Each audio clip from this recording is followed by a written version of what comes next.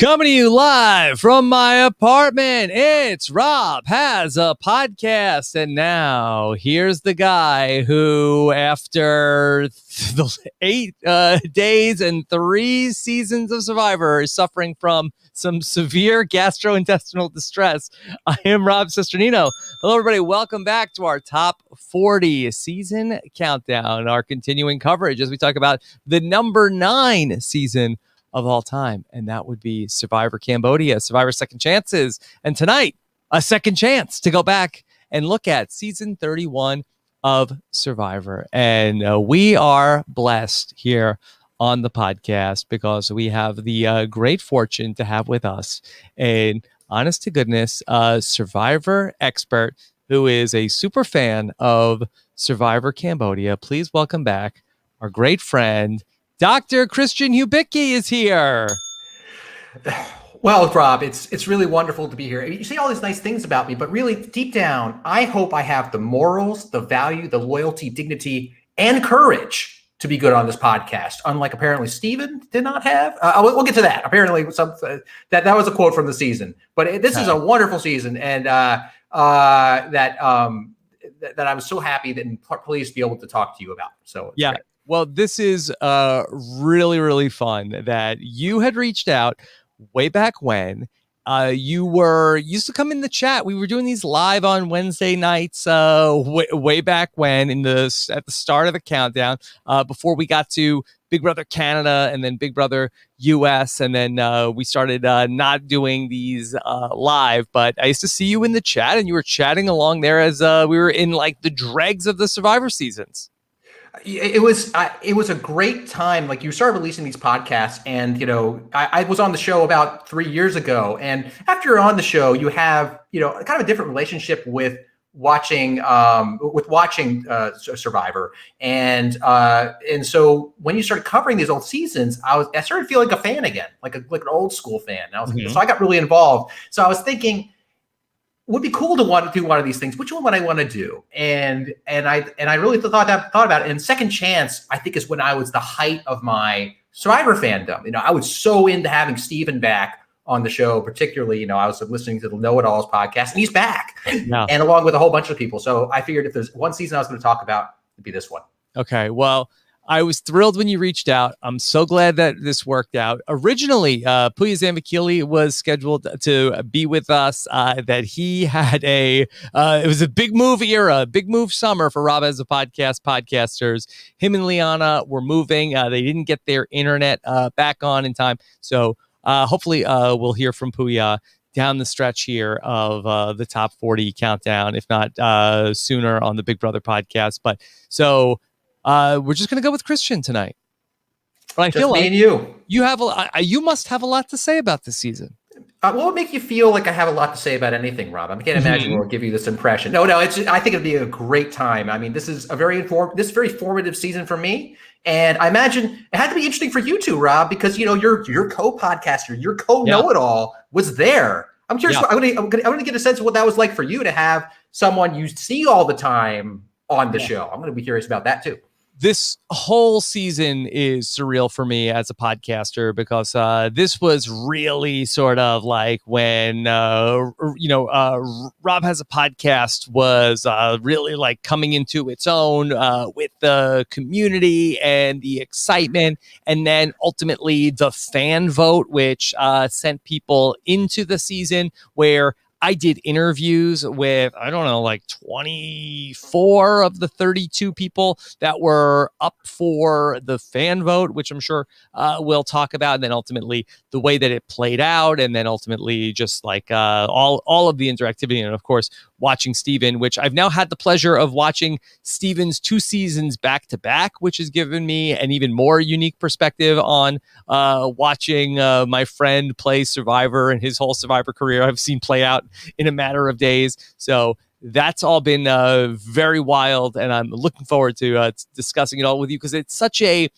season where, and they'll tell us many times that the ball really moves forward from a strategic standpoint here in this season. I would love to talk through in terms of like what has stuck, what hasn't stuck. I feel like that this was the season that brought us into the 30s, and now that we're at the end of the 30s, we can have a chance to take a look back in terms of where did the game end up going, and there's a lot of prognostication of, oh, this is where it's going. It'll be interesting to see how it ultimately panned out. And of course, we will start that conversation here tonight, and I think we will probably go for some time. But if there's anything we miss, we will get to your questions. Our patron feedback show, we'll try to get to your questions tonight. If we miss any, we will be back with our patron feedback show, which we do after every single one of these countdown seasons. I just most recently talked to Dr. Amanda Rabinowitz and Jason Curtis Rivera on our Token Teens patron feedback show only yesterday. I will be back on Thursday with our patron feedback show for Survivor Cambodia with Tyler Lyons and Stefan Van Sant. So that will be coming up on Thursday in your patron podcast feed. All right, Christian, how's everything going for you? Things have been busy, Rob. But in a good busy. I feel like I've been in my robotics bunker for the past many months, working on my robotics professor duties, and so it's given me time to work on my career, but also my Malcolm Freeberg cosplay, which I'm trying to work on. It's coming along nicely. Oh, thank you. I'll have to, at one point, I'll have to go out and meet him and see how my hair compares to his length. So for those who can't see on the podcast, I haven't had a haircut since I think mid 2019. So good raw material for when I eventually do. Where do you fit in the Malcolm Jimmy T evolution? Do you think? Are you in between Malcolm and JT? Are you to the left of Malcolm in the photo? I mean, you're talking Malcolm and Jimmy T. So, obviously, I'm not younger than Malcolm. That would be ridiculous, But so, and I hopefully not older than Jimmy T. So, I would say, if you on the Malcolm Jimmy T Jimmy T spectrum, if it's 0 to 10, probably a 0.6, about 0.6, I would say. So. No, so 610. That's right. And I'm just really happy to have you back on the podcast. I really enjoyed the Ask Dr. Hubicki podcasts that we did. We did one in November and then maybe another one, I think, in December. That was a very fun group of podcasts that we did. Oh, it was a lot of fun. I mean, we got a lot of questions, so basically Q&A style, and they were all about all kinds of things. And that was a great time, and got all kinds of questions I got to research about. I got to look up about dino chickens and black holes and Bruce Willis movies. That was sort of the gestalt of it, which was a good time. Yeah, and overall, it's been a good time this last year to sort of take stock of Survivor generally, since we didn't have it for a year. I think this is going to be good for us to come back, with a little bit of fresh perspective after all this time. Okay. So, this next season of Survivor is going to be 10 seasons after Survivor Cambodia. Survivor Cambodia aired in the fall of 2015. So it's actually going to be 6 years later. That's going to still take some getting used to, the gap year of Survivor, but we'll figure it out eventually. So, Christian, you and I have both gone back and watched Survivor Cambodia. What's your headline after rewatching Cambodia?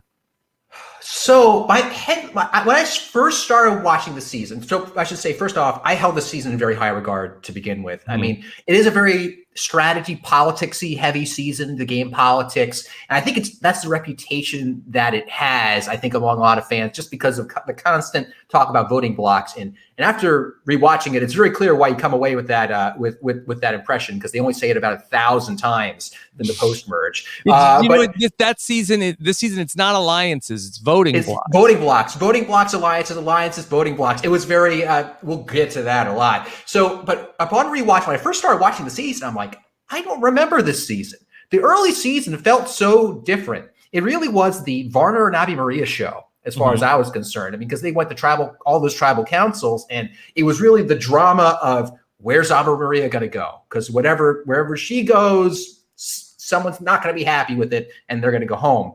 But I think that was interesting, but it really started to heat up at the merge, and especially at the late merge. And I started to rediscover why I loved this season as it got much later, especially when you hit the final 6. That final 6 vote at the tribal council, I was wondering at the time, it was one of those few tribal councils that in the real time when I watched it, I paused, rewound, watched it again, paused like multiple times. Oh, and you went off of live. You could have been spoiled.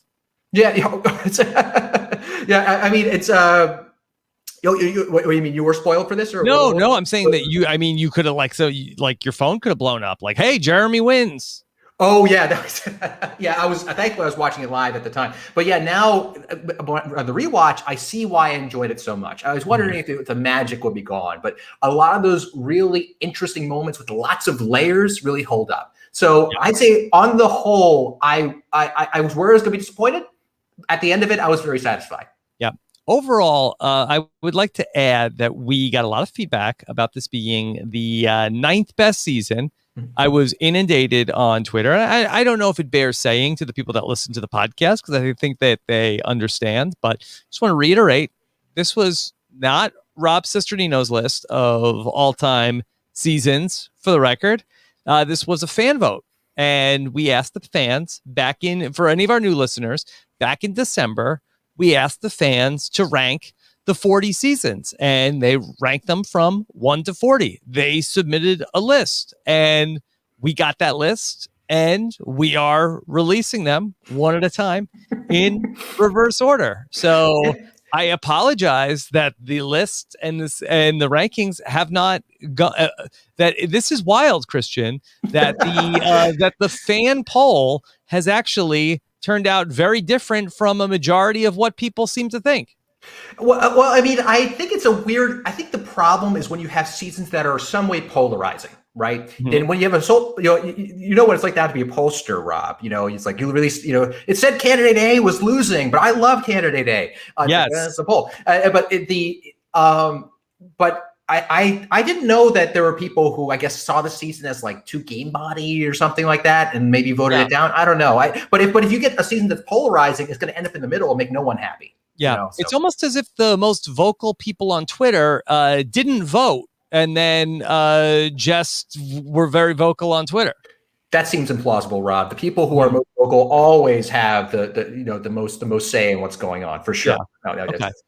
All right. So just up front, I've definitely gotten way more feedback. This was too low, and I have to say, after rewatching the season back this week, I can't disagree. I mean, I think that from top to bottom, this is a really, really strong season. There is a great winner. I really judge this when I'm sort of like evaluating Survivor seasons, that I try to separate from what was it like in the real time from in terms of like watching it back of like how many times is there a dud of an episode? How many times am I, just like, all right, I'm sort of like checking out. I really don't think there's a stretch in this season where you get that. And the finale, a lot of times these finales really fall off a cliff, and it was a banger of a finale. Maybe the best episode of the season.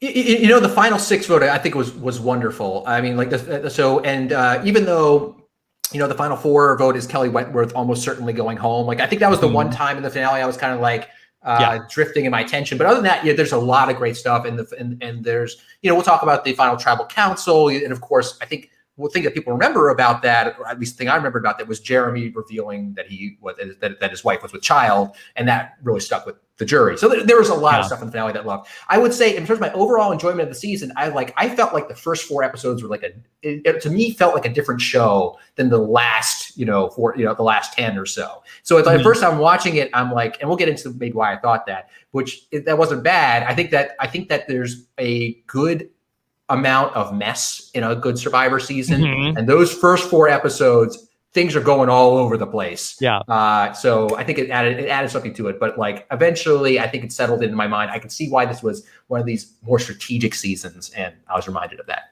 So for myself and anybody who's been doing the rewatch along with us, that this was I thought a very fun experience, because that it was very satisfying that for basically everybody except the Cagayan 4 and PG, I have already watched their first season already. So Mhm. for the majority of the cast, like I was able to sort of like look at this and like, oh yes, I've just seen Sierra, I've just seen Abby Maria, I've just seen Steven.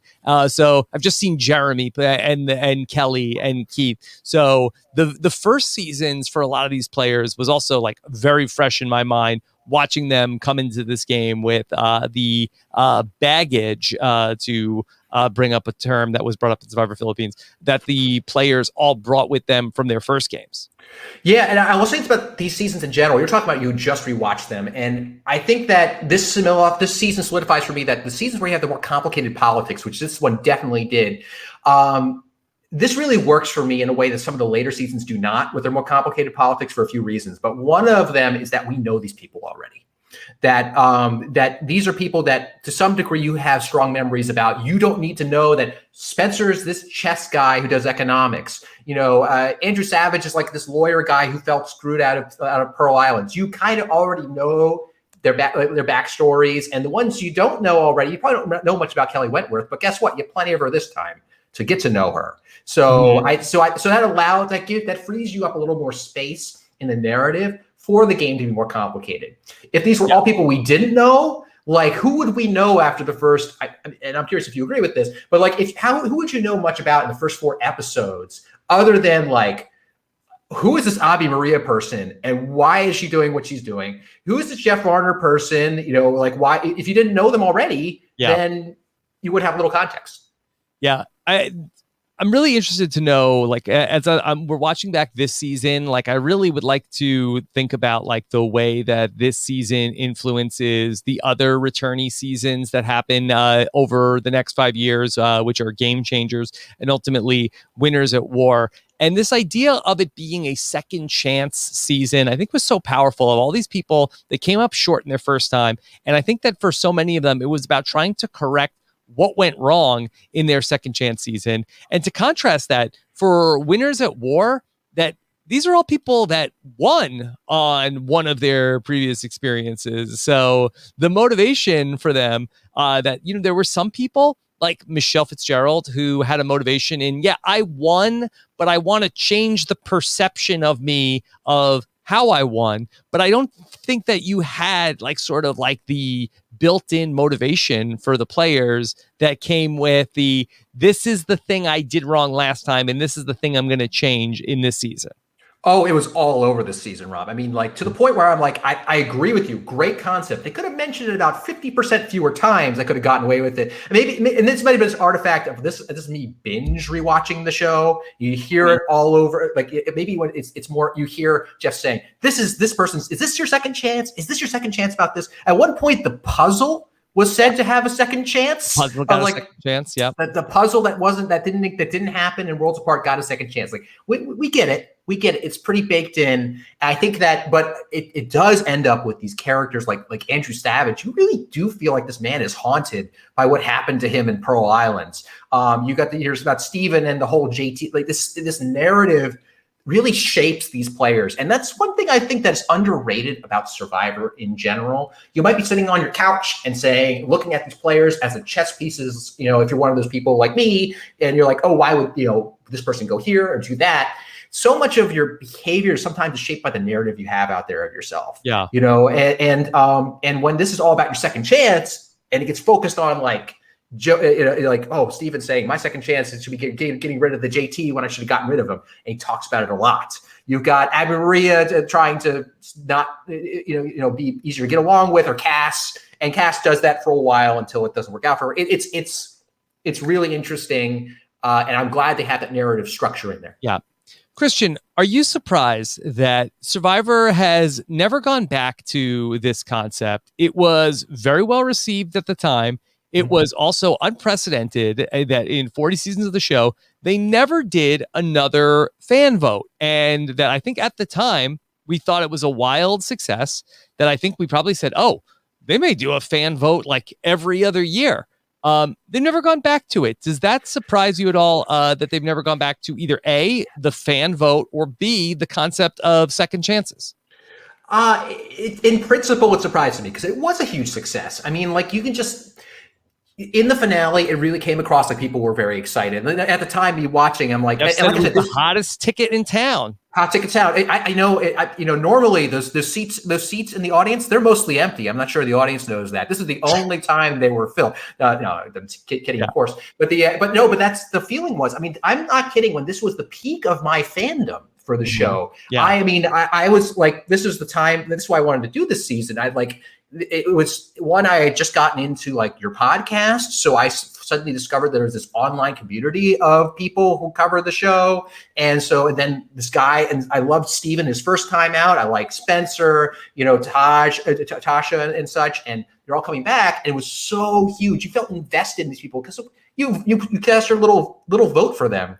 And we'll talk about there's a rumor there were 10 million votes cast at one point. I don't know if that was true or not. Yeah, well, to go into the second chance voting, which I don't know how much we want to like explore on this podcast because we have so much to get to, but it was very hard to track this. This came up on the podcast that I had done recently. We had Shane Powers on the Talking with T-Bird, and both of them were people that were in the second chance balloting to ultimately come back. And so the tabulator, Kurt Clark, who still is tabulating away, we'll have his results from our survey later on in this podcast. We did like some exit polling, and I know this is something that you are, of course, interested in.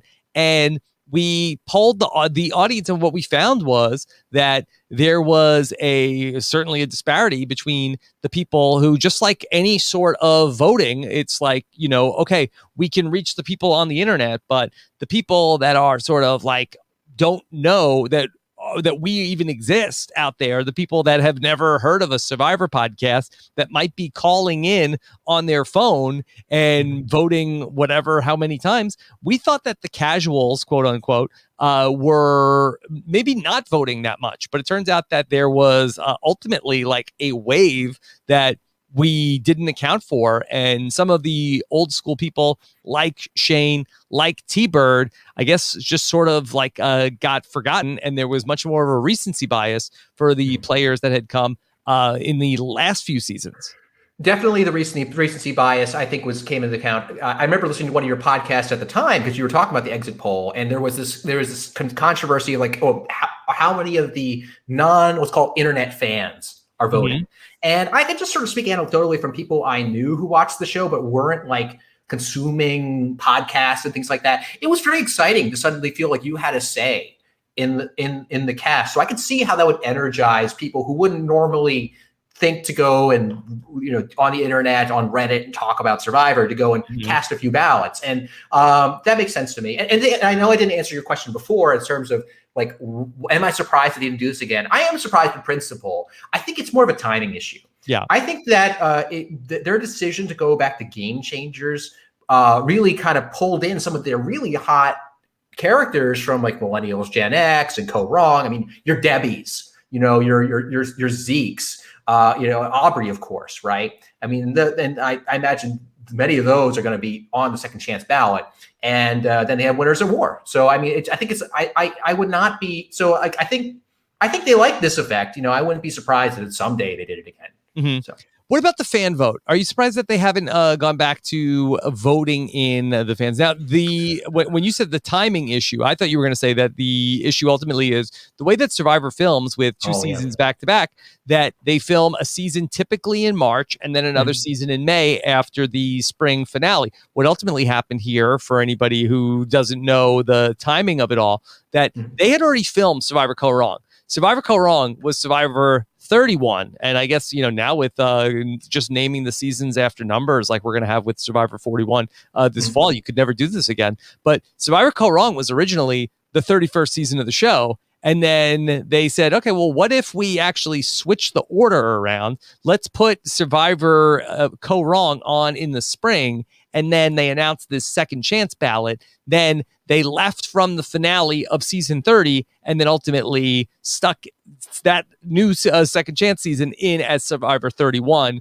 filmed it in May and June, and then aired it in the fall with the finale in December.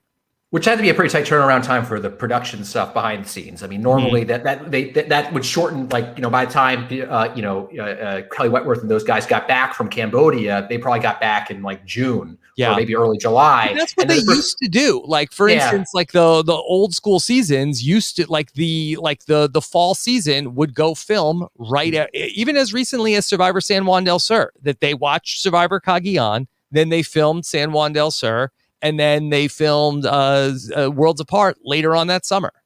Yeah, I forgot about that. I mean, and obviously there's a way to do it. I mean, Big Brother does it every week, It's just events that happen that day get on the show or whatever. I don't know. I don't watch even it. Survivor the Amazon, we left at the end of October, filmed, and like Final Tribal Council was like December 13th, and the show premiered like the second week of February. So the show, and I'm sure that the turnaround time was even harder with the lack of digital. So that they definitely can do it in a pinch.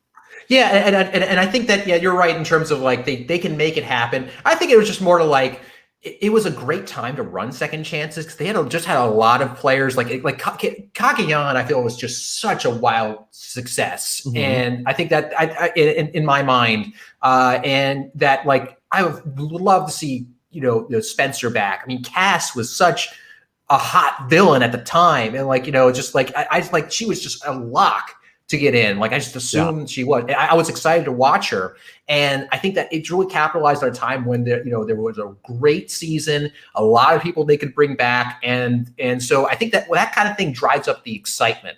I think of a second chance vote, in my opinion. Yeah. Interestingly, though, they had just done a 2 half returning player seasons in 26 and 27. So it's not like that they had not brought players back in like a very long time. Yeah. So they definitely had like a lot of people from 28, 29, 30 across these seasons, but then they did go back to the well for some of the other players. But I think that it would be very exciting to have some sort of a fan vote again. I want to ask you though, do you think that the fan vote ended up influencing the way that the season played out? I know, and for a lot of times it's mentioned, especially in the back half of the season, hey, we are doing this for people voted us in. We have to play hard because people voted us in. But do you think that the ultimate way that the season played out with the voting blocks, the way that it was less about alliances and more of a fluid game situation, all of the players knew who was going to be on the season from ahead of time. And so in some way, did that make the tribe dynamics less impactful because that all of the players sort of like, okay, I know who I'm going to be in this game with for, 3-4 months going in. It doesn't necessarily matter so much what buff I get on day one. Oh, sure. I think that was, they talk about that, like you mentioned in the second half of the season, like we're doing this for the fans. I think there's also a little bit of like, if I quit, I'm going to be raked over the coals by the fans that voted me in, but I think that came into play. And the mechanics you're bringing up, the fact that they all knew each other before going in. Yeah. It was blatantly obvious in the podcast and Josh's coverage and everyone that like beforehand that like there were everyone with like had these game plans going in. Why did Vitas go home first? I'm assuming that was some kind of prearranged hit job on Vitas. I maybe know differently, but like that's just what it feels like because the show didn't know what to show of it. They're like, he was a bit handsy or something. I forget what they said about it. Like, but I don't know. But it didn't make much sense to me. And I think one thing that I like that they actually did in Winners at War is they blatantly acknowledged that these people talked beforehand. Like Sandra's mad at Rob because Rob didn't tell her he was going on the season. And it's like, just don't insult her intelligence. We know these people know each other. And so I wish they kind of like acknowledged that a little bit in the season, but yeah. Okay. Season 31, ultimately, Jeremy Collins is going to go on to be the winner of the season. I think that Jeremy is such a great winner, has few detractors. Everybody loves Jeremy. How do you think, ultimately, rewatching Jeremy's game, did you have any different opinions about his play in this season? Well, I think that my opinions are about the same, which is that Jeremy was very good at articulating his strategy this season. The thing I remembered about Jeremy in terms of his gameplay was the meat shields, the shields. Like he kept talking about his shields. And in my head, I was like, is this Jeremy's like invention in terms of talking about it this way? So I was like, I have to find out if he was the first person who talked about shields. So I went and did a little homework. and I found a database of all the transcripts of every player's confessionals for 30 seasons. Wow. And based on a search, he was the first person to mention shields in his confessionals. He did it multiple times. And now, obviously, the idea of having a big target in front of you so that way you don't get targeted, I mean, that's not inherently new. But sometimes the thing that changes games like this is the person who popularizes it, the person who articulates it and succeeds in doing it. And so, and he did it really well. I think that if I had to compliment the biggest thing I see of Jeremy's game, it's his positioning. Yeah. That he would always position himself behind enough other targets that would take votes, that would take away votes from him. And he was very successful.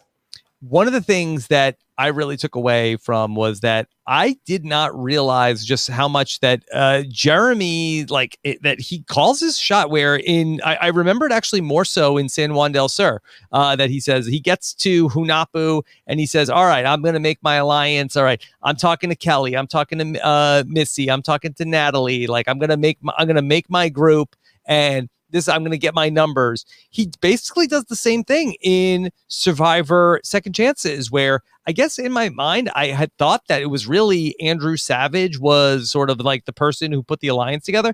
Jeremy says, I'm going to get in with Savage. I want to get in with Tasha, Fishback. I need Joe. And basically, he's the person who everybody is confiding with. I mean, that he's kind of like the nucleus where a lot of those other people don't really have great relationships with the other, but Jeremy tells us this is the group. And ultimately that does turn out to be all of the people who love Jeremy, even though they may not love each other. Yeah, he must be very good at getting along with folks. See, he was able to pull together people like Steven and Savage. I mean, and it's actually put him in a very awkward position at times. There was the vote where Savage wanted to take out Steven, and Jeremy very adeptly goes and sort of kneels down next to the hammock where Savage is, sort of, visually giving, it's saying, I'm going to approach you on your level on this, and manages to convince Savage not to go after Steven. Mm-hmm. So that's a dangerous place to be, but if you can pull it off, I should say it's a tough needle to thread. Yeah. That he is able to do. Because everyone likes to work with you, as it seemed to be with Jeremy. I mean, the guy did win 10-0 in the end. Yeah. And then that puts you in a lot of power, but it also adds more political pressures on you to keep more people happy. So good on him for threading that. So really an incredible job by Jeremy. And I think he's also fortunate in that he never has to backstab an ally. It never happens. And for a guy who has such great relationships, he ends up being on the wrong side of the vote on a couple of occasions, but he's on the wrong side of the vote when people take out people. It's almost like that they did him a favor at a couple of different points, where if Andrew Savage doesn't get idled out of the game by Kelly Wentworth, I think that ultimately that becomes a more complicated situation for Jeremy. If Stephen Fishback doesn't go out, I think that at some point that alliance is going to fracture, maybe in a different way. In the way that it did happen, Savage goes to the jury and is like, oh, Jeremy, loyal guy, love him. Steven, of course, after Jeremy plays the island, love that guy. Didn't have to stab Spencer in the back. Didn't have to stab Tasha in the back because he went to the final two with him. So really, nobody got burned by Jeremy. So it was such I mean, maybe the worst you could say was that they had to turn on Kimmy, but she turned on him first, where the jury didn't like necessarily that he was skipping at the final tribal or at the final six tribal council. So that it really was he was great. And I think in also some ways that he was fortunate that his enemies took out the people that were ultimately his shields along the way and never put the target on him. Well, that's the advantage of a shield, right? I mean, it's almost by design that these shields they're not going to be targeted by you necessarily. They're going to be targeted by everyone else. So, it's just a matter of counting the right number of shields that you have in front of you, so that when you get to the finals, then they're all gone, or you can beat them in the end. And actually, that's something that he sort of said in one of his many confessionals about shields. There's 3 or 4 of them. That it's not just that they were people who would take bullets in front of him, they were people that he might be more well liked than, or like, or people were by at least people who were less popular than him.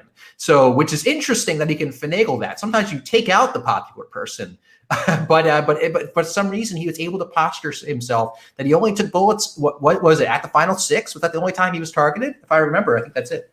Yeah, where Kimmy ultimately wants to turn around and flip on Jeremy. So just a really incredible job by Jeremy all the way through. And that his final tribal council, just at the end, when he reveals that, how he wanted to tell them the whole time that Val was pregnant, and how she came out there and she told him that he's having a boy. And he says throughout the whole season, this is for Val, this is for Jordan, this is for Cameron, this is for my son, who's not here yet.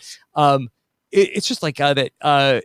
Jeremy just connects with the audience and ultimately the jury in just such a powerful way. Yeah, I mean, at that point, he is he has that sort of last football to spike at the end, which is also, I'm doing this for a very personal family reason. Yeah. So at that point, if there are people who might be on the fence, I mean, you feel good about voting for the guy. Mm-hmm. And I think a lot of people was on the fence either. Oh yeah, I mean, to be clear, yeah, I don't think that. Yeah, I know that there's some. I've seen people say in the past that he won because of that. I've never bought that. No, he clearly positioned himself well at the end. But it's a very nice way to make everyone feel great about what they're about to do. He won 100-0. Yeah, it was. I mean, and let's talk about some of the reasons why. I guess when we get there, because like the Spencer Todd, like I have a feeling like I knew like why the jury favored Jeremy over Spencer. And some degree over Tasha, but like I'm curious to break down like why it was such a blowout. When they all did a lot of very interesting things in the game. Yeah. I do think that a big part of the season's theme, which maybe might have been lost on me at the time, is the idea of family, and especially the number of parents that are on this season. I do think that this also was very present in Winners at War, where that the people, there was a bond, I think, amongst the parents in the season. I think that where this really started to become like very palpable in the season, which I didn't realize, that when Terry goes home, when Terry's son Danny needs the heart transplant and Terry leaves the game, when they have that moment where then they say like, and on last night, Terry had to go home. He had a family emergency. And then when like all of the parents started talking about like what they would do for, I just felt like that there was a bond between all of the parents in the game, that despite their differences, that they just like had that in common. And I think that you see that also in Winners at War too, that just like, hey, nobody else knows what it's like to leave our families like you do. And I think that that's also one of the reasons why Jeremy is just such a threat at the end of the game, because everybody knows like what an incredible family man he is. Yeah, and I'm not sure that happens every season nowadays. I mean, I think that so this season, I think just by nature of being an all-star and a second chance season, I didn't check the median age or anything of these players, but I can only imagine it's skewed significantly older for that reason. So you're going to have statistically more parents in that way. So, and it's something to keep in mind if you're on a season like this, and all like that the demographics of the players can shape the narrative of what's valued, and maybe, and so that's a great example of why, perhaps. Yeah. It didn't matter in Millennials versus Gen X. Nobody's like, well, Ken said he's playing the game for his daughter, so we should consider voting for her. And we've talked about, some of the various survivor moms, which inherently you have to have kids to be a mom. And, it didn't really help Julie Rosenberg against Gavin and Chris Underwood. Yeah, that's a good question. That's a good point. I mean, you rewatched a lot of these seasons. Does parents, I mean, like there's maybe some parents that might bond but I don't see it as like an emergent theme in a lot of the other seasons. Is that your understanding from rewatching 32 of them now? Or Yeah. yeah, It didn't help Mama C. I'm yeah. wondering if I mean we mentioned Ken in, but I that it bears more research. But I just think that it was palpable here, Yes. the idea of who has a family, and I think when winners of war, especially when they bring out everybody's kid, I think it would be very hard for a person who doesn't have children to come into that scenario and then ultimately beat out somebody who is playing for quote unquote La Familia. I definitely can see that be the case. Well, that's good. I look forward to getting to the other theme of the season. Did they mention it was their second chance 50 times per episode? Yeah. So we'll get into that. Yeah. Did they mention that Spencer has grown since the last time he played? Did he? Is he going to try to have feelings this time? That's I wasn't sure about that this time. I think that here's another takeaway I have this season overall, it is way more theme heavy, I think, than any season maybe up until this point, and maybe even since. Because I mean, one, you mentioned the strength of the second chance narrative. It is powerful for the season, but like everything is framed in that particular way, and it might be the start of, because the first season after this is Millennials Gen X, which also tried to hammer the theme for a long time of like, as a millennial, as a Gen Xer. Well, twofold, because Millennials versus Gen X, and I really touched on this when we did that panel a couple of weeks ago with Kirsten McInnes and Asia Welch, that not just the theme of the Millennials and the Gen X, but the theme of growth, the theme of how has coming out here, whereas that in Second Chances, the theme is like, this is how I've grown since the last time I played. The first time I played Survivor changed me, and now you're seeing the results of that growth. Millennials versus Gen X actually speeds up that whole process, that on day one of the game, I was this person, but now I am this person who can do anything now because of my experience in Survivor, not my experience that I had from Survivor. I mean, and I can just talk my experience on David versus Goliath. I mean, you get a sense that narrative is there, and the show is looking for a way to fill that narrative with the experiences that are happening. That over the course of this 39-day experience, if you get that far, you have changed. They want a David that would become a Goliath. It's kind of is what you get the sense of what they're looking for. And I think that, so if we're talking about how this shapes the show from there forward, I think they have a much heavier, like they're leaning much more heavily on the theme of the season. It was hard to do that in Heroes, Healers, Hustlers. I don't think anyone's trying to say at the end, I was a hustler, but now I'm a healer. I don't think they tried that, but Ghost Island, they wanted to have the mistakes of past voting urns in like the finale or something like that. Can you learn from the mistakes that others made? And so, yeah, it's almost like a second chance is built in of like, okay, here's the thing that this person screwed up. Like, can you take what they did wrong and then correct it? Mm-hmm. Yeah. Reverse. Right, and it'll be interesting, and we'll talk about this actual season, I know, but like we have season 41 coming out, which is only called season 41. It's not, and I think I did actually do a Dalton Ross questionnaire, and one of the things I talked about was like, one thing I hope they do in the future is they kind of let the players define the theme a bit. So, because it's kind of a little heavy-handed at times. So we'll see if that happens in these future seasons. So anyway. Yeah.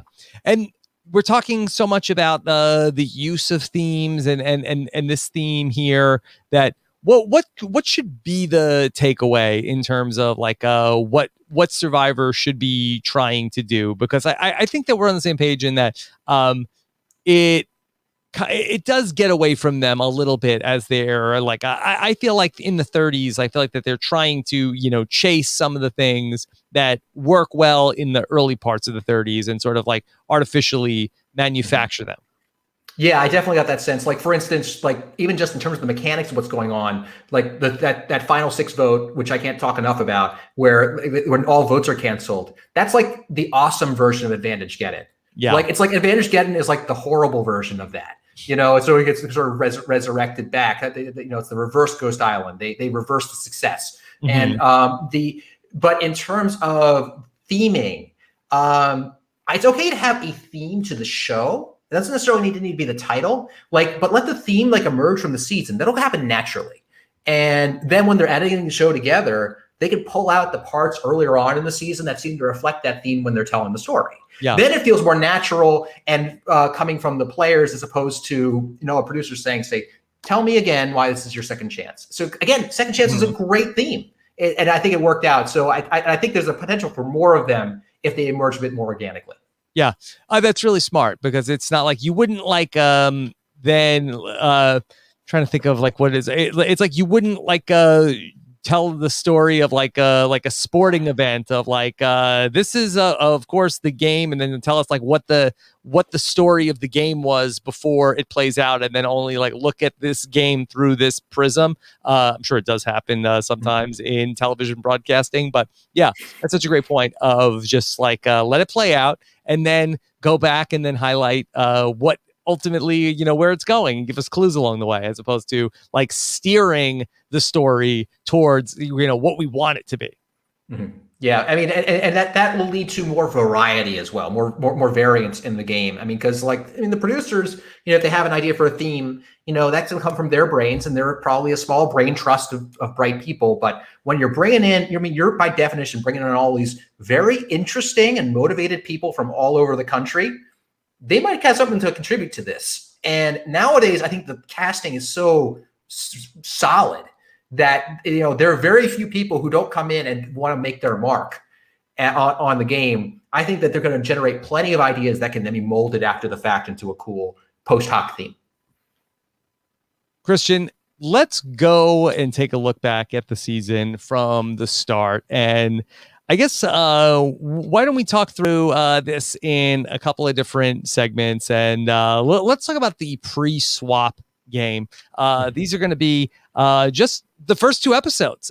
This is a season also where Survivor is going to really play with the expectations of the players. Never before in the history of the show have we gone from 2 tribes to 3 tribes so quickly, and then we are going to go back to 2 tribes, but only for 1 vote.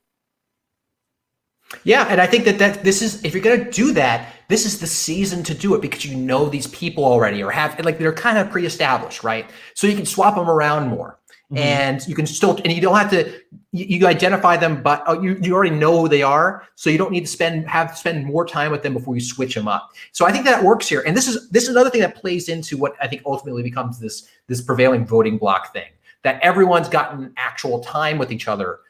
In addition to already knowing who they were in the first place. So yeah, they play with their expectations a lot. I mean, even in the first episode, they go to tribal council immediately after the challenge. That's one of my things in my notes. I forgot that they did. Yes. So it's, and again, it's kind of like what they try to do again in Game Changers, where when Game Changers, when they're like, hey, not only are you're all going to tribal council together in one big tribal, it's like they try to play with the expectations of the All-Stars. I think if you're to do that, you should do it in an All-Stars. Makes sense. Mm-hmm.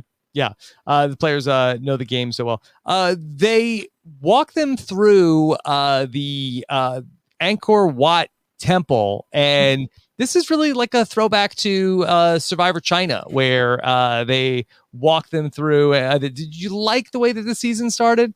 It felt really epic. I mean, I like the way that they. I mean, when you take it through this location with a lot of history, and having the survivor sort of respectfully walk through the temple, you get a sense of the location, something we haven't really gotten in a while. And so it was a nice throwback to have that. There's something about the color scheme.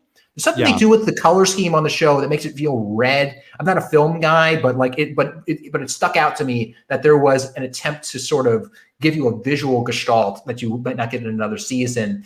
And so it all felt really interesting, and then they put them on the little canoes, and then they start the game. Yeah. Okay.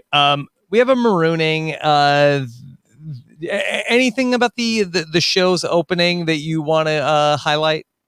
Well, I shouldn't do all my notes here. We'll be for 20 hours, so let me pick out the highlights here. I mean, so you've got. I think that you got a little bit about what's going on in the show, just from who was trying to be like the anchor of these of these challenges. Like Kelly Wigglesworth, I think the one thing she wanted to do was like anchor these challenges. It felt like, they're doing the marooning and they have to go and swim for the rice basket or something like that. And Kelly Wigglesworth decides to be the one. She's going to go swimming for it. That's one of the things that jumped out. Yeah. So, but they get I think Wu gets the food. If I recall, he hugs the bag. Can I make an observation? I watched so many Survivor seasons. The food never really seemed to come up in this season. There's so much talk about, like, do you think that they got a lot of food in this season, or do you think that these are just like grizzled veterans and then there was just like not a lot of talk about the food? It's hard to say because it surely looked like some people had some significant weight loss. I mean, Kelly Wentworth comes to mind for sure. Mm-hmm. Yeah, I think it was more the rain. Well, I mean, the food did come up at Angkor because I don't think they gave people food at Angkor when we get to that swap. Yeah. So maybe a lot of people were good at rationing whatever food they got from the marooning. For all I know, it's hard to say. But yeah, it comes up at times. Maybe they gave them so little food that it was like a non-starter of like, how much rice should we eat? Like we were out of rice, Yeah, and eventually they take pity on the poor people during the rain and build them a shelter and give them what did they give them? Cookies? They gave them Angie's cookies. Yeah. So let's talk through the two tribes, and I'd actually like to start with Takeo because I think that Takeo ends up being the more interesting tribe. The Bayon tribe ends up being much more of the Kumbaya tribe. They don't go to a tribal council. In the pre-swap iteration of them, whereas Takeo is such a mess. They go to 2 straight tribal councils. We get this idea of the beach people and the shelter people, which really is sort of like an overlay for old school Survivor and new school Survivor. And really at the center of that, you have Spencer and Shireen, who are really sort of like billed as like, hey, this is where Survivor is going. They played in season 28 and season 30. And these two, this is all about where Survivor is headed, as opposed to the people who are the shelter people. And that's, Terry and Kelly. Wu is with them, even though he's a little bit of a throwback, even though he played in 28. Vitas is with them, although he does play like a, very aggressive game in Survivor Blood versus Water. And the thing that really jumped out to me that I would love to get your take on is that, Shireen and Spencer are shown as like, these are the players who like understand this is where the game is going. And ultimately, Christian, did the game go in that direction? I have to say it did. If you're defining it in this context of like, there's this crazy calculation. People go home because of crazy calculations about what is better for you at some point down the road. Certainly this season, that's where it went. I mean, undeniably, especially after the merge. It definitely went that way. I would say in more recent seasons, like you're like, yes, it definitely went that way. I mean, I'm thinking about some of those votes in Edge of Extinction. I'm like, they're flying all over the place. It did go that way. Now could that be toned down a bit? I think I'm a person that could go with it being toned down a bit. I think it's shown that it can be super interesting. Yeah. I think that this season, one of the things I love about it is it's just crazy enough, but you can still follow it in a 42 minutes of television. Yeah. And so it did end up being prophetic, I think in part because the show wants it to go that way, because I think that they fear every season, that one big tribe's going to pick off a smaller tribe. I think they fear that. And so I think there's a lot of incentives now to keep the game sped up. So in just thinking it through, though, because we know ultimately we're going to see, put Ko-Rong aside. Ko-Rong happened before this all happened, where, when we take a look at the people who are going to go on to win the game following this, Adam, Sarah Lacina, you have Ben, which is a little bit of a different story because of what goes on with all the proliferation of the hidden immunity idols, which there are a lot here, but it's not overpowered by just like one person. It's Jeremy and Kelly just like hoarding them themselves and using them at opportune times. And then you have Wendell. You have, of course, Nick. You have Chris Underwood, which I think I'd put that in the same category as a Ben, of somebody who really benefited by different like twists in the game. And then you have Tommy and ultimately Tony. And I kind of feel like that the person who is sort of like just like the game body type person that is just all the numbers. I don't think that person ultimately did go on to dominate the game in the 30s. Oh, we're talking about the kind of that particular character. I was sort of talking about like the overall tenor of the season, what tends to dominate the gameplay. Mm-hmm. Yeah, I mean, I would say honestly, the game bodyest person of those people, and I mean this with every compliment, is Nick. Nick was constantly thinking about the games and the voting and different combinations and things like that. Didn't externalize it. I think that's something that Spencer does all the time. I mean, this is a like if you are kind of like a person who likes the same things that I do in a season, where you want the players to be really thinking things out and trying to come up with a clever way to get a little further or to turn a plan on itself. This is a great season for that. I mean, I don't think it's hard to come up with a better season, maybe a Winners at War for that. So it works really well here. And I guess Spencer doesn't go on to win, right? So I guess there isn't like a Todd, for instance, that has gone on to win since then, if that's your point. Yeah, I think that's right. I think you're right. So I feel like it's sort of like a combination when we look at players like an Adam or Sarah or Adam, I think is Adam and Sarah. I forgot about them. I apologize. They're a really good example. But I think what they did was they combined like, okay, that they are willing to like make big moves and turn on their allies, but they also like play like very strong like social games also. And I feel like that the idea of like voting blocks and just numbers without like the important like social connections that the players build, like we're not ready to say goodbye to that. And ultimately, like Jeremy's win is a great example of that. And there's no reason you can't do both. There's almost no reason. I mean, I think that now more than ever, people are willing to forgive people for blindsiding them. So I think that it's totally fine. Like I don't see. My hypothesis is that if Spencer just had maybe a one extra skill set in terms of relating to people, I mean, I feel like there's no reason that he couldn't have been a winning player. I'm not sure. Jeremy was tough to beat. But like, so like, and Spencer being the avatar and Shireen too. My gosh, Shireen, she was like shot out of a cannon in that premiere. So like, or like a Shireen, you definitely need the jury to want to vote for you, but there's no reason you can't do both. Yeah. So also, you mentioned it in the opening. Abby Maria is, is such an interesting figure here in the in this story because I just watched Survivor Philippines and talked about it on the podcast a week ago, and so this is a little bit of a different Abby Maria here in this season because I feel like that here in. Abby Maria is almost like the Precious here in this season, where that every single person thinks like, oh, Abby Maria, oh, this is perfect. That I'm going to use Abby Maria, and then ultimately that there is not a person that it doesn't end up maybe except for the exception of maybe Kelly Wentworth. There's not a person where it doesn't end up backfiring on them spectacularly. It was almost like clockwork that it would happen. Like I was watching through the season and I remember it, I thought quite well. But I got to the point a little later that Tasha after the first swap, what's the work with Abby Maria? And I'm thinking like, give it one episode and she's going to turn on her. Like, and so like the clockwork, it happened. And and everyone wants to use that, but it just never works. It's like there are science fiction shows often where there are analogies to nuclear weapons.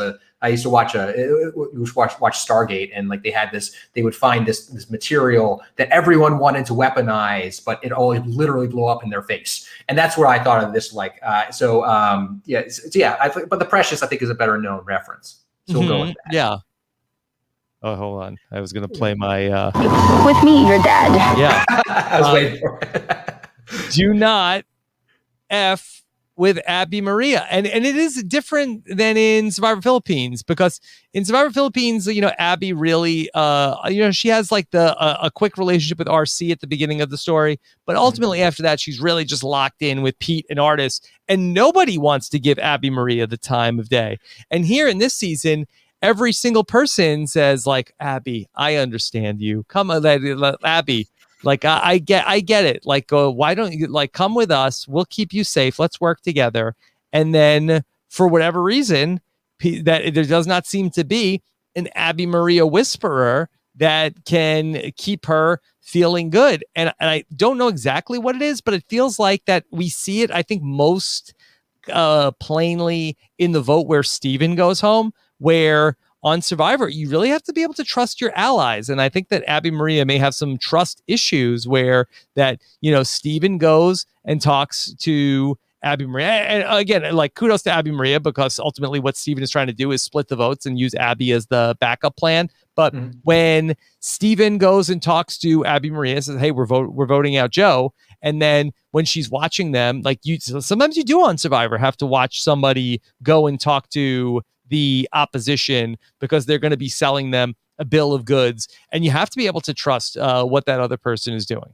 Yeah, it's true. I mean, it's easy to cast someone as just being paranoid, and I think in Abby's case, I mean, she has so many scenes where she sees like people are just talking, and she just literally just beelines to the conversation. It's almost like some people, like, you see, like, PG is terrified. Yeah, in some of these scenes in this first thing. I mean, and PG just ended up on the wrong end of that gun with that bracelet. Like ending up with Abby's bracelet ending up in her bag. Oh my God, it's like stepping on a landmine on the first day of Survivor. Oh man. Mm-hmm. But I know, but we know what happened with the bracelet, right? How it got in there. Pete Yurkowski stole it and put it in the bag. Yes, yes. I think that might have been what happened, because. Abby Maria, yes, she just like has like this passive aggressive gear that she gets into. Even talking about with PG with the bracelet, people are like, yeah, but I'm sure it was an accident. I'm sure she didn't really want your bracelet. And Abby was like, yeah, I don't know. I'm just saying that I think it's like, I mean. Well, this came up like much later when she's talking with Steven, and Steven is like, she's like trying to tell her this plan, and she's very clearly being sarcastic in responses, and to the point where Steven has to call her out in the conversations, like, I feel like you're not being sincere right now. It's just like, she has this gear. Yeah, I'm good. Yeah, why wouldn't I be? Like, right, and you're right. At least it's been a while since I watched Philippines, but like in Philippines, she had like a fake idol plan and things like that. That she had, like, there was machinations of how she was going to progress further. Here, I think that just the paranoia of the game really hit her particularly hard. Yeah, in this game, that I just don't think that Abby Maria is not like her game is not like voting blocks. Like, her game is like human connection, I think. And like, if you are her friend, you are her friend. And I think that is like, I don't think that she necessarily is super keen on, okay, like I'll vote with this group. I mean, she ultimately does end up like bouncing around, but I don't think that that's her preferred method of play. Well, I mean, it would have to be, and especially if she sees someone who's a friend talking to someone who she does not deem a friend. Yes. That's that this is not the game for her, because you're right with the voting blocks. I mean, I feel like in the merge there were like three. It felt like there were three or so camps. And you have to talk to those other three camps, those other two camps, if you want to, get a plan together. So it creates this environment where everyone's talking to people who are perceived to be enemies. And I think that just did not sit well with her. I think that it makes sense to me why ultimately, when later on, when she kind of saddles up with Kelly Wentworth and Sierra, she seems to be on board with them because they're all in this together. They are. And nobody's talking to them. Yeah, exactly. Yeah. So it kind of works out. So I think that tracks, Rob. Yeah, and especially here in the beginning of the game, that so much of Abby Maria's game ends up being based on sort of like who she has a grievance with. It ultimately ends up driving the action, because then people see, okay, Abby has a grievance with this person. We can woo her on, no pun intended. We could like bring her over to our side, and then you basically use that as like the motive to get rid of this other person. And we see it happen to Shireen, and then ultimately it happens to PG, and then it happens to Jeff Varner. That not as much that she has a grievance with Jeff Varner, but ultimately Jeff Varner felt like that he could ride the Brazilian dragon, and ultimately got burned himself.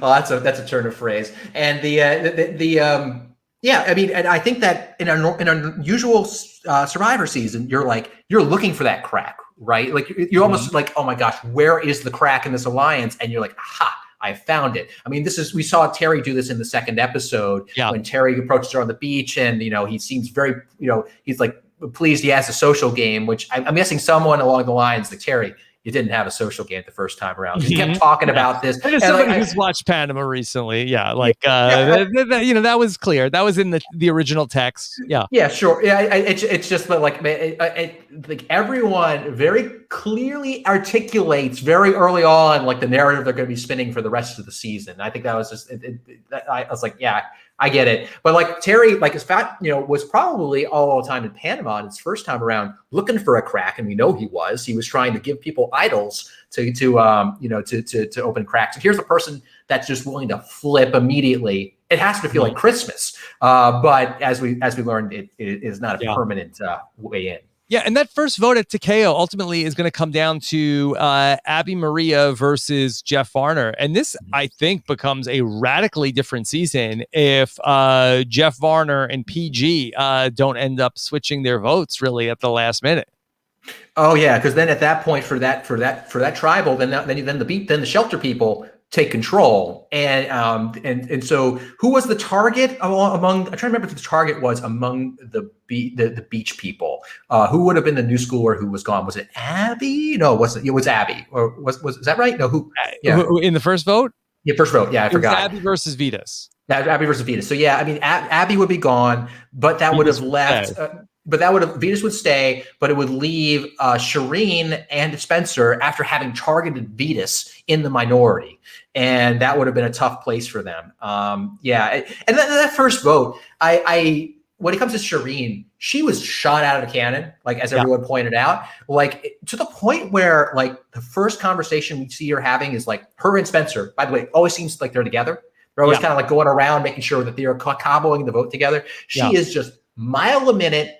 This is why we should get rid of Vetus. She's a serious game player. And she's actually a big poker player now. And I think it really suits her because she does play very, very aggressively. And I think that's like a bigger conversation to have, like where that, especially a woman who comes out and plays that hard is seen like, whoa. All right. She's got to go. She's got to go. Yeah. Whereas, Spencer, who maybe is not as vocally like, forward with what he wants to do.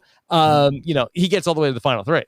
Yeah, no, and I totally agree with that stuff. And I guess what I'm getting at, like, I suspect that Shireen had her eye on getting rid of Vetus for some reason already, like at the beginning, and like she was able to maneuver a logical path that took her to this is why Vetus should go.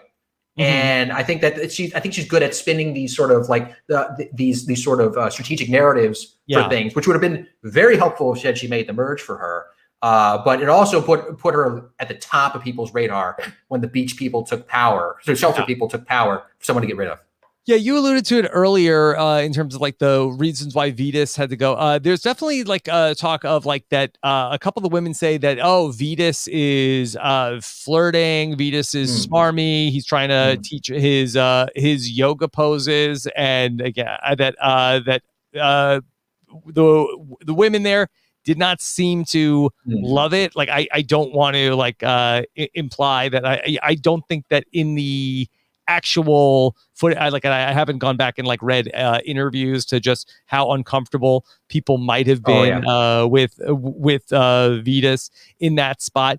I think that the game factors, though, I think are very serious in that he had just come off of Survivor Blood versus Water, where he played like a very a very good game, especially like the stuff that happens right before the merge in that season, where he's really shown manipulating the women's tribe to vote out Kat and Laura Boneham. He has a couple of good episodes there. He's also on this tribe with Terry Dietz, who has the natural connection with Aris from playing in Survivor Panama. Sierra is on the other tribe, and that's another like connection that he has. So I think that Vitas was considered also like a person with a lot of connections that maybe didn't necessarily align with what Shireen and Spencer had wanted to do. For sure. And it certainly should not be making people feel uncomfortable on Survivor. Absolutely. And that's not a good thing. I suspect there was also like in this season, I mean, Shireen was raring to go to make a move. And I think that's she clearly had set her sight. I mean, I think it was one of the first strategic conversations we saw was her, Spencer, and Varner. And so I think that there was a strategic angle to why that selection of Vitas. I mean, I think that's pretty clear. Like it was the number of connections that he had on the other side. And I think in terms of the other side of this, in terms of Jeff Varner, a lot of that first episode is like an arc for him. Yeah. That he doesn't want to be seen as a relic of the past, even though he's a season 2 player. He wants to jump on, he doesn't want to be left in the dust. So he jumps onto the Beach People bandwagon, then probably jumps back the next episode, but we'll get there. So, yeah. Yeah. And we all know what's going to happen with Jeff Varner when he comes back in Survivor Game Changers. But I really feel like that the production loved Jeff Varner in this season. I think he comes off very well in the episodes, and you could tell like they were dying to get him back on a season to bring him back for Game Changers. Oh, it is impressive if you have a 4-episode stint on a season and they want you back. That means you made an impact, and he clearly did. I mean, he came in just from a gameplay standpoint. He was willing to shake things up. He kind of flipped around like multiple times in different episodes. So gameplay, he was willing to move things around to like, we'll put him on Game Changers, right? And his confessionals were really high energy. He was willing to give his vulnerable side, and also strategically position himself in a place where a crab would bite him in the bum, so that way he would come up with a great confession. I don't know what happened, but he had great spontaneous quotes. You could see why he was brought back just 1 year later. Yeah. He does like say like, I can't follow any of this. I'm lost. But he was almost like a new school player in the old school game. Oh, for sure. I mean, like he was. I remember when he came back for Game Changers, he was out on the island, but he had someone tweeting from his Twitter account at the time as if he was not on Survivor. I'm like, who are you trying to fool here? So clearly there was some kind of effort on his part. Like, that he was gaming. He was there to give the best, the most try as hard as he could to make an impression and get far. So, yeah. Another big thing from the early days of Takeo, of course, that a big part of this season, I think one of the reasons why people love it is that they change up the way that the idols end up being found, which is something that they actually don't end up doing very much more in the 30s. I think that at the time we felt like, okay, well, this is probably going to be the thing from now on, that from now on, we're going to see the idols hidden in challenges.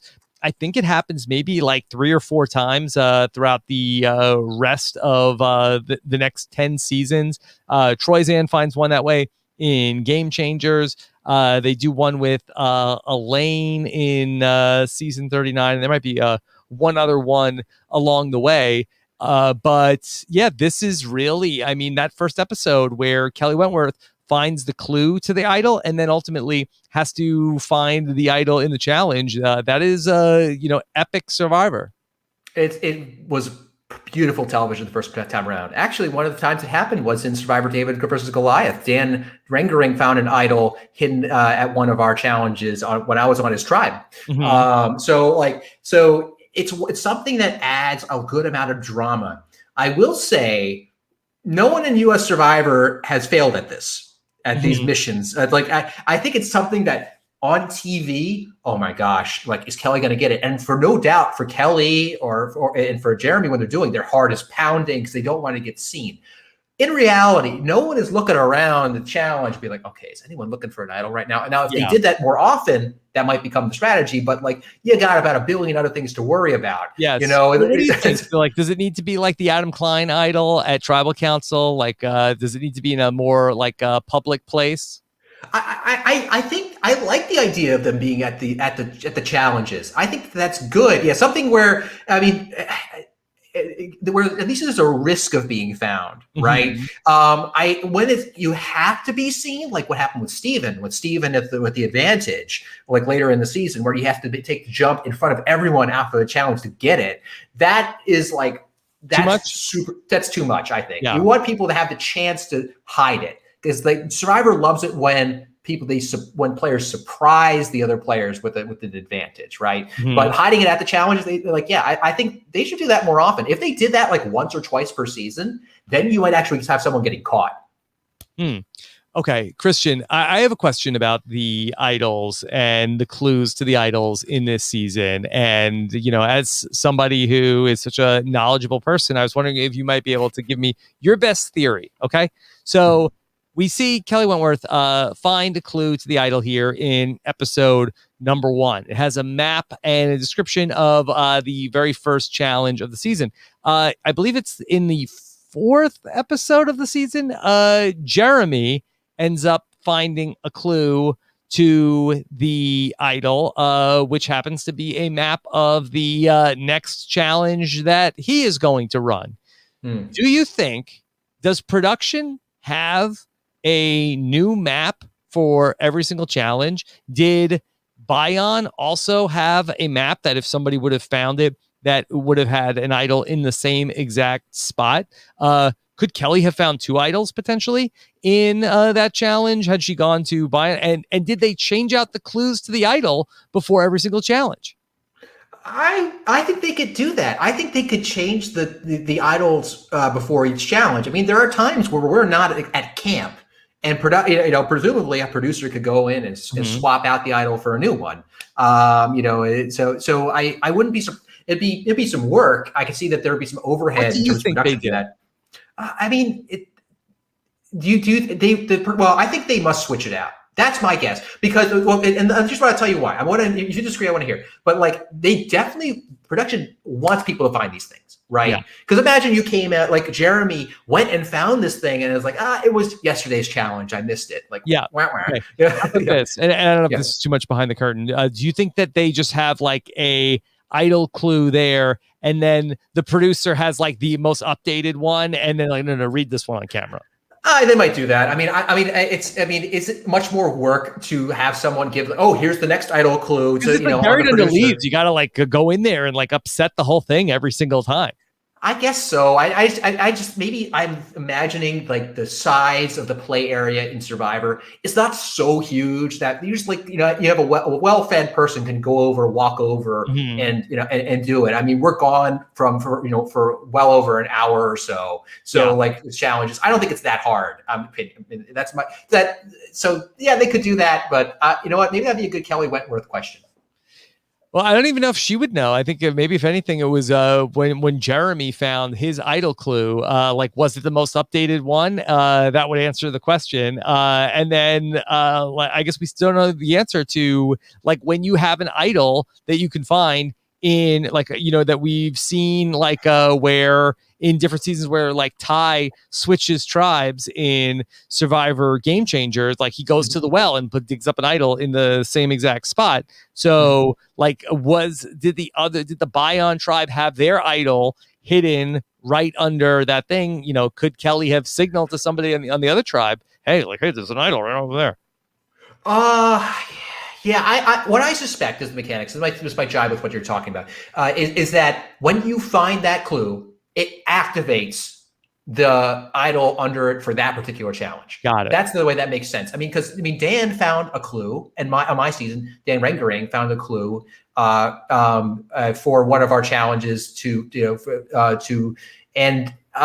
was just a little inside baseball. On my season, we were on the new Swaptiva tribe, and he found the clue right before the second immunity challenge. So clearly, Unless so I don't think that they were expecting but what if Dan found it immediately after we got there before our first immunity challenge was like in 6 days there's going to be a challenge and it's going to be this one. I mean, it only makes sense that they swap it out for whatever challenge they're in. Okay. All right. So Kelly Wentworth gets her hands on the first idol, and ultimately we have that tribal council where Vetus goes home. Anything else from the first 3 days of Takeo? So the first, Takeo, it's just you have the bracelet. I guess, have we talked through the bracelet enough? I mean, just that is so. I mean, just make sure, because if people forgot, it was terrifying. I imagine for PG, because all of a sudden PG sort of hears rumors that Abby is talking about her bracelet. Yeah, and so the point where PG has to then approach Abby awkwardly to be like, so I did not take your bracelet, and it's just. I mean, I'd like it. It's almost like the kind of feud you would see on a first player season for the first vote that would get like someone knocked out immediately. And instead, greater machinations are happening. It's not even like anything that we've seen on Survivor before, where nobody has ever like accused another player of stealing their personal property. Like it's wild. I mean, this is one of the reasons that Abby Maria is like the star. Like, they could argue her and Varner are the stars of these first 4 episodes or so, just because you never know what you're going to get out of Abby. Because, like, she just produces these moments, and they keep happening. I remember I actually listened to Steven's retrospective interview that you did. It was like a 2-part interview after he came back from the show. I think one of the stories is that he told that he was one time talking with Abby about a plan, and he was just doodling in the sand. And he happened to write the letter A when he's talking to her. He's like, that's an A for Abby. Are you planning on voting for me? And so and she accused him of trying to vote for her out based upon some thoughtless doodle in the sand. So this is why she's the star. Yeah. She's going to bring a lot of great drama to Survivor. Do you think that Abby Maria will play Survivor again? I honestly was surprised that she wasn't on a season. I mean, maybe we almost get so much of Abby Maria that may have been like this season. I think to the point where kind of midway through the game, they kind of intentionally fade her out, even though I know she must have been involved in some of these things. Like around the point of the Kelly Wentworth idol plays and things like that, she's kind of pulled out. Maybe the producers are like, okay, let's pull back on her role of in the edit of the show. So, but she is a beautiful character in that she got to see herself play once and saw these elements of her character that she says, I need to tone these down a bit. And then comes out and tries, but it comes out anyway. And that's rare among a lot of returning players. A lot of times they come back a little too self-aware. And she just delivers what is authentically her. So she would be a good choice for a third timer. Yeah, and she is who she is. I mean, and I've had nothing but great interactions with Abby Maria. She's always incredibly entertaining when she's been on the podcast. So I mean, that's why I always say that I would definitely work with Abby if I was on Survivor. But then cut to Abby Maria saying Rob, you're dead to me. No, that wasn't me. I didn't. No, I don't know why you're saying that. Then why did you look at me like that? No, that's just how I look. Yeah, I mean, and that's honestly the same, the same impression. Like when I'm watching that season the first time, I'm like, I would want to work with Abby Maria. I bet her and I would get along. I'm a little bit, I'm a little bit like Pete Yurkowski, right? And then but then the parade of people who it did not work out for happened. So I would have fallen into that trap likely. Yeah. So Abby Maria is going to stay. Vetus is going to go home. We find out at the next vote that then Jeff Varner says that, and again, I think that Jeff Varner is kind of a master of trying to craft the narrative that most benefits him, as we'll see in the future. He's trying to say no, I actually switched my vote because that was a wake-up call for the old school players. They need to start playing. Like I turned on them to teach them a lesson. That's a little bit of a wake up call. I'm going to now go back with the old school players, and I'm going to vote out Shireen and Spencer. Jeff had an interesting pace for his game, and that it was dialed to 12. Like, this is the sort of thing, this is the sort of turns that I would recommend doing over the course of an entire season. Like, if you're going to flip on your allies once, or for Tony, I guess you can do it multiple times, but this is the first vote in the pre-merge, and he is already flipping back and forth. And he does this basically his entire tenure, four episode tenure in the game. But he is good at crafting these stories as to why. And I think that some of the better Survivor players are good at coming up with stories for why moves were made and for what reason. Yeah, and so he says, okay, Terry, this is the wake-up call that we got to go after Shireen and Spencer. And so they're going to go back and try to work on putting this back together. The PG and Abby feud has not been resolved. And there's a night where I guess PG and Shireen are talking, and Abby Maria must have been in the Spy Shack, Christian, because she walks up and she says that she heard everything that they said. Well, and it happens a little earlier in the episode as well when Spencer and PG are talking. And the reason I remember this vividly is because Spencer is asking PG about the fire shelter that they had made in China. And this was actually an inside joke in my household, that moment back in Survivor China, that Danger Dave... Dave Cruiser. Dave Ball, but yeah. Dave Cruiser. Dave Cruiser it was making this crazy fire shelter. He refused to even have a temporary baby fire. It was only going to be the massive, awesome fire shelter. So Spencer was trying to get out the secrets of the legendary Dave Cruiser fire shelter. Yes. And PG's about to spill them, and Abby interrupts the scene. And so the one time I met PG, I asked her the secrets of the Dave Cruiser fire shelter. Yes. But Abby interrupts, just zooms right into the conversation, and says, like, well, what are you talking about? Talking about me? Yeah. And it happens again at night with Shireen. And then it's that they can't believe it. And it's not going great. And then we see like a scene with then Shireen and Spencer and Kelly and PG are like all in the shelter, and they're like having a good time. And Abby Maria is like left to her own devices, and Terry Dietz is gonna come and pick up the pieces. He's going to swoop right in and talk to her. According to PG, according to Abby, for 2 hours. Now, we don't have watches on Survivor, so I'm not sure. Maybe she's good at telling time by the moon or something. But he talks to her and gets her head turned around, and then Terry does some kind of butter churning motion about his now acquired social game.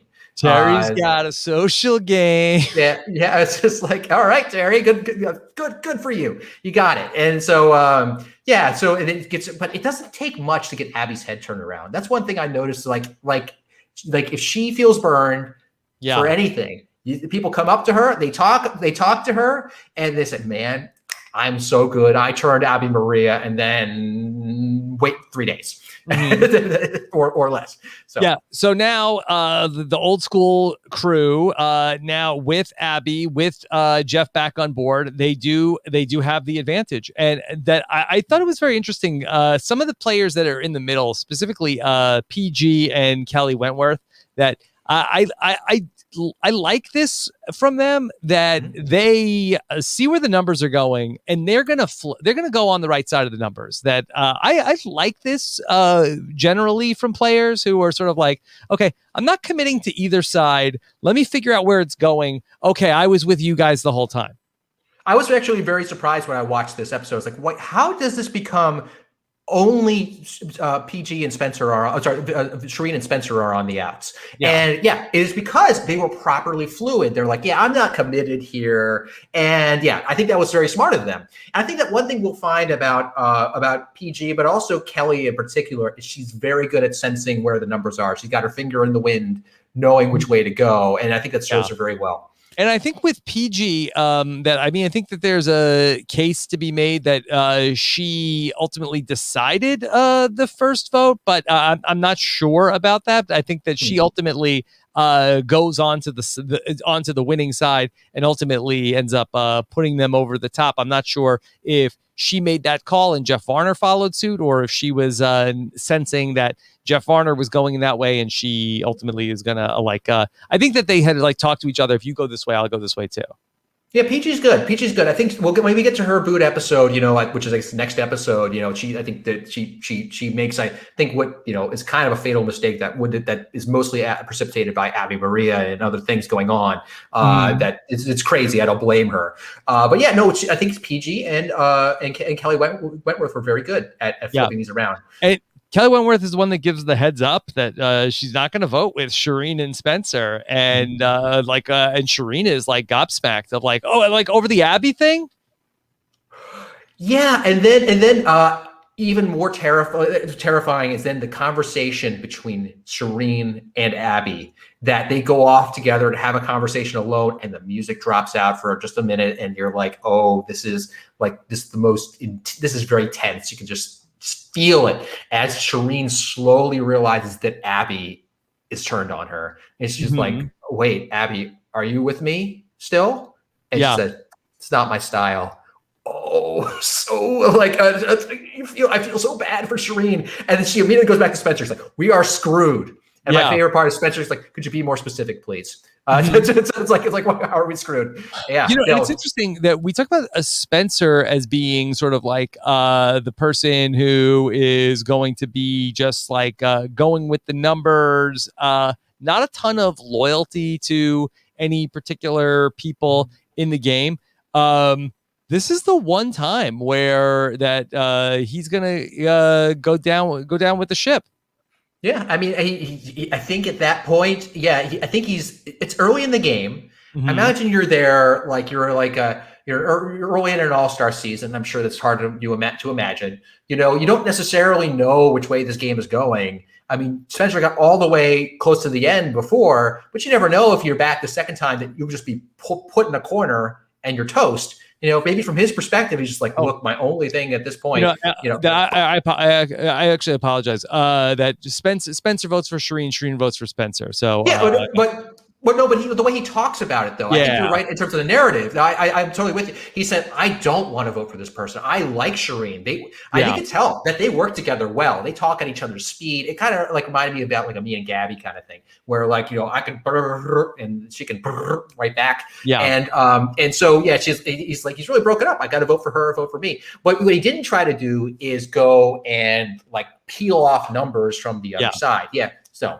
It's the only time he appears morally conflicted about a vote. Yeah. I mean, because you flash forward later, when Cass saves Spencer in the one vote for the merge, then he immediately goes and votes her out the next one, right? We don't see that happen in future votes. So yeah, I agree with your overall sense that this one felt hard for Spencer, and maybe it's it could be a thing where if you have to vote out someone you really like, at the beginning, it makes all the other votes easier. Maybe. Christian, let's talk about Bion pre-swap and what's going on over there. A little less to walk through over there. It's a little bit more of a straight shot. What's your impressions of pre-swap Bion? Well, it's this love tribe, right? That's at least that's what we're told, and that's the way it's portrayed. I mean, they never have to go to tribal council. It's very easy to be the love tribe in that setting. The thing that I took away is they are setting up this feud between Joe and Spencer, and Joe and Steven and Savage. And man, I was watching I think my notes. I'm like, poor Steven. Like that early, a lot of this game for Steven. Like when I'm watching this first time, by the way, I'm rooting heavily for Steven, also Spencer. And anytime Steven's going to make it through a tribal council, or an episode, I'm like, yes, they won. Steven's still in it. I'm like, great.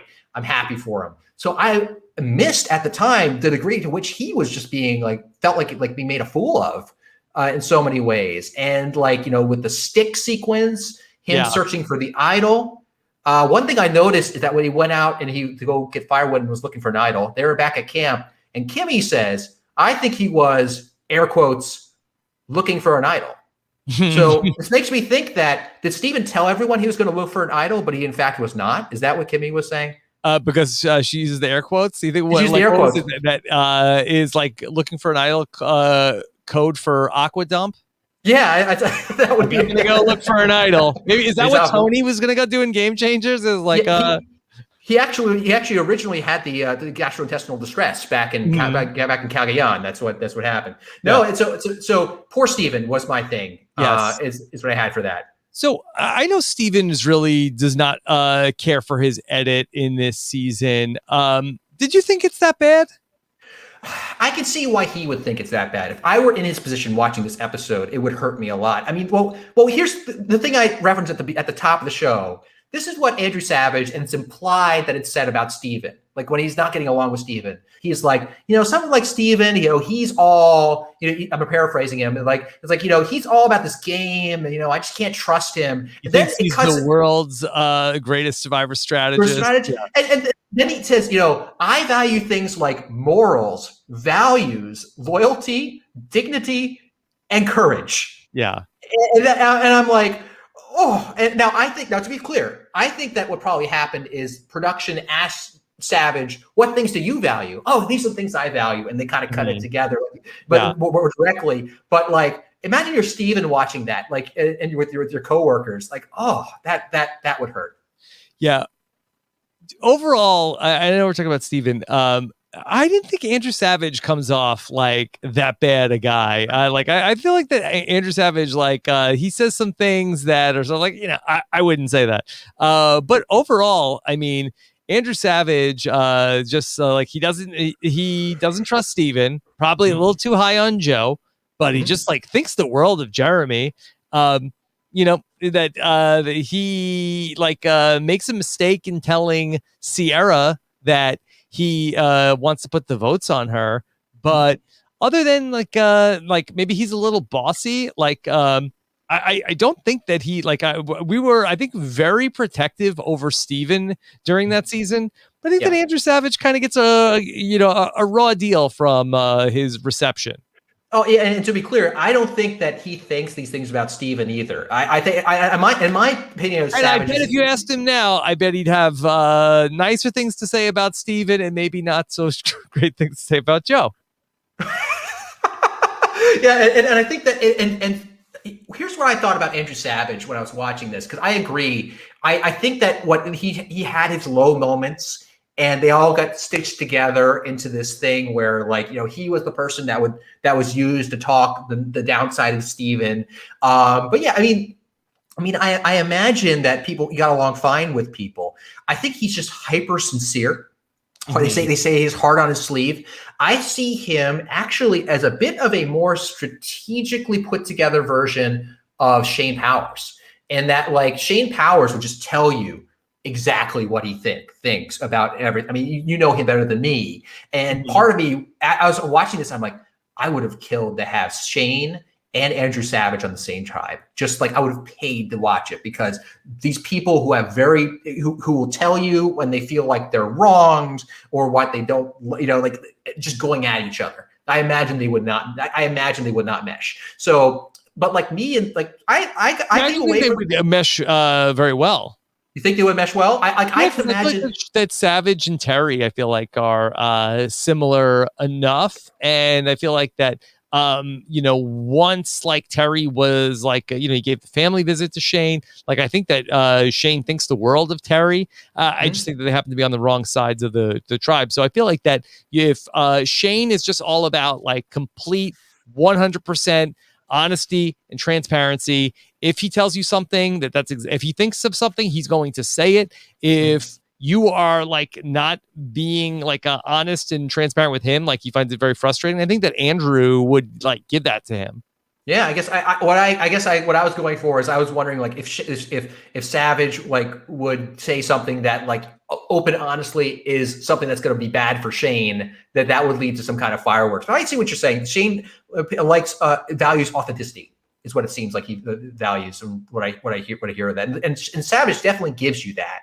Like when he says something, it feels like it's coming from his soul. Like I was thinking like, man, I would love to sit down and have a glass of wine with Andrew Savage and just get his opinions on things and just sort of bounce ideas off him and get, and so, I mean, yeah, I agree with you. I don't think he wasn't horrible. I think the thing that was just the Steven, like, I was like, wow, the fact that quote that he used against Steven, that if I were Steven, I'd be hurting. He came in, I'm sure, with like some perception of Steven, like, oh, this guy is just thinks he's the survivor authority, thinks he knows everything. A real like sneaky guy. That Andrew Savage was on a season. He got burned with Johnny Fairplay. Like he's like, hey, I hate these weasels. That's Steven must be like, I don't think that he's like did a ton of research into. I think that he read the Survivor wiki, and that's what it said about Steven. Like, oh, not going to work with this guy. I would say it's the game of telephone, right? That it became Survivor know-it-all. Became Steven believes he's the greatest strategist in the history of this game. I'm like, it's like that's so yeah, I agree. It's probably a little low information, but yeah, I mean, I think that, and also Savage is wonderful right around the merge. Like he, in terms of a TV character, he's actually a person that I remember thinking he got screwed on his first season, and I was like, oh, it's happy to see it back. But on this go around, I was like, you get a lot of emotion and range from his character, especially when he's on Anchor or whatever, or whatever the new Bion or whatever he was on, and he's later on. So yeah, I'm glad. I'm really glad he was on. New Takeo. I was really glad he was on the show. Yeah, and it becomes a great foil for the Kelly Wentworth idol play. I mean, I think that there's like a better person that it could have been in terms of giving you that moment. So that was great. He's going to wear a beanie on the jury. So Andrew Savage definitely is going to bring a lot. So he's sort of like, but in my head, I think in the first time through, I thought that he was really the leader. But I think that I think this is how Jeremy wanted it. I mean, I think he's more of the figurehead leader, where Jeremy is really, I think, the heart of Bion. Yeah, that's definitely how I would feel about it. Like he exudes a sort of leadership, as he doesn't want to be a wimpy little non-leader. So he is taking sort of the visual bullets. He's out in front. But yeah, Jeremy is the one that connects all these people, and just like we talked about at the beginning. And that's a good place to be, even though it puts you in a little bit more political peril when your satellites, your shields, all don't get along together. Yeah. And one thing I know that we're so is there anything else on Bion here? There's Cass is there. She's trying to be nice. Well, I guess we should talk about the emergence of Joe 2.0.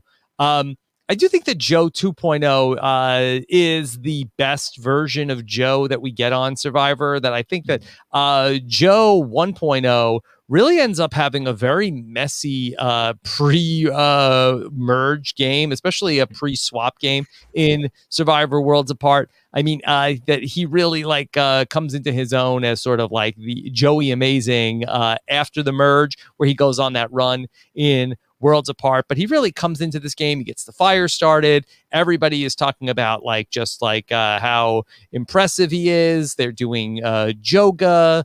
Tasha is talking about all she can do is look at Joe's body.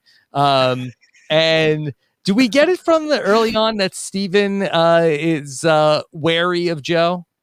Oh yeah, I'd say we get it. I mean, I forget exactly what point it emerges in my notes that he identifies Joe as basically the focus of his second chance story. That he is that Joe becomes the whale for Moby Dick, and he wants to take down. And this is definitely, I think, Joe's most flattering appearance. I mean, in the finale, there's like Joe cake pops or something. There's Yeah, something no, going on. I will say this is maybe one of the things that doesn't age great in the season is just the overall Joe on a pedestal of it all. Well, I mean, and irrespective of Joe particularly, just like there's something I have a revulsion is that whenever is like people like Jeff are like, Joe is so sexy. So don't you want these food cake pops? And anytime people try to correlate food to sex appeal, This is a very specific thing, Christian. Does this happen a lot? Like when Jerry Manthi's talking about putting chocolate syrup on Colby, on some hot guy's bod. I exit the room. I literally leave you're the like Colby. Like, that may be a lot of things, but I ain't no Hershey bar. Yes, and Joe may be a lot of things to me, but he is not a cake pop. Cake pop. Yeah, no. So it's whatever those were. So yeah, that. The Joe cake pops in the finale are truly bizarre. Where Jeff's like, "All right, let's talk about Joe. Kids want to be him. Women want to date him. Like, men want to be his best friend. And now he's a cake pop. Like, what? Where can I buy these? What store is this? Did somebody bring them to the like, hey, Jeff, I brought cake pops for the studio. Did Joe's mom like bring them in for everybody? Like, what is the origin? Did Sia stop by a bakery? What is the origin of the Joe cake pops in the finale? Well, this is what it is. Jeff, I think, has loves to highlight when fans or people like put Survivor on other things. Like there was a kid who gave him like painting at the finale of Survivor. It's like, here's the thing. He likes to celebrate people doing creative, like fun things with the show. But like, man, the way that it's sold, I'm like, okay, all right, this is not my demographic, which I guess maybe it was someone's. But yeah, the cake pops, it must have been someone and like a company. I think it was a friend of Jeff. Maybe Sia is what you're saying. Maybe. Nobody's made a Christian Hubicki cake pop, or that would be a major turnoff. Oh, I mean, for me, it would be a turnoff, but I don't think I would be the market for my own cake pops. That would be a little awkward. It's like, I'd be in my lectures like, excuse me, does anyone want a Christian Hubicki cake pop? I think I'd be fired. Mm-hmm. Yeah. I wanted to ask you this about, Steven has this obsession with Joe Anglim in this season of that we have to take out Joe. And, coming on the heels of watching Tocantins, it's Steven says it many times in the season. That was my fatal mistake. And he says, I've beaten myself up over, I didn't get rid of the golden boy in Survivor Tocantins, and I have to get rid of Joe now, because if I don't, Joe is going to win this game. My two-part question for you is this. Was Joe going to win? And was that a misplaced target for Steven? And two, that should a player get fixated on a target that they feel like is the winner from an early point in the game? I think that I'm trying to count the votes in terms of whether or not Joe would have won come the merge. Because who are the people who didn't? There were definitely some non-Joe fans there. I mean, the three witches, I don't believe were Joe fans. Kelly Wentworth at that point. I think that Sierra didn't have any hard feelings with Joe. I think they ended up working together, whereas Abby felt like he was moldy by the end of the season. And I think that Kelly had felt burned by Joe by the end of things. I mean, he certainly would have I can see where Steven's coming from, because there was a block of people who had this respect for Joe, like Savage had a respect for him. And from Steven's standpoint of what he was seeing and all the buy-on angles, that everyone just loves him. I don't know, like, I mean, I know Tasha had lusting feelings for him, and when he would at one point, at one point, yeah. I mean, but I honestly don't know how that would have translated to a vote. He definitely. I definitely didn't make sense to me that we need to get rid of Joe right now at the final, 13, 11, 10, 9, in order to make sure he's vulnerable at some point for the end and taken out. It did seem, if I had a hypothesis as to why Steven fixated on Joe, I think it was partly this narrative. I think that he was seizing, like I talked about how the narrative sort of affects you on the show. I think that he was really maybe at one point just talking about it as if this is his second chance, but maybe we've actually sort of like he adopted this notion that he should go after Joe. This is how he will establish his narrative of having conquered the reason he lost the first time, irrespective of whether or not it was a perfect move to make. Mm-hmm. Yeah, it is interesting just going through it. Did you have somebody that you really locked in on in your season? No. Yeah. No, I mean, honestly, for my season, it was more like, I was the target constantly. So pretty much I didn't have the luxury of being like, yes, who of my opponents would get to the end? It's like, well, the answer was, I'm not getting to the end. Who cares? That's, I mean, certainly Mike White saw me as that person, and as did other people on the season, and made sure that narratively, like Mike said, narratively, that Christian, he is the ultimate David. If you let him get to the end, you're a fool, because the audience wants him to win. So I think it was on the receiving. In this context, I was the Joe-like figure to some people. The Joe-like cake pop. Do you think that Steven's game ultimately goes differently for him if he is not as fixated on Joe? Because I feel like that where things start to really go sideways for Steven, it's really twofold. Of course, when he publicly goes for the advantage, I think that is a big reason why his target ends up becoming supersized. But he really is trying to get the votes on Joe. And then ultimately that gets back to Andrew Savage, who ultimately tells Joe, who then is trying to target Steven. And I wonder, without that becoming sort of public knowledge that Steven wants Joe out and Joe would like to go after Steven, I wonder if that ultimately changes Steven's threat level in the game. I imagine it would change his threat level for sure. I mean, I mean, it doesn't make sense to me that he would be a target at that stage, if not for the fact that he was targeting some people that had friends, and those, like Joe had friends, and so then he was then pegged early on as someone who would flip on them. Now, I hate side seat driving other people's games, but that's what we're doing. You guys were doing, I guess, yeah, but I'll embrace it. But I think that if I had to say the reason he wanted to do that, I turned to Emily and I when we were watching the season. It felt a little bit to me like Steven was a bit in Gabby's spot. At one point, it felt like maybe Steven was looking around at this merge, and all these alpha males are there, and all these people he felt would get more respect from than him at the end, kind of like a JT. And it's like, I have to change the narrative this season. This game needs to be about strategic moves and swinging divine, and that's from side to side. And so I'm going to push this idea of voting blocks, that this season is about evolving the game. I think he was one of the big people who was pushing this idea early on. Yep. And so this game becomes about maneuvering. And so if I'm the best maneuverer, then that's a way for me to win. I think, and the show was more than happy. Jeff actually is the first person to use the phrase voting blocks, I think, in the tribal council.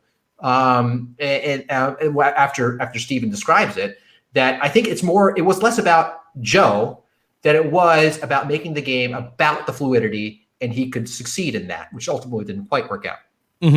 Yeah, and I would say that Steven and Jeremy sort of have really opposite ideas on how to play the game, where I think the idea of voting blocks really comes down to establishing who are the threats and then aligning with a different group of people to take out whoever is the biggest threat at any specific point. And then Jeremy's plan is let me try to align and hide behind the players. Like, I have a big target on my back, but if I keep other players in the game who are similarly big targets, that hopefully the other players will be gunning for them instead of me. And we really want to sort of take out the lesser threats in the game to keep all of my shields intact. It made a lot of tension, strategic tension at the merge. And I guess we're not technically at the merge yet, but we're at swap. But we'll find that the tension is that there's people who want to take out a target.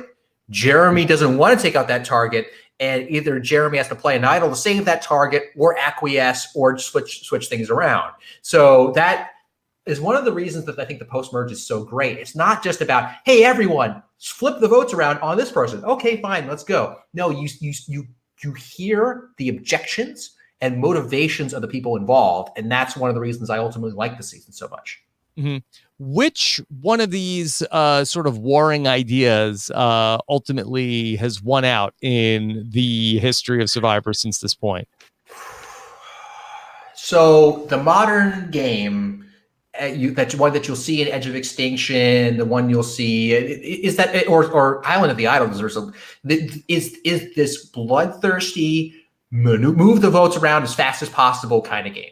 I think that's no question. I mean, in terms of what predominates in the stories, that doesn't necessarily mean that the person's going to win. To be clear, that those can be two different things. A lot of times it might be the one person who's kind of loyal at the end, wins list. I mean, and frankly, that's kind of Jeremy. Jeremy didn't have to backstep a lot of people like you talked about in the season. He didn't have to backstep anybody.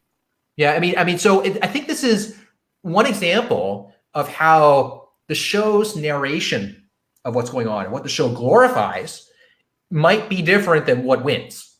And we see these players coming in and are just they're full of daggers, are ready to go. They're playing them in all kinds of people. I think on the Idols, they're flipping around all over the place. If I remember correctly, it's been a while since I watched. Yeah, Island of the Idols. I ultimately think that the game plan is that I feel like it's like a lot of the elimination of the threats, and I feel like that it's not necessarily like it's a season of hiding behind shields.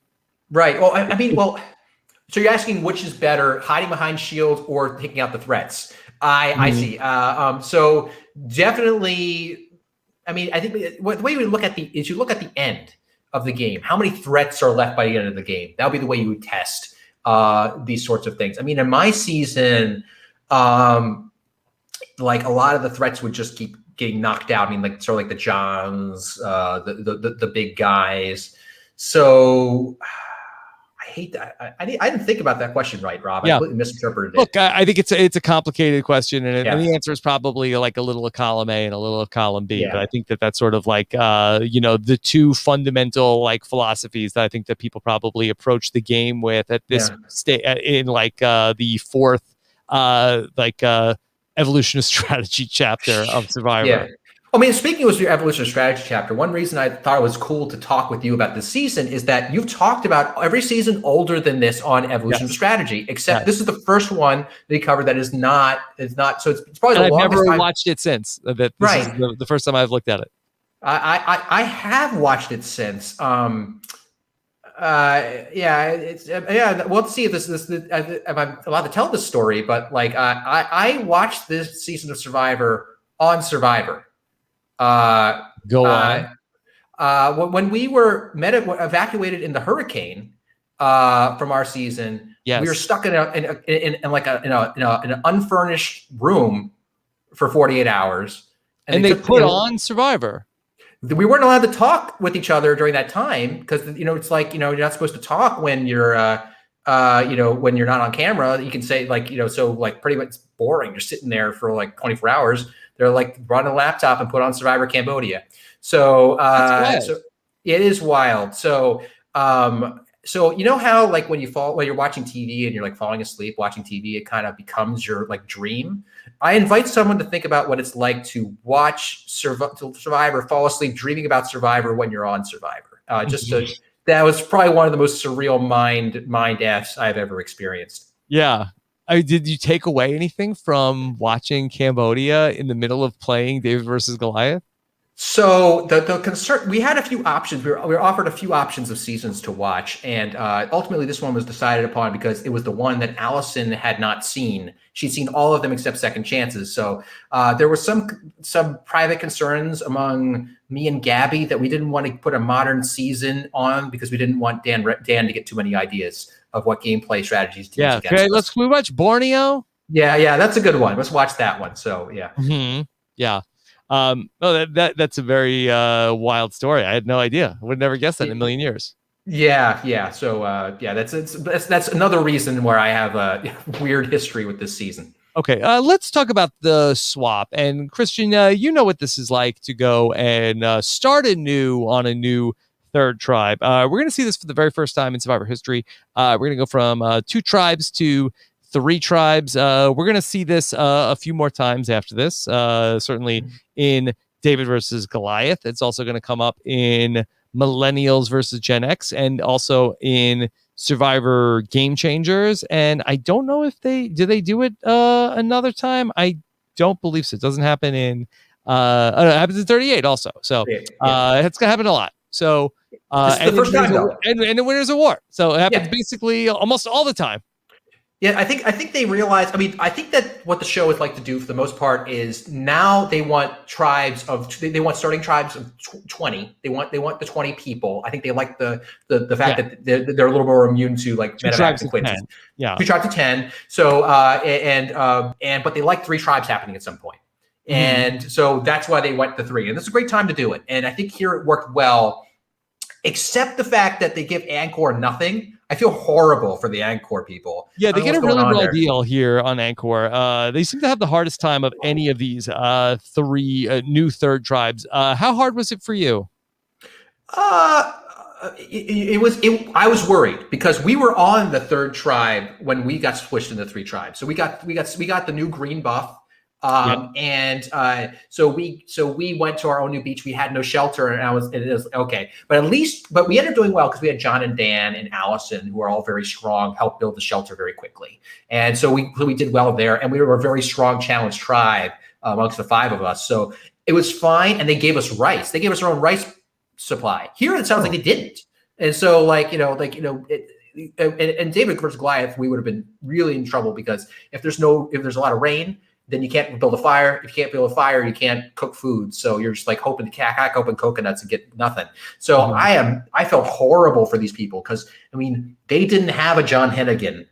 No offense to Andrew Savage, slicing through bamboo like it's paper to make their shelter. So they had it rough. Okay. So the new Angkor tribe ends up being Andrew and Tasha, with Jeff, Abby, PG, and Wu. 4 Takeo members, with only 2 members from Bayon. We're going to have a new Takeo.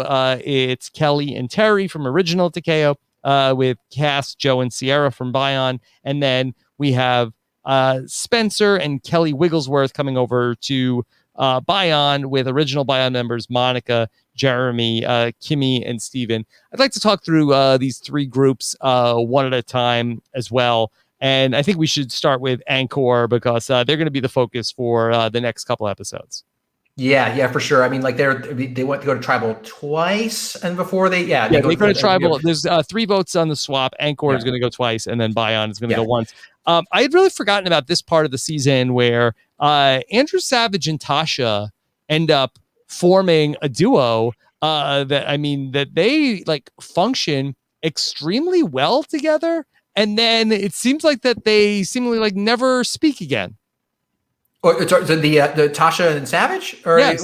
Yes. Yeah. I mean, it's weird. Savage calls her after the is it after the first one or the second one? He says, "Tasha, you're like my little sister." And then they like seemingly like we never see a conversation between them again. They part ways. I mean, I think it's one of those situations like who else are they going to rely on? I think they they could have turned on each other. They could have done what Kelly Wentworth was going to do. Let's focus on Angkor. But let me say something quick about Kelly Wentworth. But we're talking about her for the rest of the season because obviously she's going to play a huge role later on. She does a lot of very good subtle things in the game that I think people remember her for the idol play. People remember her for she's very funny in her confessionals and was a very good strategic player down the stretch for sure at the end. She does a lot of very small things right. That one thing to pay attention to at a swap is that swaps are very scary, especially when you're in the minority for many reasons, not the least of which is what information do you say at your swap? like, because Kelly Wentworth went to 2 tribal councils, and everyone's going to want to know what happened at these 2 tribal councils, right? And what's she going to say? Things happen, right? She can't lie, because then eventually she'll cross-reference and she'll be outed. Yeah. And so, but she basically used the opportunity to just throw Terry under the bus. Mm-hmm. And I think and she did that very effectively. There's actually all the way under the bus. All the way under the bus. Go all the way under. So like she made the decision that Terry is not going to be an ally for me, so he should go under the bus. And there's lots of things along the way that she does to dole out information and keep information to herself. Like she kept the fact that she has an idol to herself, never told anyone. Mm-hmm. That takes it. Later on, when she plays the idol, people ask her, "Hey, where did you find it?" And she's like, "I don't know." Like there's a lot of temptation in that moment, like where they think, "Oh, you played an idol. Where'd you find it?" And to just gloat a bit. It's like, "Oh man, it was right by the tree over there, and you guys missed it." But when you give up that information, that helps other people find idols. So she's very deliberate in how she handles information. And I think that's something very underrated about how she plays and Survivor in general. Well, let's stay here and talk about TKO because they're not going to go to a tribal council. Right. So it's easy to talk through that. I feel like that Kelly and Terry are almost like diametrically opposed as players, where that Terry is like a go down with the ship player, where that Kelly, I do think is going to like come in and try to, at times like, make herself like part of the group while she picks her right time to strike. And Terry is probably like getting to New Takeo and being like, "Hey, once I get back to the merge, I gotta meet up with Varner and Woo and get the whole crew back together, and then we'll get back together at the merge." Kelly is like thinking about like, all right, what's the next group I'm going to be in? Yeah, I think that. I would have been curious what a tribal council for them would have looked like. Whether it would have been just Terry just being off as it seemed to be building toward, because Kelly Wentworth. I mean, I think there's every reason to believe that Kelly Wentworth had really she embedded herself in these new people. Yeah. I mean, when we get to the merge in about 12 hours, we're going to find that like that she was tipped off about that she was going to the target. And it's probably because she was close with Joe, and Joe was on this Takeo tribe, right? Yeah. New Takeo almost becomes a thing. I mean, when they get to the merge, it's almost like Old Bion versus New Takeo are sort of like the two like groups that are vying for power, with like Spencer and Joe really sort of like being caught in the middle about like which side are they going to ultimately go on. New Takeo loses out in that battle, but like the 5 that's here of that, it's Cass, Sierra, Kelly, Joe, and Keith Nail. Like I didn't realize like just how powerful the like bonds that happened here in New Takeo ultimately end up being throughout the season. You see a lot of like Joe and Keith stick together for a lot of the season. And then of course, Cass and Sierra are going to sort of like go down with each other's ship.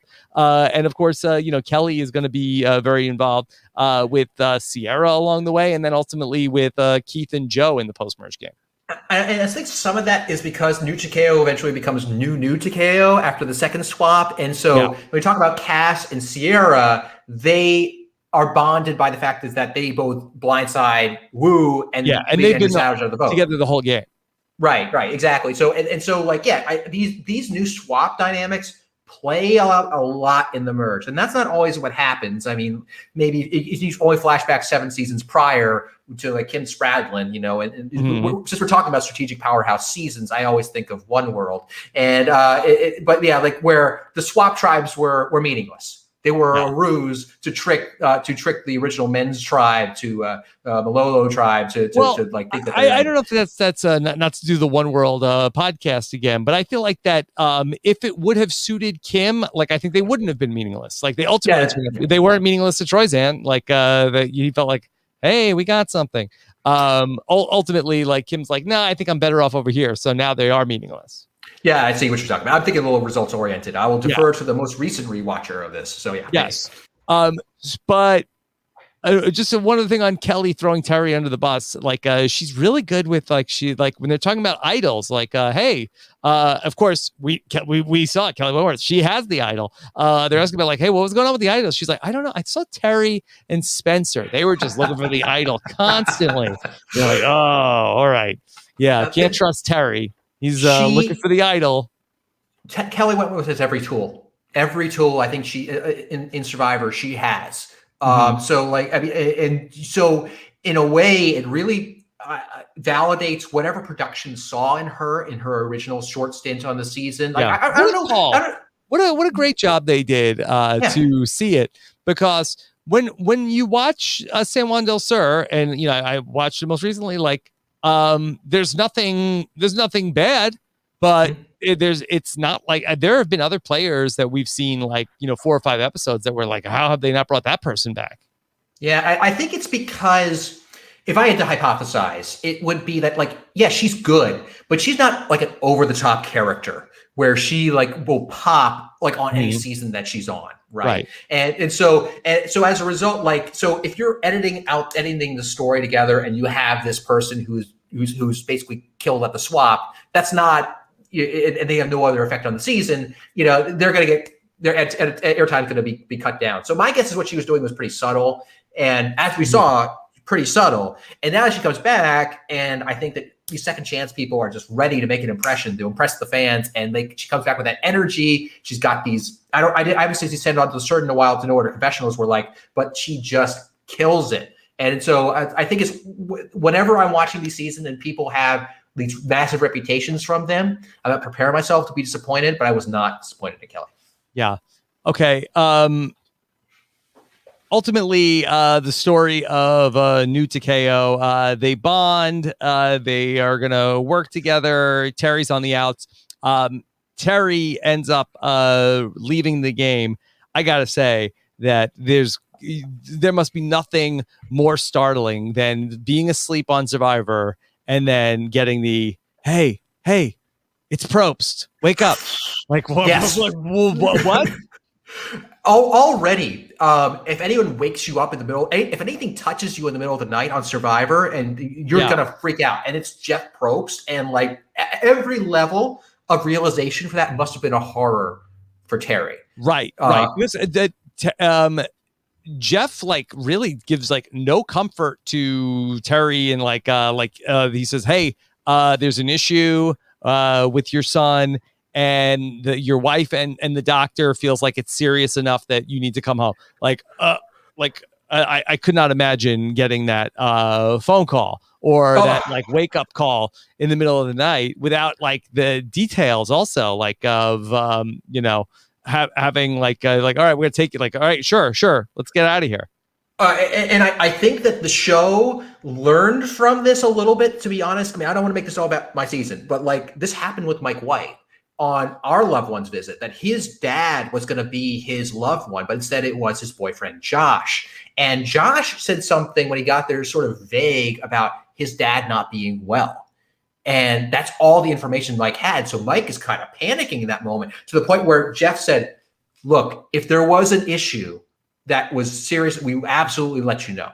So that vagueness, like, so I think that they've learned to be a little bit more precise in the information that they, when they give you information, because otherwise little information. I mean, was he in a car wreck? Like, was he like, it was, you know, what is he been diagnosed with some long-term disease? Who knows what you're thinking in that moment? That is horrifying. And so I think that it's good that they came and told him, and Jeff tried his best. I think a lot of times Jeff is trying, and I think that it just needs one more iteration. Basically, it's like, look, they discovered something about your son, and we think that, you know, et cetera, et cetera. You know? Yeah. And honestly, I don't know if Jeff had that information at that point, or that could be or what. But you know, that they like might have like gotten Jeff up in the middle of the night to like, all right, you got to get out there. It's an emergency. Absolutely. But yeah, you know, a horrible thing to imagine. Terry goes out. Luckily, story has a happy ending. Terry's son Danny, seems to be doing great. Did you see Terry and his son and his wife at the RHAP 10-year anniversary? I went to your RHAP. Yes, I did see them at your RHAP 10-year anniversary. Yeah, they're big Survivor fans. Very, very briefly. No, Jerry was just ebullient. He was just so happy. I think that like I felt so welcomed by him. Like whenever I met someone at your party, I always try to say oh yes, I remember you from your season and you did this. And yes. And with Terry, the thing I said to him that he was the inventor of the phrase brochacho. Because I remember there was the great brochacho debate. What's up, brochacho? And so, no, he was so. I wish I could have spent more time with him. He was so happy. He was talking about how he took John Fincher onto a plane to show him the plane, and that whole event John Fincher on a plane. Yeah, well, because John Fincher is a mechanical engineer, master's degree, I believe, yes. and works in and so he has, I believe, a passion for these things. So I think that there's some connection between that. Anyway, I'm rambling, but he was so. I wish I could have talked to him for so much more. And his wife Trish was there, it was great talking with him. Yeah, she made quite the impression in Survivor Panama. Yes, and it also makes an appearance here on this on this season. In the finale. Yes. Yeah.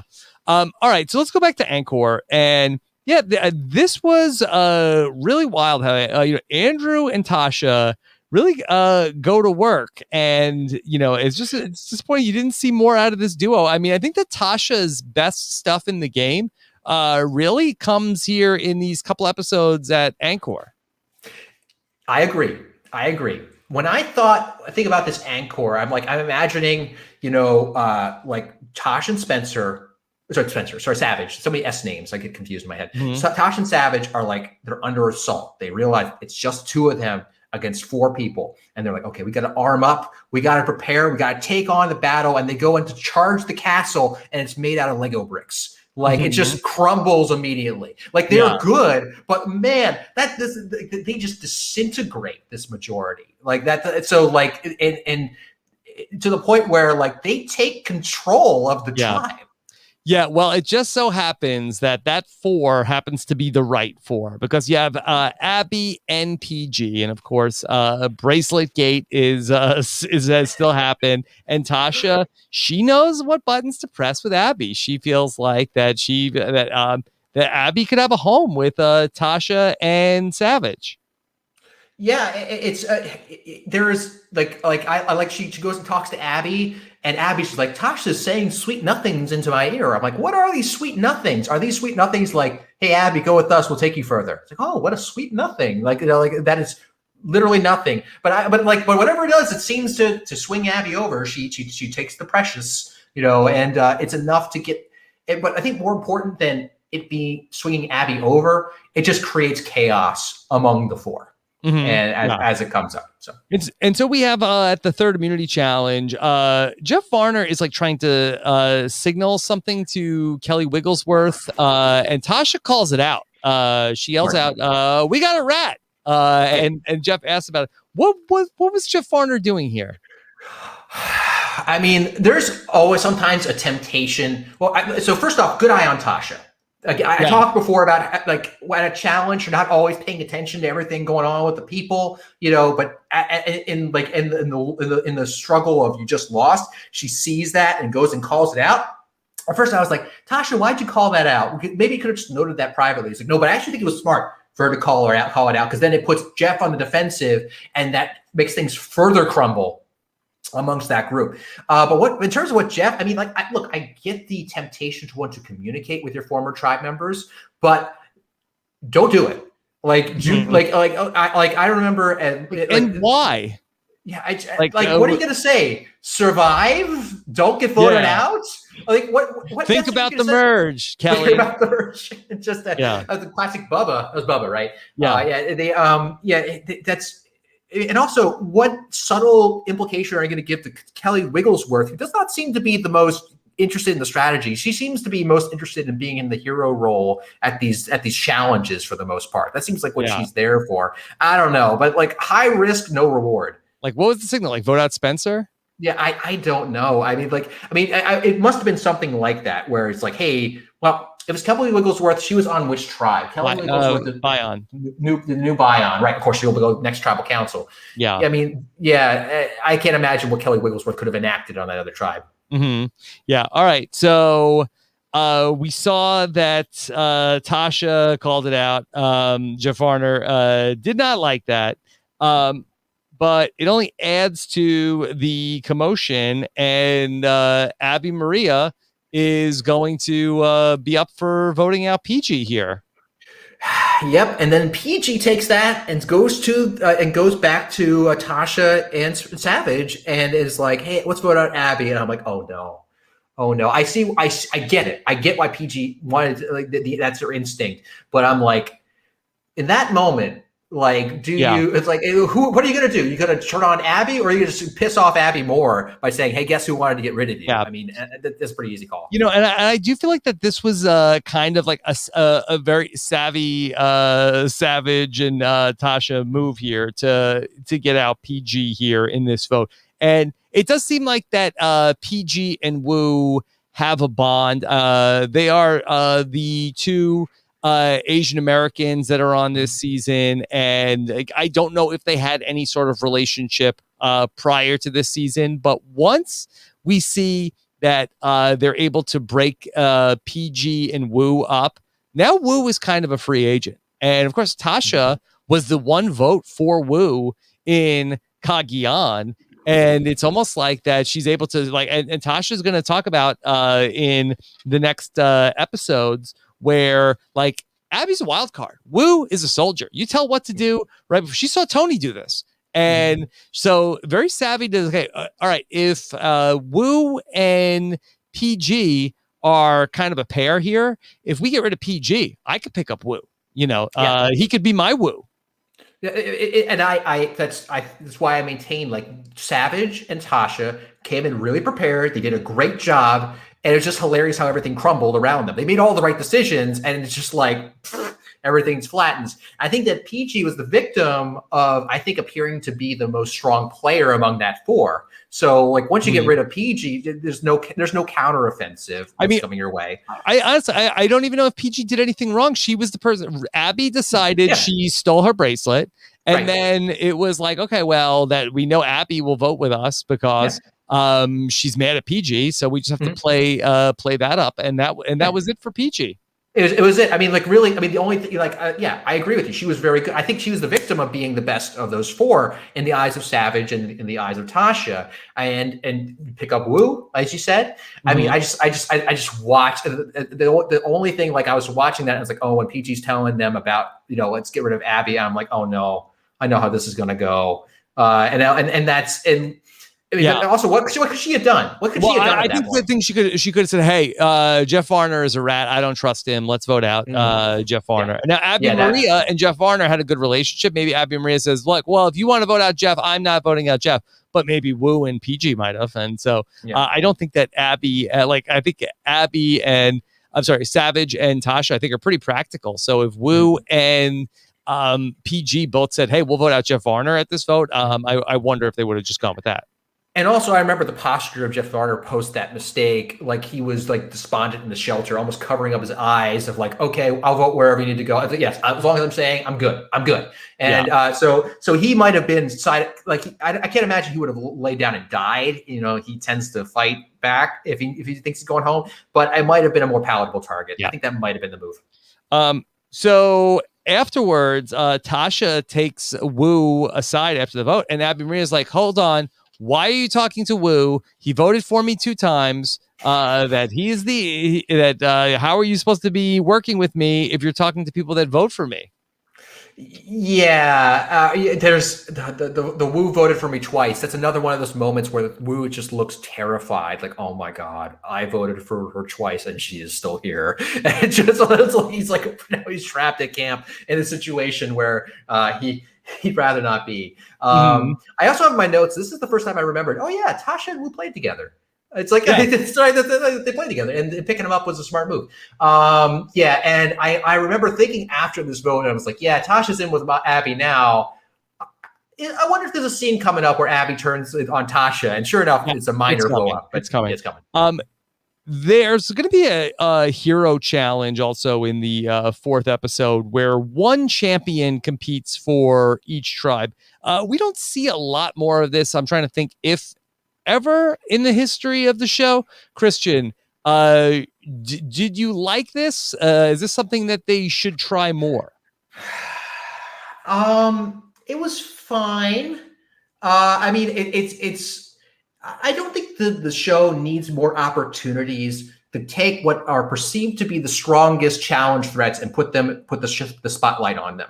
Yeah. I mean, I think in general those players have not been winning for the most part. I mean, like I'm planking in my head, but like I think that people like the people who are the big challenge threats like Joe this season already have too much of a target on them.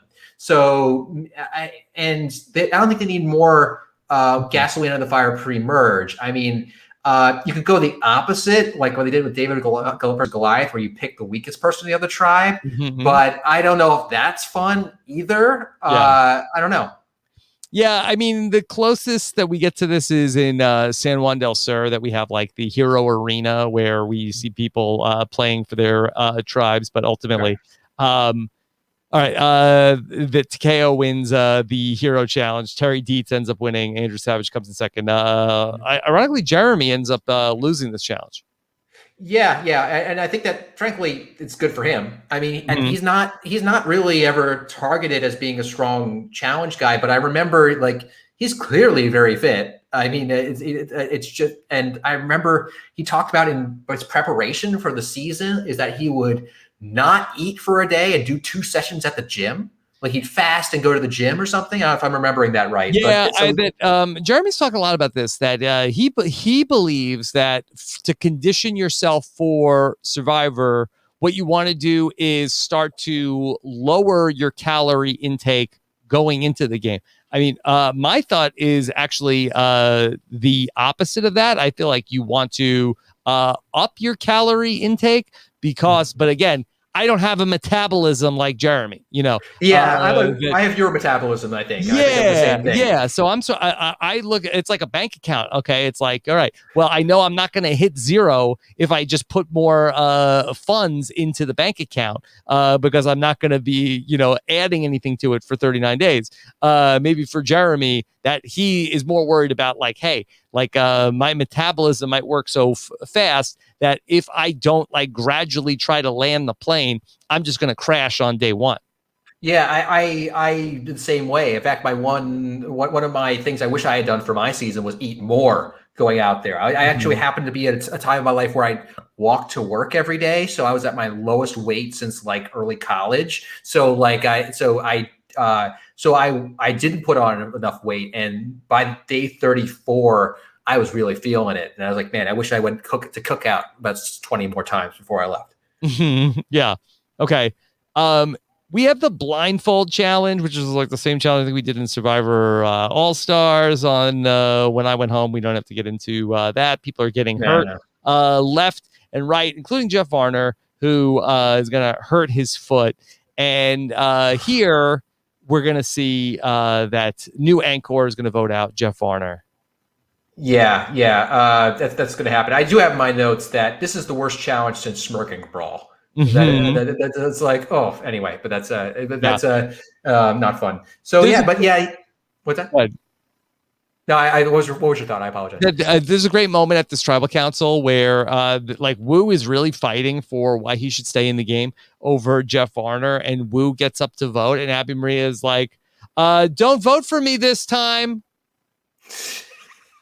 God, she just can't. This is her. This is what she does, and I think this, and to be clear, this is kind of all of us. When I mean us, I mean reality show contestants. We are kind of on the show, at least most of us, because on some degree we can't help ourselves. Yeah. Like we are selected from the pool. Like when we're interviewed, they want to make sure that we're going to be the person that we are when we're hungry and tired and angry or scared. And so and Abby, I think, is just a crystal clear version of that. Mm-hmm. All right. Anything else from Anchor? Let's see. Well, actually, they're gonna have one more. They're gonna have one more episode, but it's really just like then they sort of like kind of get like the Angkor Love Tribe going. Yeah, I think at that point, this is the end of the drama at Angkor. It's really of any importance. Yeah, It's just although. Yeah, there's one thing I had not really remembered that, Wu has like an emotional scene where he talks about his mom and she had a heart condition and his mom had a heart transplant. And it's like an emotional scene here for Wu. And then Abby is like very offended by all of this. She's like, oh, so should I mean, what am I supposed to feel bad for him now? Like, should I talk about all of the problems that have going on in my family? I think specifically she says that she had a family. Her mom was in the hospital once, and she has someone's knee tendon in her knee. It's like a part of somebody that's in them, And so and I think again that's what's coming out is that Abby feels threatened. She thinks that Wu is trying to get in a better place than her, and this is a way that she responds. That's my guess. But yeah, that's that happens, and don't. I have in my notes how I was like, make sure you don't write down Abby. Oh my God, poor Wu. Wu can't catch a break this season. This is a very like wild, like I mean, I know it's not like intentional like foreshadowing or anything, but like Wu talking about like his mom getting a heart transplant ultimately is then we're gonna see in the next episode that Terry, when he leaves the game, that his son ultimately is going to have to leave the game and receive a heart transplant at the end of the season. Yeah, it's a weird echo there. So yeah, that's the case. I mean, I will say also about Wu in general. I felt bad for Wu from like the very first scene of the show when they're doing their like second chance and montage, and they're like, "Hey, there are these people who are awesome and they won." Then you have these losers who made mistakes, and you cut to Wu looking sad and despondent that he did not that he took Tony to the end. Well, I forgot to say this, that so like they open the show of Survivor, they're like, the game Survivor, like it puts its contestants to the limits, and then they're showing about like then they show like Tony and Wu, like that's sort of like what this montage is over, and they're like, and for its winners, it gives them a thrill that is they're unable to capture again for the rest of their lives. I'm like, not the birth of their children, not any personal life accomplishment. It's Tony, and they're talking about how like it gives them a victory that they'll never be able to have again.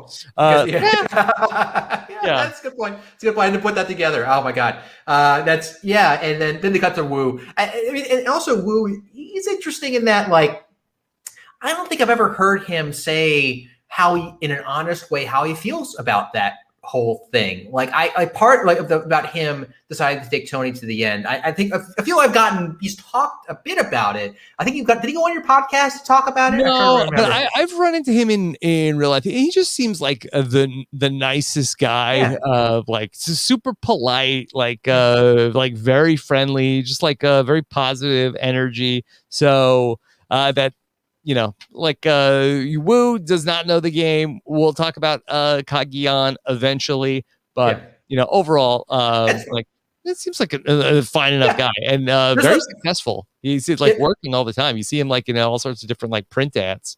No, I mean, he seems like a great guy, and not everyone who goes on Survivor needs to know how the game inside and out. I think when we can talk about Keith at some point, whenever he goes to like tribal council, so he pokes his head up a little bit here and there. I mean, sometimes the characters add a lot for the show, and I just more like on some just curiosity level, how does someone in that position feel like after they're being told over and over again that they made some $1 million mistake?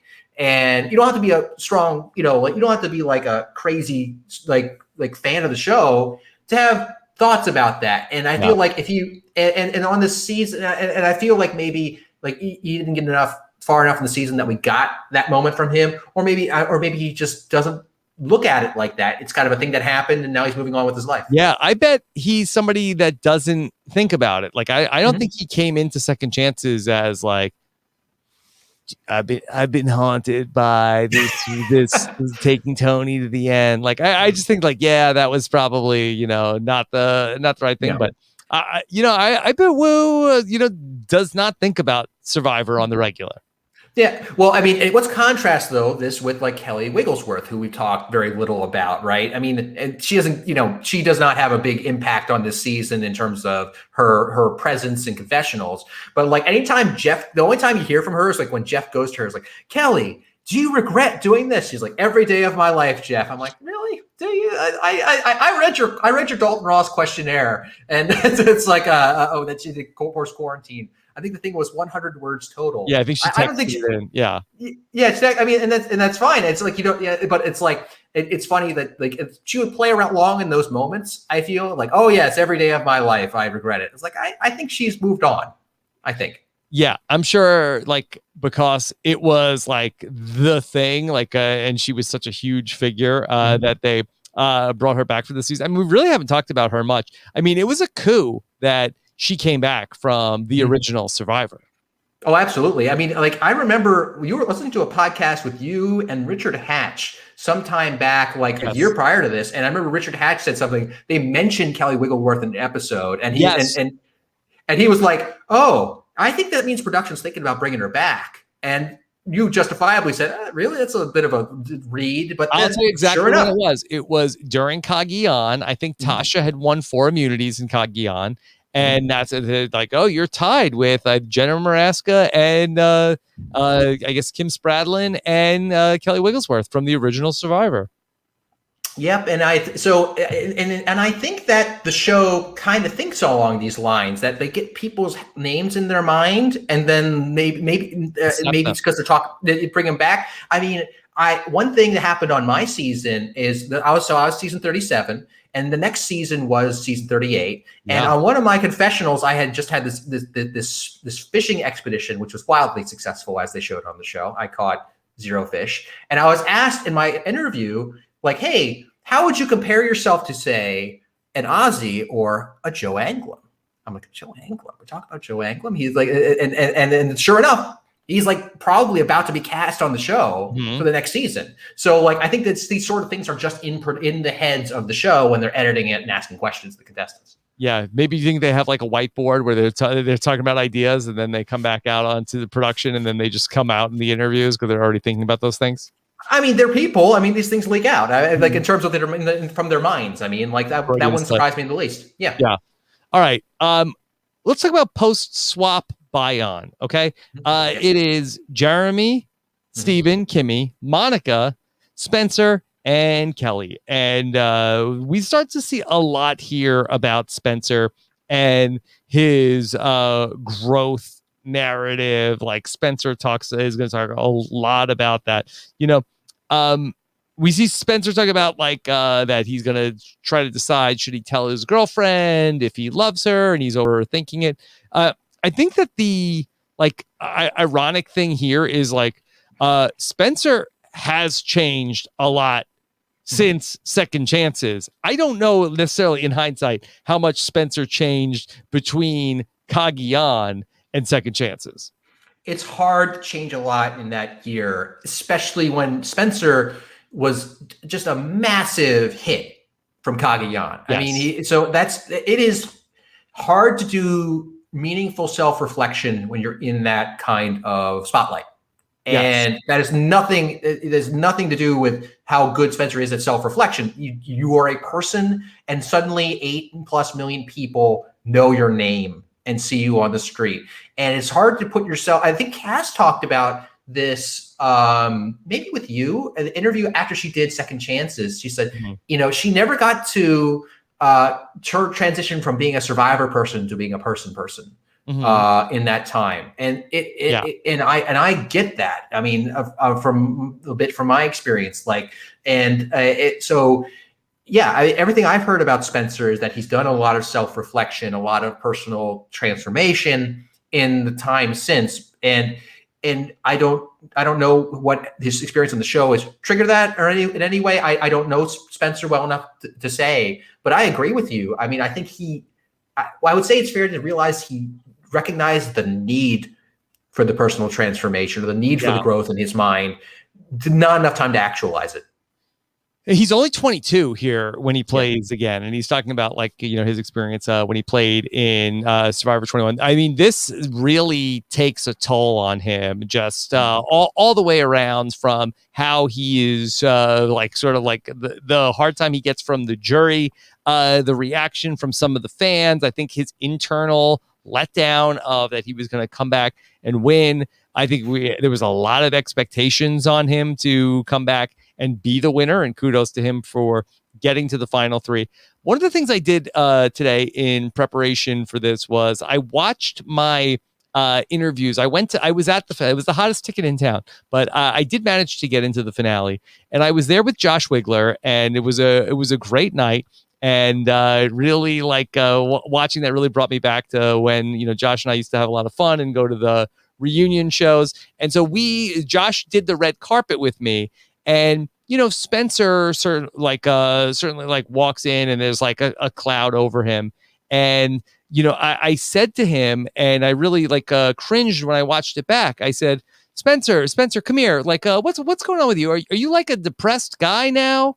And I felt really terrible that I asked him that, because that my own understanding of mental health, I think, has really, if not so much evolved, but I've certainly been like a lot more educated over the last 5 or 6 years in terms of like mental health and the toll that Survivor can take on a person. And Spencer has been very public with talking about like his own mental health struggles following his stint on Survivor. And I really feel like for him to go through this meat grinder twice in such rapid succession, it is a lot. Like I could not imagine. I played on the show when I was 24, and then ultimately went through it again when I was 25. But just like with the social media of it all, like this was a lot for this young guy to go through.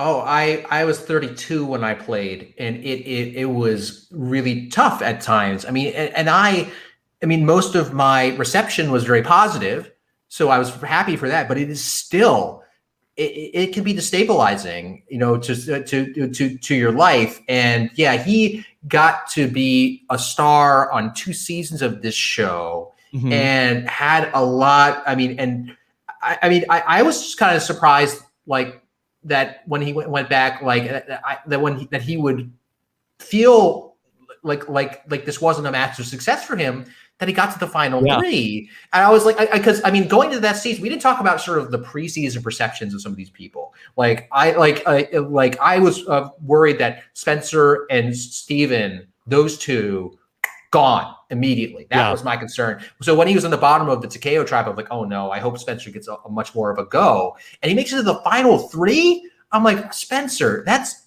well done. And he had some of the best moves of that game. So, but that's not how people perceive it in themselves, and certainly not how mental health works. That just because by some people's measure of success, you've been successful, that somehow it's going to inoculate you from negative effects, Well, that's how I felt, where that, and I could only look at it through the lens of my 2 experiences, where that, I guess I certainly had like the Spencer, like Kagian experience of sort of like, okay, this person is, well received and was right there, that you should have won person.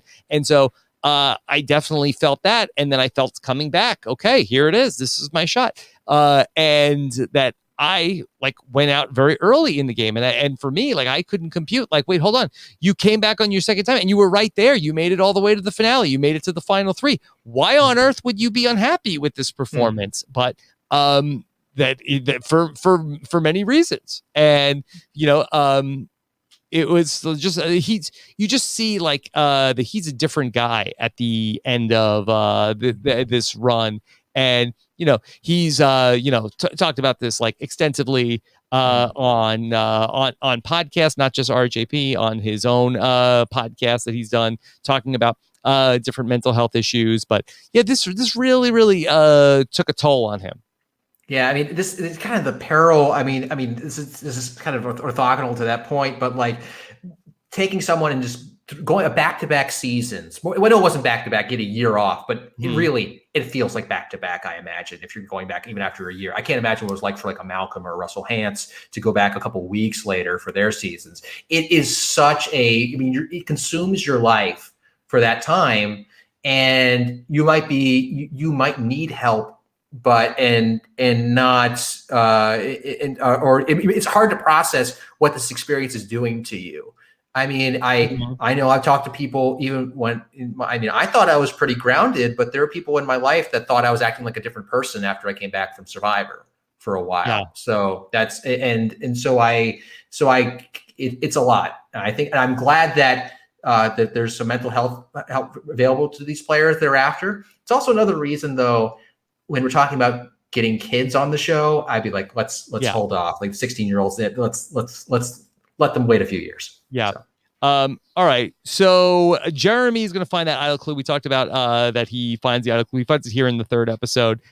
Jeremy is going to have his own chance to find an idol in the challenge. I think the Jeremy one comes off not as dramatic as the Kelly Wentworth one, because the Kelly Wentworth one is sort of like at the end of the challenge. And I forget if we get a confessional that she like missed her like ideal opportunity to do it. And she's sort of like, can I get it now? Can I get it now? Jeremy just goes right in and gets it. No problem.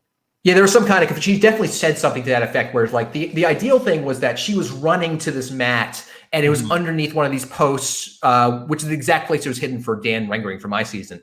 And it's under one of these posts, and she could have just grabbed it on the way there, would be my guess. But she forgot, and now she has to backtrack awkwardly to go get it. But thankfully, everyone is laser focused on whether or not Kelly Wigglesworth can pick up the key with this long post. Jeremy had a very organic opportunity. You know, he had to be right next to this thing, you know, this chest to go get it. So as the thing I would be worried about would be like me forgetting it in the moment. Now you think, how would you forget it? It's an idol, but like in the heat of a challenge, you're not thinking clearly sometimes. Okay. So, I guess we get to in the next episode. Jeremy is trying to tell Steven, like, hey, this idol's got to be out here somewhere. So he's making him and Steven go on wild goose chases. And he talks about JT. He says that, hey, I could be Steven's JT. Everyone loves this analogy for some reason. The people who love this analogy are the people who are JT in the analogy. This is what's wrong? What's wrong with the analogy of just being the person who's next to Steven and getting all the credit? What is wrong with that, Christian? Why is that a bad analogy? It's not, everyone loves to be the guy who gets 0 votes in second place, even though they love Steven. No, this happened to me. It's why I'm referencing it a lot of times. So both Davey and Nick said, you're like Stephen Fishback, and I'll be like Jeremy / JT respectively. And I'm like, oh, okay, that's fine. I love Steven, but I'm like, Steven loses in both of these scenarios. And so but it's that ideal positioning where don't you always want the other person to feel like they're the JT? Oh, absolutely. It's good positioning for me. I thought it was a curious choice to tell me. Thankfully, I thought I was fine with it, that you're a Survivor fan, they must have thought it was a compliment. Oh yeah, I'm sure they saw it that way. But at the same time, I'm like, okay, I can see how they see themselves in the relationship, right? Yeah. And it was just fine. It was good for me, and it was even better for me when Davey decided to be so Jeremy Collins that he played an idol on me. So I appreciate that. Yeah. I mean, this was a cool relationship, Jeremy and Steven, and they went on to be close friends over the years, and so. They remained very close. I don't know if I ever did Steven talk about in the interview that we did about what his ultimate final 3 was going to be? Was he going to turn on Jeremy? I did not remember that. He was so fixated on Joey Amazing, but was he going to go to the end with Jeremy? I don't know. I mean, I think once Jeremy played the idol on him, he can't be the one to cut Jeremy at that point. I mean, I at least that's everything that he said. It really felt genuine that he felt like he owed Jeremy at least enough not to vote him out. And you can even tell when they have a reward challenge and Steven wins, he has to pick people to go with him. He doesn't pick Jeremy first, and you can see Jeremy is pissed that he did not pick him first. I mean, he picks him second, but so I think the loyalty was there once the idol was played. But, if Steven ultimately gets to the end of the game, and I don't know if he's thinking of like, all right, we'll vote out JT, right? But like, I don't think that Steven would have ever come back to the podcast. I don't think he would have been okay, because that the final challenge in this season is the final challenge from Tocantins. Jeremy ends up winning it.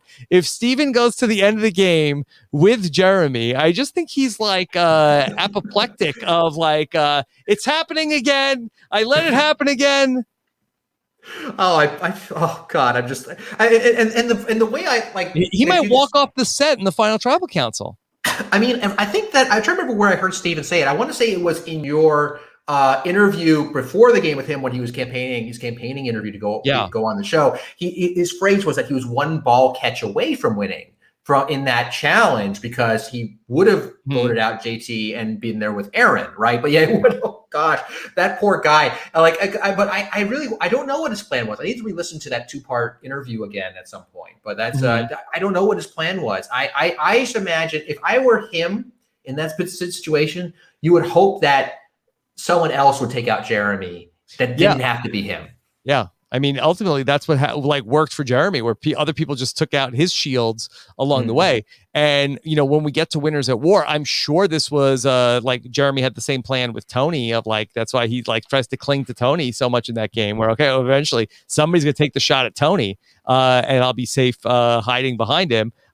Tony ultimately realizes that Jeremy wants to stick with him. But, who knows when we'll get to Winners at War. Yeah. We'll negative see. Feedback yet about Winners at War not coming up on the countdown. Speaking of Winners at War, when I was doing my extensive search through confessionals, people talking about shields, the only times it shows up are Jeremy in this season, Jeremy on Winners at War, also Tony in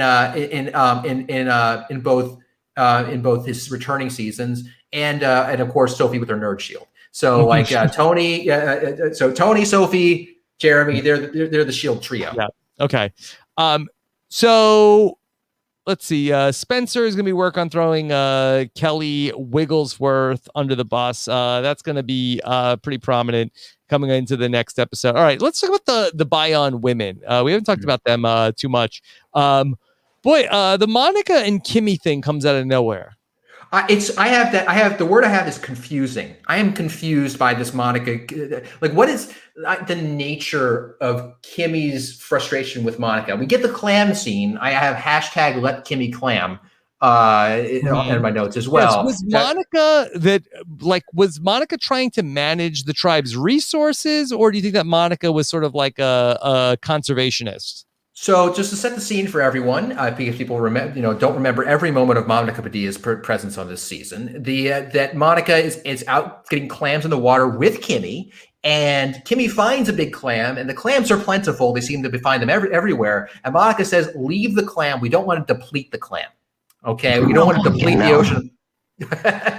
And this sets off. I think this is sort of used to catalyze, like just to represent Kimmy's frustration with Monica. I mean, we talk about the clamming in general. I'm like, even if you deplete the water of clam, unless it's an actual environmental hazard, which I don't think production would let you do, just there will be other opportunities for food than clam. You eat the clam now. But that's not really what it's about, right? It's not really about whether or not she should clam or not clam. It's the fact that Monica decided to make a big point to Kimmy that this work of this bounty of your hard work of finding the clam, it was nullify it. Just put it back in the water. And for many reasons, so clearly Kimmy doesn't like this. But overall, it seems to represent some greater frustration that Kimmy has with Monica, and that comes up at this point in the game. Yeah, I really still don't quite get why Monica is such a target here, to the point where that, I think Steven has described this as that they didn't throw the challenge, even though Steven hit the other team's target in the immunity challenge. I don't think that they threw it, but I think he says that they didn't care if they won it. Yeah, and I think that tracks, and I think that's. And I don't understand it either, especially considering Monica was an original Bion. And there was definitely, Stevens expressed some reservations justifiably that if we get rid of a Bion, it sends a bad message. Right. And I mean, and you can get rid of, I mean, I can understand why Steven might want to keep a Spencer around, might be a good strategic ally at some point, but was Kelly Wigglesworth really that important to keep around? Like, couldn't you just vote off Kelly Wigglesworth at that point? I don't understand it. And it felt like they did. Yeah, go on. Yeah. Well, I think the thing that I think is illuminating, and I don't really know, I haven't talked to any of the people involved, so I don't really know. But there's one point where that Monica mentions to Kimmy about the idea of we need to keep the women around, and then Kimmy comes back and tells Steven and Jeremy about how, and then Monica said that we got to keep the women around. That's why she's got to go, and that seems like whoa. The threat of a women's alliance does seem very palpable to that for Jeremy. Like, I feel like that this is the one thing he fears in the game is that he's got like all these shields around, but if at some point the women all get together and say, okay, that's it, it's all women. You see it come up a lot at the final 7, and Tasha ends up coming to Jeremy and telling him about it. Like, yeah. I mean, what can he do? He can't control that. And it's I'm sure it's nothing against against women. It's just that, like, what if you were in that spot? Like, there's nothing Jeremy. It's the one thing he can't control. Yeah, I mean, it's I'll tell you, if for any women who were listening who are on a future season of Survivor, if you want to panic all the men on your tribe, just mention an all women or women's alliance. It's a good way to do it. I mean, it happened to me. It never made air in the pre-merge of my season on the David Beach. There was talk of an all-girl alliance, a women's alliance, and it was kind of nebulous, never really went anywhere. Yeah. But it was dropped by a few of the women as a means to try to panic me and Nick about what was going on. And clearly that's what Kimmy does here, in that, like, she doesn't, I wonder if it's how much of it is about Kimmy doesn't want an all women's alliance, and she just but more that she sees what Monica as a snake or something like that, or something. Yeah. She's and this is her mechanism by which she will get rid of Monica. She's like, she mentioned an all girls alliance, and then immediately you can see Jeremy fish back, and they're like, what? So go on. Well, I mean, when we get there, we'll talk about it. That I think that an all women's alliance, I think, would have actually been very intriguing to see how that would have played out. I talked about it in the Tokachins recap that it's similar at the final 7. There's 4 women. I think that had the 4 women banded together, it would have completely changed that season. So I think that there are, and especially like when we are at this point where we haven't had women winners in a while, and even looking at some of like the more recent winners where Natalie won in an all women final 3, that I think it's like unless like women are going to start getting the respect of the jury, like I think it's actually like a very valid thing that women should be considering more and more as they get down to like the final 7, final 8. If people are afraid, I mean, if for whatever reason, fair or unfair, people are afraid of the women's alliance, at least make it something scary. Like, if people are going to be scared of it anyway, I mean, like but if instead it's like this kind of thing that pops up that like it panics people, and then they act on the panic, and it puts women in a bad spot, because anytime they want to have an alliance among people that are women, it gets tagged in this way. At least follow through with it and make it something to be scared of if it's going to get the fear anyway. So, ultimately, yeah, Monica is going to go out here. I think that Monica is probably one of the people that has like the least story of anybody in the entire season. Yes, I think that even at the time, in the real time when I'm watching the season, I was thinking, all right, I was doing a little bit of my own, lazy edgic of like who's getting airtime, and the one person got very little airtime I felt was Monica, like the least inconsequential, the most inconsequential airtime of that premiere. I'm not a big edgic guy, to be clear, but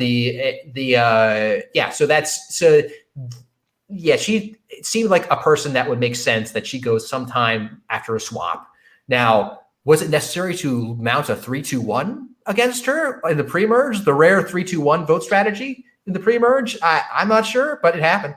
Yeah, so we have where Jeremy, Steven, and Kimmy vote for Monica. I guess they never tell Spencer. They tell Kelly it's going to be Spencer, and tell Spencer it's going to be Kelly, and then they tell Monica it's going to be Kelly. So Kelly, they don't give they don't give them the chance to then tell Monica the plan, and then potentially have a 3-3 tie. Yeah, there was a benefit of it, of course, but like it felt a little bit like Steven hasn't gotten a chance to play much yet. Well, here's a 3-2-1, and there's a real thing. I think that people who are coming in raring to play and they don't get a tribal council, or the first time they go to tribal council is like, guess what? It's got to be some crazy. We're gonna do some super vote splitty thing. Yeah, and it's just like, okay, all right. I mean, it happened, but well. Steven, one of the things I've observed with Steven, with watching him, his 2 seasons, like he is like the vote computer, like, and I know ultimately it's like kind of poetic that it's his downfall ultimately that he tries to pull off a vote split with his vote steal, which ultimately he ends up going out on a 4-3-2. But if Steven has the correct information, like there's nobody better at sort of like programming. Okay, you vote here, you vote here, you vote here, you vote here, you vote here. Like it made me really like appreciate like how lucky we are to get to do the know-it-alls with him and be able to like have like the instant reactions to stuff, because he's so good at that. Like when he has all the complete information, that to be able to do it. Like my head spins sometimes when I'm thinking about that stuff. It's honestly, out on the island, it's very difficult. It's even more difficult to think about it because I mean, it's when you're on your couch fully fed, it's a lot easier. You have Excel out in front of you or something that you can diagram it out. It's much harder on the island. I mean, the guy I was very impressed with on my season doing that actually was Nick. Nick was a very good vote computer. That's how he came with the minority vote split. It was pretty famous in our season. So, but yeah, that's a good skill. And so I think it's just like, yeah, Steve. I mean, that had to be a Steven idea. That, hey, we don't need to tell these people, we can make it happen, right? Mm-hmm. What's the alternate universe where something else happens? Like you just tell Spencer and Kelly Wigglesworth that we're getting rid of Monica. I mean, if anything, that could bring them in for some trust, I imagine. Was there a reason that would not work in your mind there, or was it just who cares? Yeah, I think it's sort of like who cares? Yeah, I don't know. It might have been like an overplay, and maybe there might have been some concern about what if Monica had the idol? Yeah. Because Jeremy can't tell Steven like, no, don't worry about the idol. Right. That is something that's true. You have to there are some people who will push for vote splits. And if you have the idol, like this happened in my season, I had the idol at one point. And they're like Angelina was trying to push for a vote split, and I'm like, oh, it's not a vote split. So I had to come up with some excuse that wasn't me saying no to say no to a vote split. So that makes some sense. It's just I think about like the time, like Spencer seems like a guy who wants control, or at least wants the ability to have agency in terms of the vote. And you leave him out of the vote, it might make him a little harder to work with down the line. That would be my thought. Yeah. Okay. We're gonna swap one more time before we get to the merge. This is, I believe, the first 2 swap pre-merge, if I recall. Well, it depends if you count Gabon. Gabon. Oh yeah, Gabon had a weird. Yeah. I forgot about that. Maybe Gabon kind of merges, or does like a fake merge, and then they unmerge and basically give them new buffs after the merge feast. Yeah, that's right. That's all right. Forgot about that. You can take back my. I'll leave the podcast now. You're good. Okay. Yeah. But this is a time when they really take advantage of mixing up twice, is what I mean. And that and I think that's, again, a season they can do it because you already know the people. I'm not sure how necessary it was, but I think they wanted to make sure there was more opportunity for drama, and they kind of got it. Yeah. All right. Well, let's talk Bion, because we're already talking about that group. It's going to be pretty similar. We're going to have the original Bion 4. And then we're going to add to it back from the original Bion. Joe is going to come back, and Kelly Wentworth is going to come back. And then who else goes to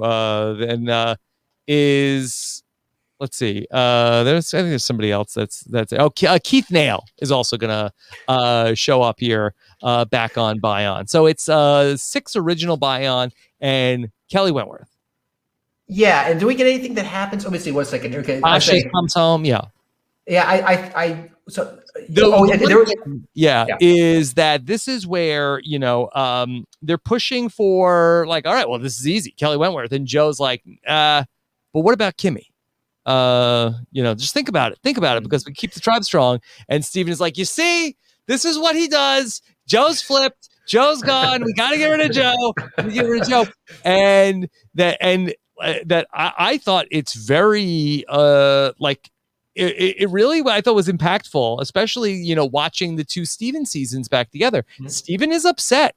He's breaking down in confessional. He can't believe he's breaking down in the confessional. And he's telling us that he knows they have to take the shot.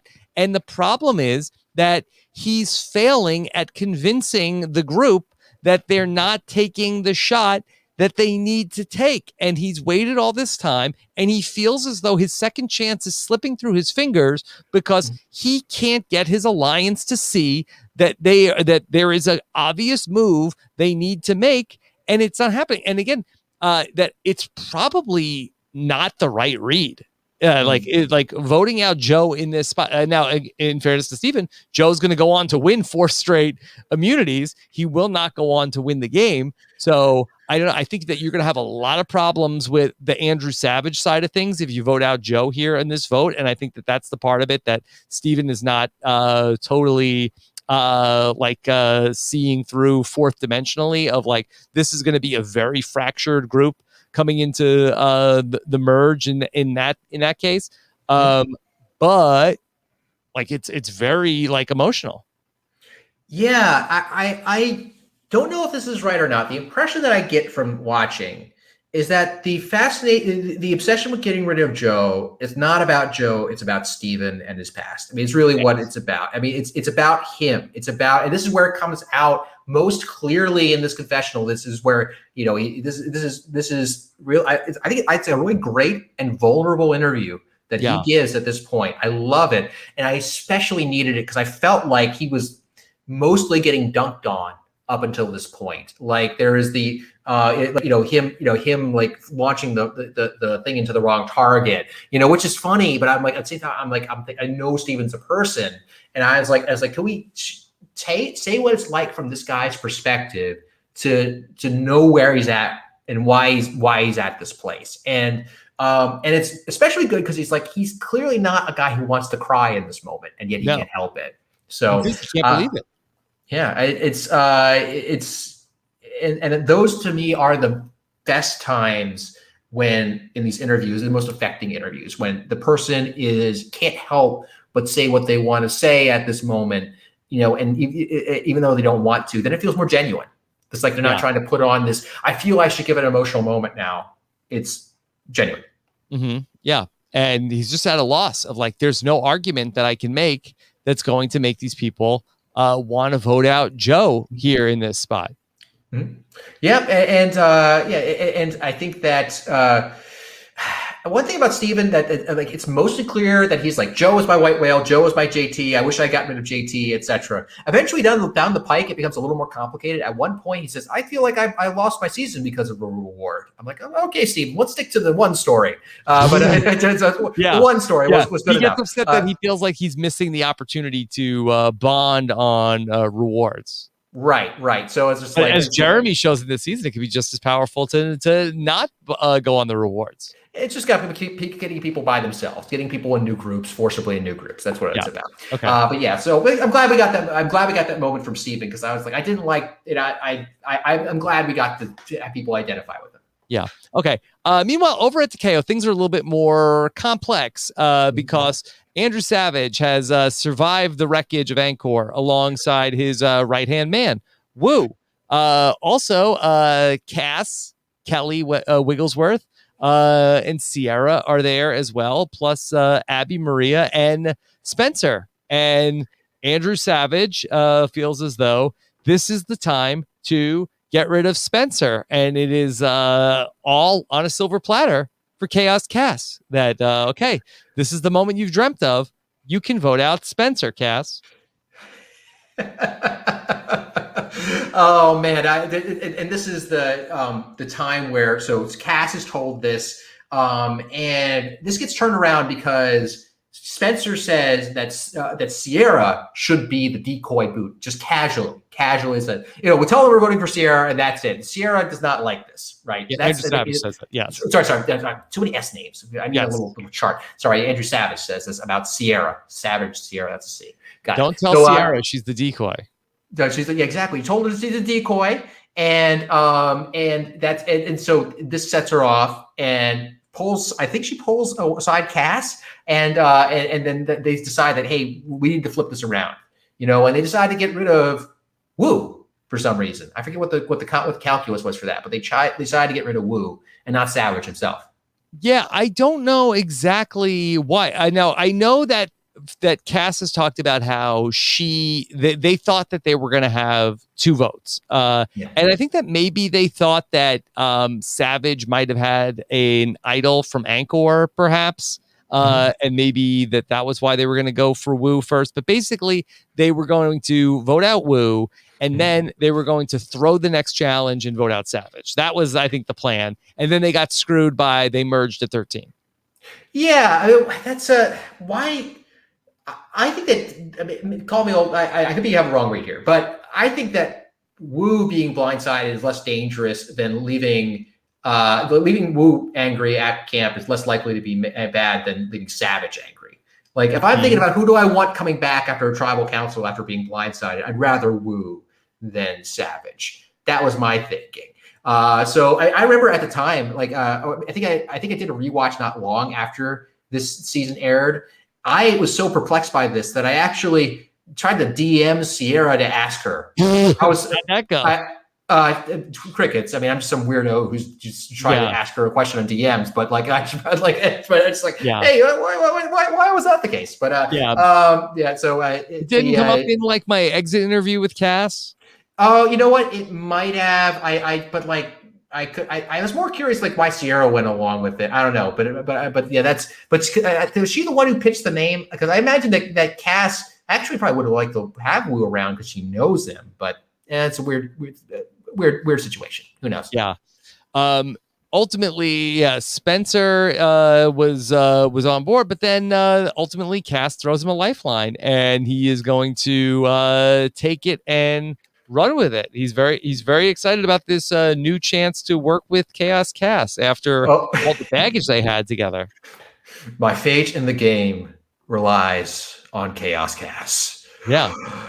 God help me. Is that what it says? Or the merge vote, the vote or something?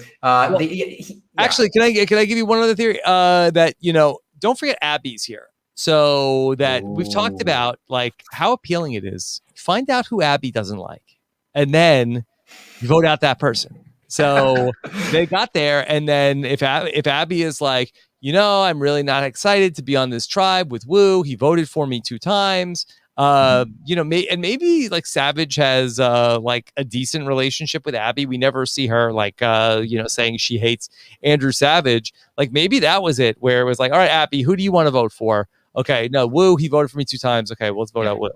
That's good. That's a good hypothesis, because this is the point where they pull back on Abby for a while. Like, we got so much Abby for the first 4 episodes or so. So like, I think this is the part of the season where there are votes for which clearly Abby must be involved or have strong opinions about, but we do not hear them. So I forgot that she was there. One thing I took away from this is that Spencer is completely taken in by the plan to get rid of him, like by Savage's plan. Like I can put myself in this position. Like, he has this great conversation with Savage. He thinks it's genuine. He wants to stick around. And Cass tells him Savage really wants you gone. He's like, oh, really? Well, when did you have this conversation? And because he's probably convinced that, oh, no, that must be old information because I'm getting along with Savage. And then the Cass drops news. No, it just happened. So he's excited to be around, but very clearly is hesitant over the fact that he is now putting his fate in the game of Cass, which this might be a good time to talk about, because this is the first time they're back together, right? These two. And I know that in the season, Spencer chided Cass for votes for moves that he said were stupid. I wasn't privy to social media at the time. Did this bubble out in real life, or is this just the game No, I being think bubbled over. it was kind of real where, they sort of like did not get along in the game. Cass is also one, she likes to dunk on Spencer. Spencer, it's a little bit of like the Charlie Brown trying to kick the football with Lucy. She likes to take the football away from him. She liked to, tease him. He, would take the bait a lot of times in terms of it. But, when that season was coming out, that they like Spencer, Cass, and Tony like got into like a Twitter feud before the season started. And we were just out here being like, what are these pre-merge lunatics? They must have like fought on the pre-jury trip this whole time. Little did we know they'd be in the Final Four. I heard, wild. And did they do a social media blackout in 29 as a consequence? And that's why and they didn't let anybody post on social media in 29.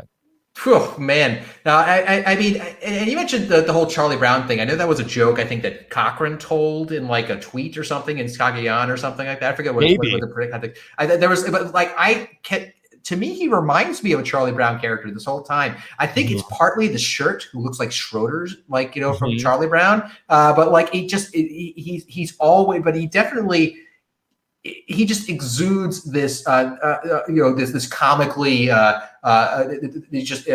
comically put upon character all the time, and so just I can see why expressive, like yes, okay, and then Cass knows how to get him wound up. This was, in hindsight, a brutal move here. That they really get hosed. Cass will immediately pay for making the wrong decision.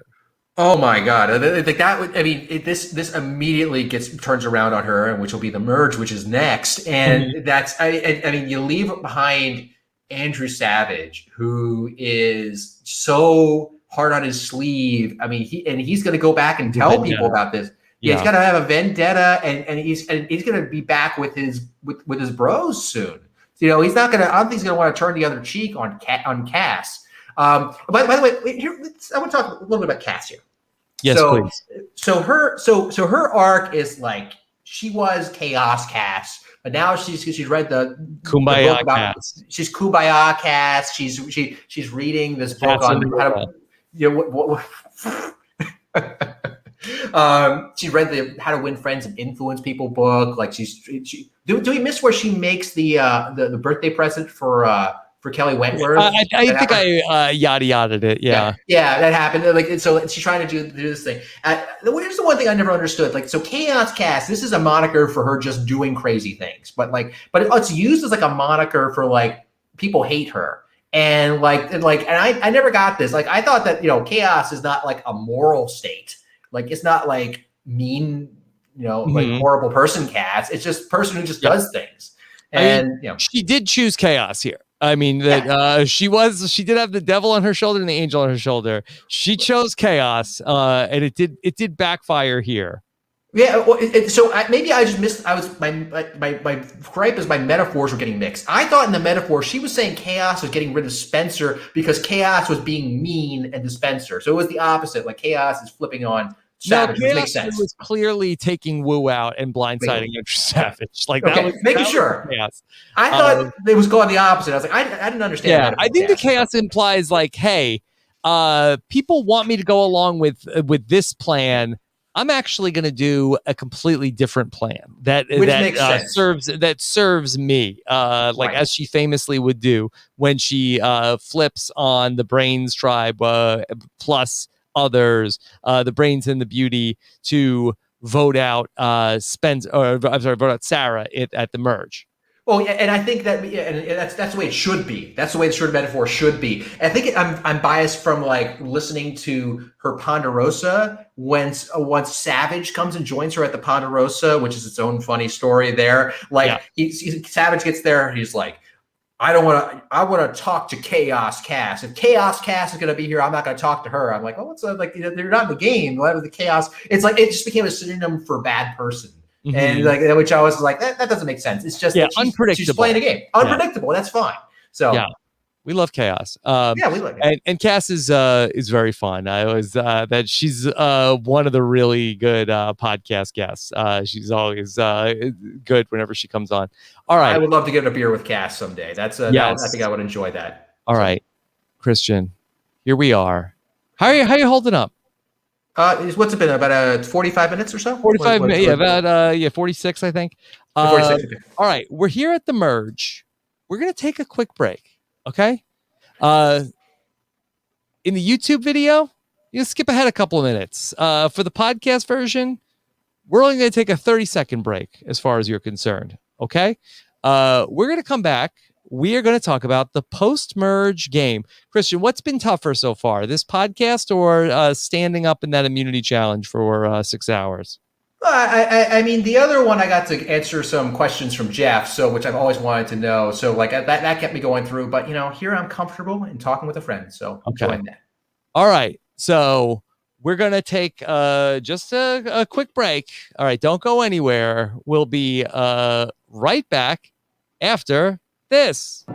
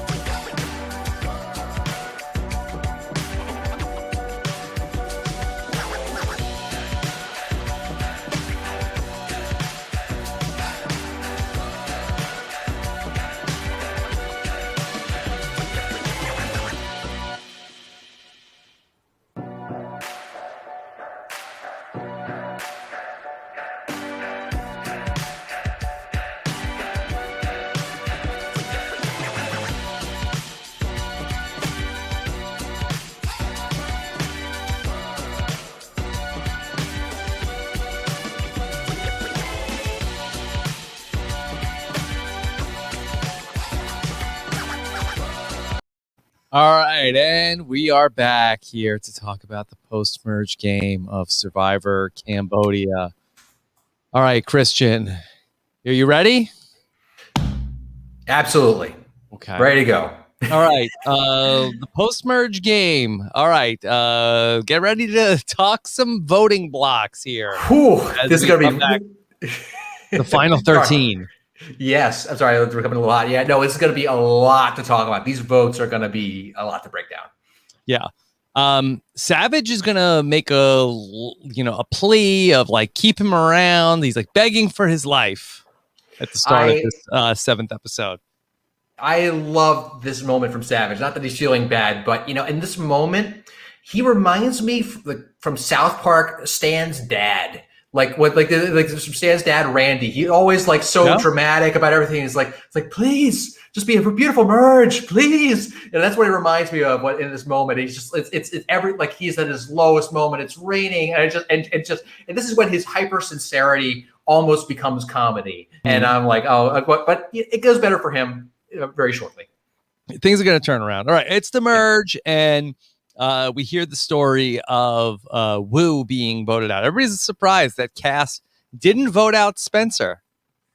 Yeah, and they're at the merge feast, and she has to kind of reveal like everything that went down. And this is something that's kind of important. I mean, she'll not often get to see is that at the merge, a lot of people are meeting up for the first time, and we're going to want to know. They're speculating like why votes went down the way that they did, and this is your time to frame that. I think we saw that in Winners at War with Denise Stapley. Is like, well, I slayed the queen. It's sort of thing. But it's an important moment because if you handle it badly, you can get targeted. And I think that this does not go well for Cass. Yeah. Well, the thing that I realized on this rewatch, like Cass and Sierra were not really DOA when we got to the merge. Like they had a shot at this thing, and we talked about the new Takeo, which ultimately is pretty important here. That is Cass, Sierra, Kelly Wentworth, Joe, and also Keith Nail. And now they have Spencer potentially. That gives them 6. If they could get somebody else, they could beat out Old Bion. Yeah, I mean, she's not dead yet. What happens is the Tasha blow up, I think, is what really will throw this off in a little bit. But yeah, it just. But I remember. Before we get to that, I'm sorry, and Abby, and Abby Maria. So they've picked up a couple of people from New Takeo. So if they can get Joe and Spencer to hold, if they bring back Keith Nail, they have Abby Maria. That gets them to 7. Yeah, I mean, it could happen. I don't think she's. She's still alive. It's just that that Savage. That thing is. I mean, Savage has some pull with Jeremy and Joe, which I know are not in that list, but like I think that it starts kind of I think that later on there should be that blow up with Tasha that makes sure that things she becomes toxic. I think is what happens. So I mean, it's interesting because we have Joe and Spencer who are kind of in the middle. They could have gone either way, but I don't know how real it was that Joe was going to go away from the Savage and Jeremy side of things. I don't think so. I think there was some comfort in those guys sticking together. Although now this is also the part where Joe is close with Kelly Wentworth from their time on that was it New Takeo or New Takeo? Yeah, from New Takeo and then also on New Bion. New Bion. This is not hard to track at all. But that's an important relationship. And then now that we're going to start Kelly Wentworth peeking her head up a bit soon, this is where those relationships that Kelly Wentworth was building on her swap tribes will come back to help her. So I think that you have someone like Joe who's now bonding with Kelly Wigglesworth at this point, and also has some tight things with Wentworth. I think he sees paths that do not involve Cass. Yeah. Also, at this point in the season, the weather is going to start to turn. Really, this whole middle of the game, we're going to see like really brutal weather that's going to really take a toll on the survivors. It's not disastrous here at first, but everybody's in the shelter, and Steven is going to tell a poem here, Christian. And I had wondered back in our Survivor Token Chains rewatch, was Steven inspired by Coach reading a poem at his final tribal council? I never thought of that. I honestly so the poem he read was God's grandeur, I believe. Yeah. That was what it was. I looked it up. It's by Jared Manley Hopkins is what I looked it up. I honestly like, even though the thing was kind of played awkwardly with a bit of the dodo music when he's reading the poem. Yeah. I like this. I like that he did this. Too often people are kind of boiled down to their survivor role. And I like it when people take in something new from their personal lives. I mean, Steven's a writer. He knows poetry. It's not some affectation. Yeah. So it's like, I like that they were showing this whole thing. And now eventually he starts talking about the three witches from Hocus Pocus. We'll get to that. I forget which one.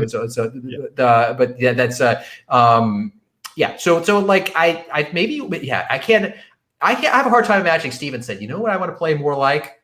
Coach. Mm-hmm. That's what I want to take away. It was a tribute to his mentor.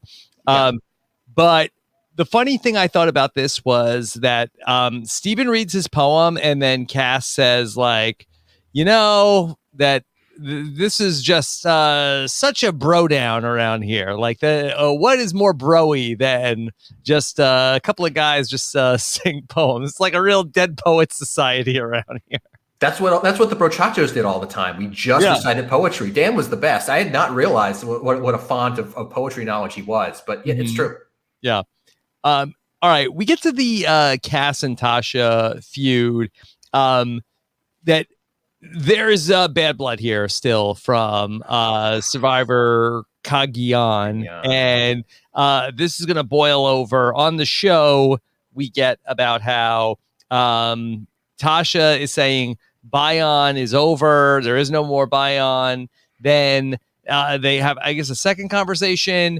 She says, you tried to tell me Bion is over. Like, well, I wasn't going to tell you what really happened. I wasn't going to tell you the truth. And this escalates. Yeah.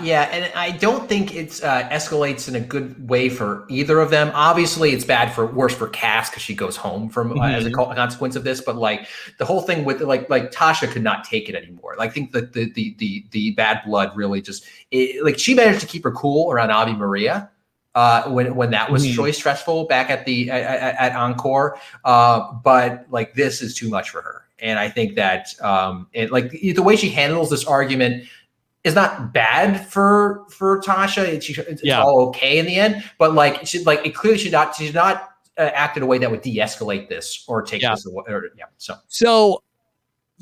don't know. Do you feel like that there was like lasting ramifications for Tasha after this? I mean, let's try to think about, because who would be the people who would be mad about this? So like, obviously Sierra, because Sierra and Cass are sort of tied at the hip. I guess the one thing that I have a question about with this season is, why did Tasha get left out of the vote where Spencer, Steven, and Jeremy vote with the witches to vote out Kelly Wigglesworth? Why didn't they include Tasha on that vote?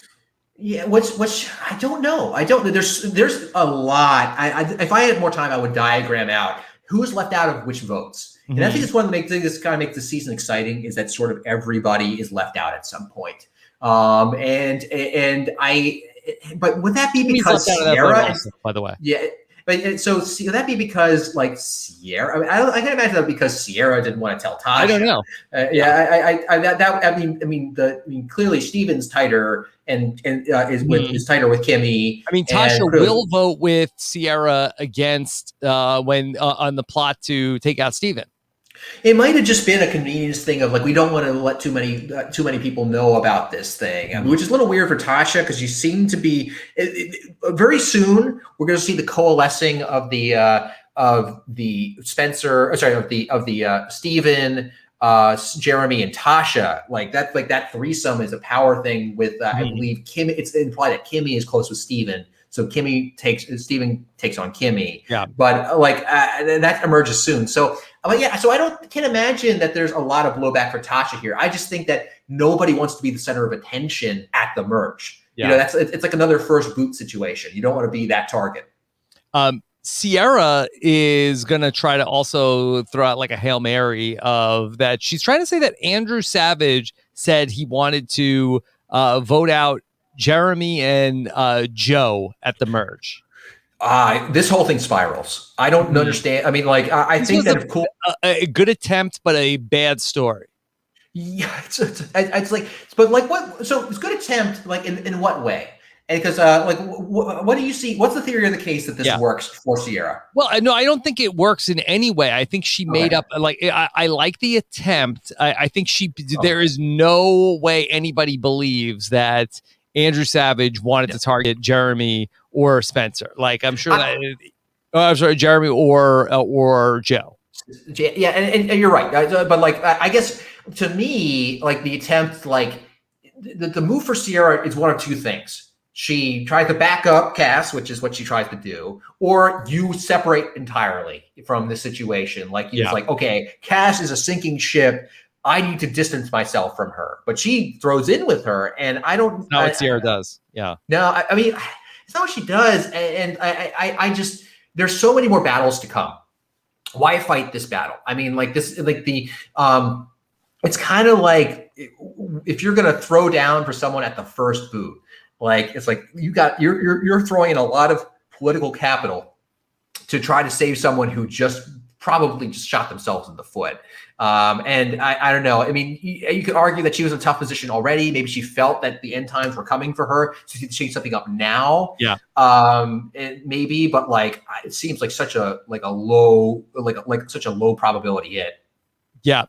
I think that Sierra's takeaways from Blood versus Water is, hey, like, don't just like, really, I guess that she doesn't play like a Kelly Wentworth game, where a Kelly Wentworth game is going to sort of like be, I'm going to like lay in the weeds and I'm going to like wait Kelly Wentworth is an assassin.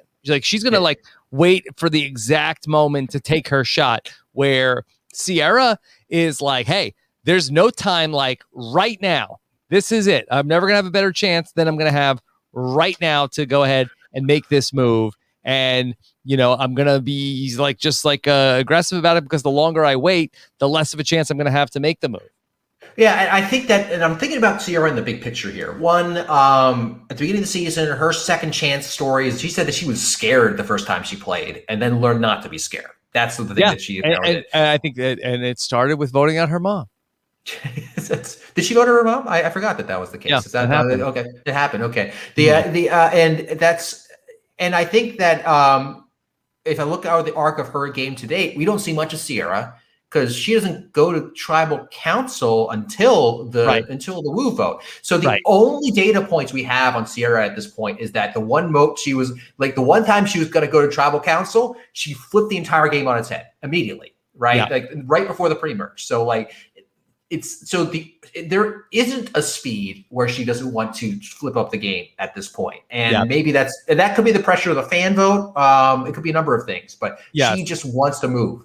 Well, I think that for Sierra, I think she can sort of like look at the numbers and say, oh, okay, that old Bion has the numbers, and her and Cass are persona non grata. They have offended Andrew Savage, who's sort of like the patriarch of that group. And so if they don't take their shot now and get one of the Bion group to turn on each other, they're just going to get picked off. So I do understand what she's trying to do.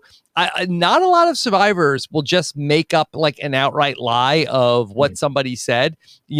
It's kind of wild, but I think it's probably there's some effectiveness to it. But it was just the wrong story to tell, because nobody's ever going to believe that. Like, I think that maybe they should have gone with the story of like, by the way, Andrew Savage was groveling to us this morning about how he wanted to be on our side and he would have done whatever we said, and he didn't care about working with you. But just to say that he's going to be like voting out Jeremy and Joe.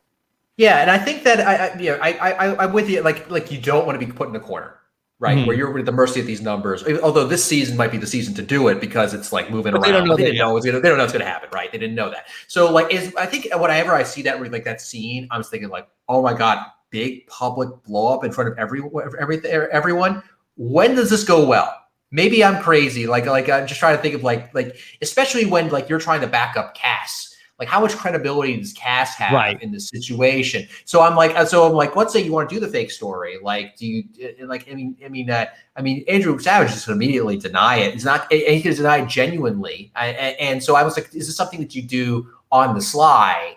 You know, you pull people aside. But like I said, it's a big scene, and you're the center of attention. So that's where I was kind of like, that's where I was surprised. Like, oh wow, Sierra is like in. Like I maybe it's just me. If I see a big scene happening, the last thing I want to be like, I want to insert myself into this right now, which I guess speaks to her courage in the moment.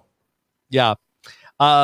Ultimately, there's going to be a vote split here. They're going to put 6 votes on Cass, 4 votes onto Sierra. Kelly Wentworth is going to join up and vote with the group. She talks about this I think at the reunion show, it must be, where she talks about that she was tight with Joe and Keith from the second version of Takeo, and they, because she voted with them, they told her at the next vote it's going to be her, or strongly implied it was going to be her. There's going to be Sierra at the next. That it was going to be Kelly Wentworth. That's how she didn't play her idol, because she was going to, again, Kelly Wentworth is an opportunist. She's going to like, all right, where are the numbers going? Let me like throw my lot in with the majority here and stay in the numbers. Right. And I think that's Kelly Wentworth did the thing that I think imagining Sierra quote unquote should have done in my mind. Obviously, it's easy for me to say results oriented thinking, etc. But So like she does exactly the right thing. I have in my notes at some point. Savage says, "I will never forget what Sierra has done." I forgot what the context of that was. She said that he was going to vote out Jeremy. Jeremy said, and like, Joe. I'll never forget it. I was like, oh my God. Like, is this ever character? Wow. Oh man. That's so it ends up being a cast down the line kind of thing. And there's a big blow up at Tribal Council. Like it really, between like Tasha and Cass. And I agree with you. There wasn't much actual blowback on Cass. It's on Tasha from this in the end. But I was like, anytime you're at these situations, do you really, especially at the merge when everyone's finally together, do you really want the attention on you? I guess that Cass was just very good. I think she's a very good instigator. I think that's well known that she's very good at that and pulls people in. Any parallels between this merge situation and then Elizabeth going out at your merge? Actually, yes. In terms of the way the Tribal Council went down, there was a lot of crosstalk, a lot of emotion. Hey, make a big move. Yeah. I mean, Elizabeth had a big move that she was on the block. So what's she gonna do? But like also the talk at Tribal Council, like Carl got off they started talking, and it's like, I've closed my mouth for too long about Elizabeth, and like because they did not see eye to eye. I think it actually goes back to it's not even the. I talked with Elizabeth recently. I was curious about these sorts of things, and she thinks that it actually goes back to the original vote at our David tribe when we voted out Jessica P, where we left where Carl was in the minority, and I think that Elizabeth never repaired that damage, and I think that carried through for a long time. Close, so she was like a daughter to him. Yeah.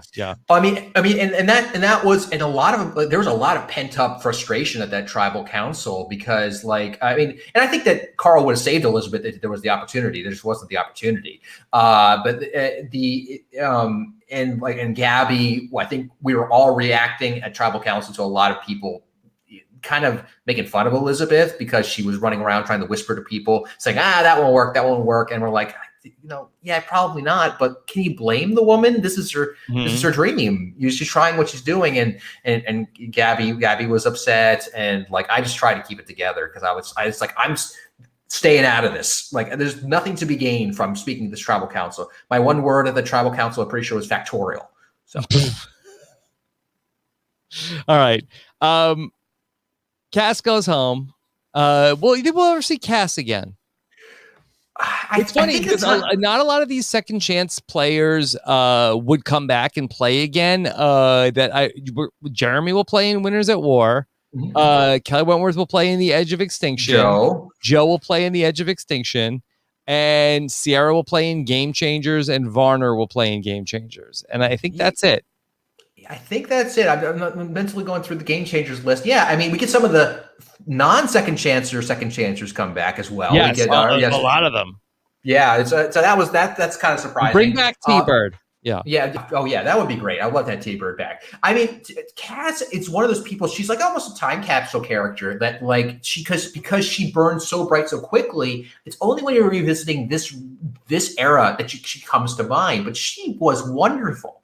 Like, I'm not necessarily a person who wants to see the villain characters come back. I like them fine, but like she was such a compelling foil for some of these characters that, like, she was such an obvious vote for me. And I think the problem with someone like Cass is that when your second time is not like as bombastic as the first, I think production said, we kind of got the Cass that we wanted to see. And if Cass comes back, nice Cass is not as fun as Chaos Cass, so if she were to come back, I hope we get a little bit of the Chaos Cast again because it's more fun to watch.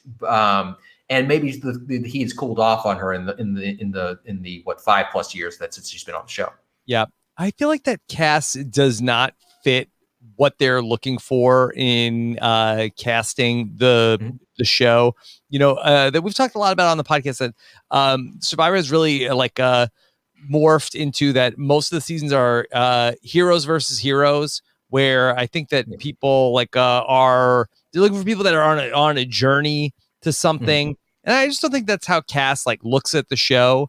And so I don't know if that's necessarily I guess I'm thinking more of a Cass type than specifically Cass herself, who has a pedigree of these 2 seasons, but I just don't think that we get a Cass on the show anymore. The closest I think you're going to get is a Natalie Cole. In that I think that they are of a similar character type where they are where they are women who will say how they feel, who are very observant.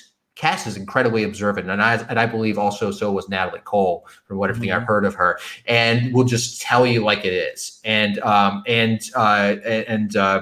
Cass, I think, is a little more. She's trying to stir the pot more. That I think Natalie just that's the way she operates. So if you had a Cass, and Cass is a lawyer, she's very successful. But if you had someone with the personality of Cass, but was like an Olympian, right? They're a hero in some way that is sort of objective and professionally oriented. That's how you get a Cass.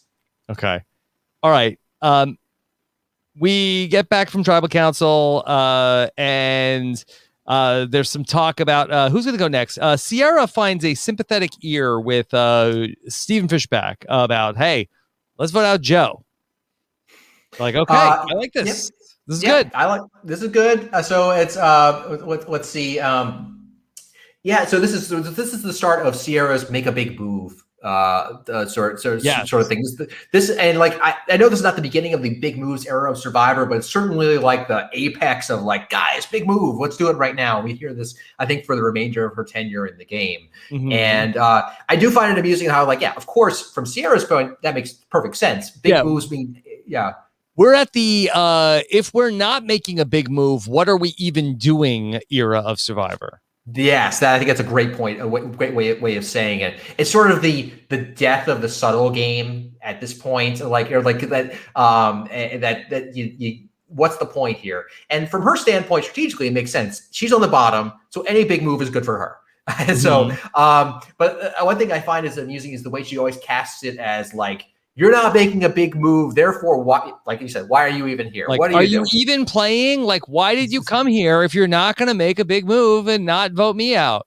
Yeah, and this is also the beginning of the voting blocks narrative here. This is when it really starts to take over, because now it sort of starts as almost an excuse that Steven can give to say, hey, guess what? There's no top and no bottom. There's no top there. It's all so fluid. There's no hierarchy here. And so it's really just a rhetorical tool. So that way Steven doesn't be like, there's no bottom. And Sierra's like, what are you talking about? Of course there's a bottom. There's always a bottom. So it's like, no, you're not thinking fifth dimensionally on the voting blocks level yet. Yes. So Do you think that Steven brings this up narratively to then, like with the intention of, and at the final tribal councils, to be able to sort of like, he sort of like coined this phrase and sort of like frame the whole season this way. And then if he gets to the final tribal council, he could talk about how like basically like he's the person that really like set this whole narrative in motion. I think it's exactly what he's doing. I think that, and from remembering from Steven's exit interviews, which are always canon, he also, the thing that I think that was very smart, it's not even just about the strategy literally being about voting blocks, like that this is the way that things should go. It's about naming it something so it becomes less scary. It's not flipping. It's not being disloyal. It's embracing this new form of the game. Ooh. It's like a branding exercise. So him saying it over and over and over again, and Jeff is more than happy to repeat it because it means more exciting show. It makes it less scary and people are willing to jump on board. Should more survivors do this? Yes. I mean, did you do this? I wish I had. Yes. The best at this was Mike. In terms of by Mike White of my season, a lot of survivors about narrative ultimately, and I think that Steven keenly understands this. He's always the guy who says everyone's the hero of their own narrative on the show. I think that Steven bought into it a little too much. I think that he focused on his own narrative about the whole JT thing, but it is a powerful tool. And the narrative of my season was, hey, Christian's the ultimate David, he's got to go. And that was not helpful for me. So Steven saying, hey, let's take this scary thing and make it palatable, because this world where everyone's voting in different ways benefits me. He's shaping the battlefield to a game he's better suited for. And I think that and more importantly, if you're not playing that game, someone else is. Yeah. What else did Mike White do besides saying that you were the David who people were going to root for? He had a thing where Carl, like he would say Carl had like a menacing presence right around the time he was the Godfather thing. He would sort of try to float that narrative. I didn't buy that narrative. I thought Carl was more relaxed. I think that Carl's just, he's smart, but I don't think he's menacing. The Godfather. He called Allison Wonder Woman. Like Allison was Wonder Woman. Like he was just, his branding was very effective. And they would stick with people, and like he would even make joke about people who are on the production staff and who were around camp, and I'm not sure they enjoyed that. But when he was sufficiently witty that when someone tells a joke that you really like, there are a lot of people who just want to retell that joke, and well, if your joke is about something that you wish were true about the game, if the joke is Allison is such a threat and everyone else is repeating that, well, guess what? Allison might as well be a big threat, and she was, to be clear. But that's something that I think some of the narratively minded players like Steven do very well, and I think it was intentional. Now. I will say, I don't know how much he said. Very powerful tool that somebody could use to give a person like a nickname, and then if you repeat it enough, then it sticks, and then people start to think that about that person. That's very Serene did this too, right? She did it more like what was the lumberjack lady when she was talking about it, Tina, Timbertina, right? It's sort of like that was often used as an example of how you take someone from being a person with an identity to a character that or a non-identity that you can take out. So some people have the gravitas, and I think in this case Stephen did, to get people to start talking about it this way, and I think it helps the show wanted it too. Yeah. All right. We have a reward challenge where there's going to be a group where Kelly Wigglesworth, Kelly Wentworth, Kimmy, Joe, Sierra, and Keith. They go on a reward, and Sierra is trying to pitch the reward group. Hey, let's make a big move. I don't even remember what the big move was that she wanted to do. But meanwhile, back at camp, Steven having a low moment about not so much that he missed the reward, he missed the opportunity to strategize at the reward. was this a reward where Keith was on the tuk-tuk? Is that is it the tuk-tuk? So we're in episode 8, right? Because they go in to get coffee. Is that? I think that might be where Keith's on the tuk-tuk and he's driving it around. Yeah. So I'm sorry to make sure I have the thing in my head correctly. So who was at this reward? Was it Joe and Keith and Sierra? It must be that one. Yeah, so that's the one where Keith drives the tuk-tuk. That's like the first memorable thing I remember Honestly, Keith doing in the show. Keith Nail is not really to be seen in this Survivor. I mean, Keith Nail, let me give you the Keith Nail recap for the season. Yeah, the finale, he shows up a lot. But like leading up to that, Keith Nail says going on Survivor is not fun. Going on a cruise is fun. Gonna playing golf is fun. What else is fun? That's it. That's all. There was one other thing that was fun. But Survivor's not fun. Then he drives the tuk-tuk. You call Will Hall. He drives the tuk-tuk around. Yep. And then really Big D comes. He goes to the temple with Kelly and Spencer. And then he beats Joe when Joe gets voted out of the game. And then he opts to stay in the game instead of letting Kimmy go to the house. And then Kelly Wentworth gives him a fake idol and he doesn't do anything with it.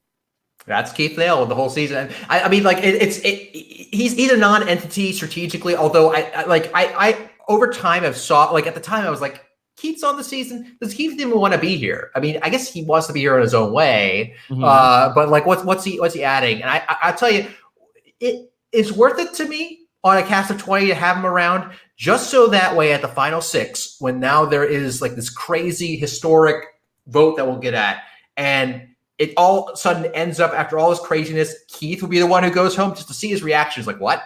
It's good for contrast when you have a season of a lot of hyper strategists. You have one person who's like, whatever. Well, when I listened back to me and Josh Wigler talking to him right after the finale, that he was basically saying he's like, I thought they were just making up rules on the spot. I didn't think that they were really like, but there's one point where he wins the reward and they ask him like, who do you want to take to the temple?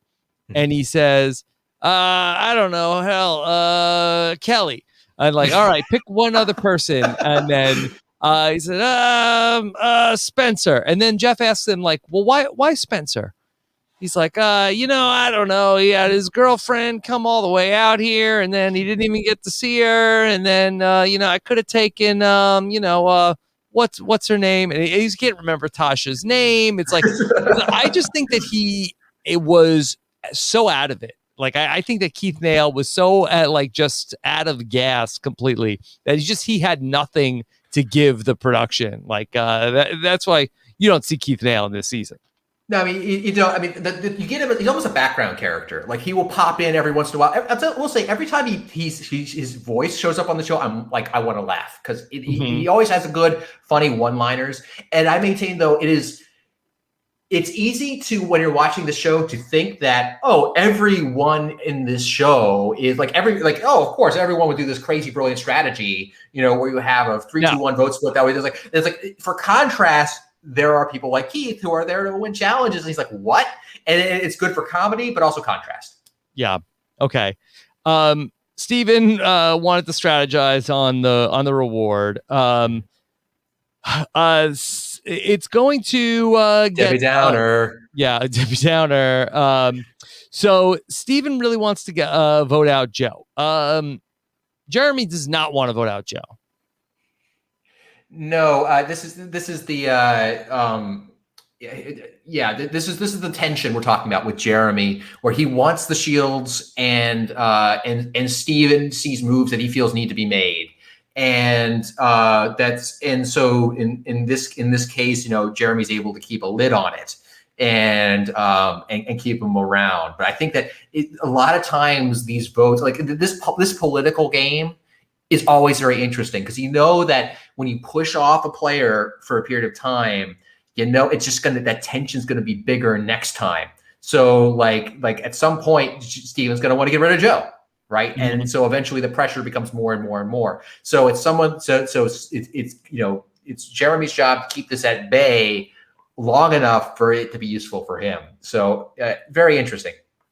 So ultimately, Andrew Savage is going to go back and tell Joe, hey, Steven wants to get you out. And, for both Andrew Savage and Steven, or Andrew Savage and Joe, like it's a, it's a one-sided rivalry. Like I think that there should be like a diagram of like Andrew Savage has a one-sided rivalry with Stephen Fishback. Like I don't think Stephen Fishback has any idea Andrew Savage wants to get rid of him. Stephen Fishback has a one-sided rivalry with Joe. Joe has no idea. So he's like, what? Steven? I thought he liked me. Yeah, it's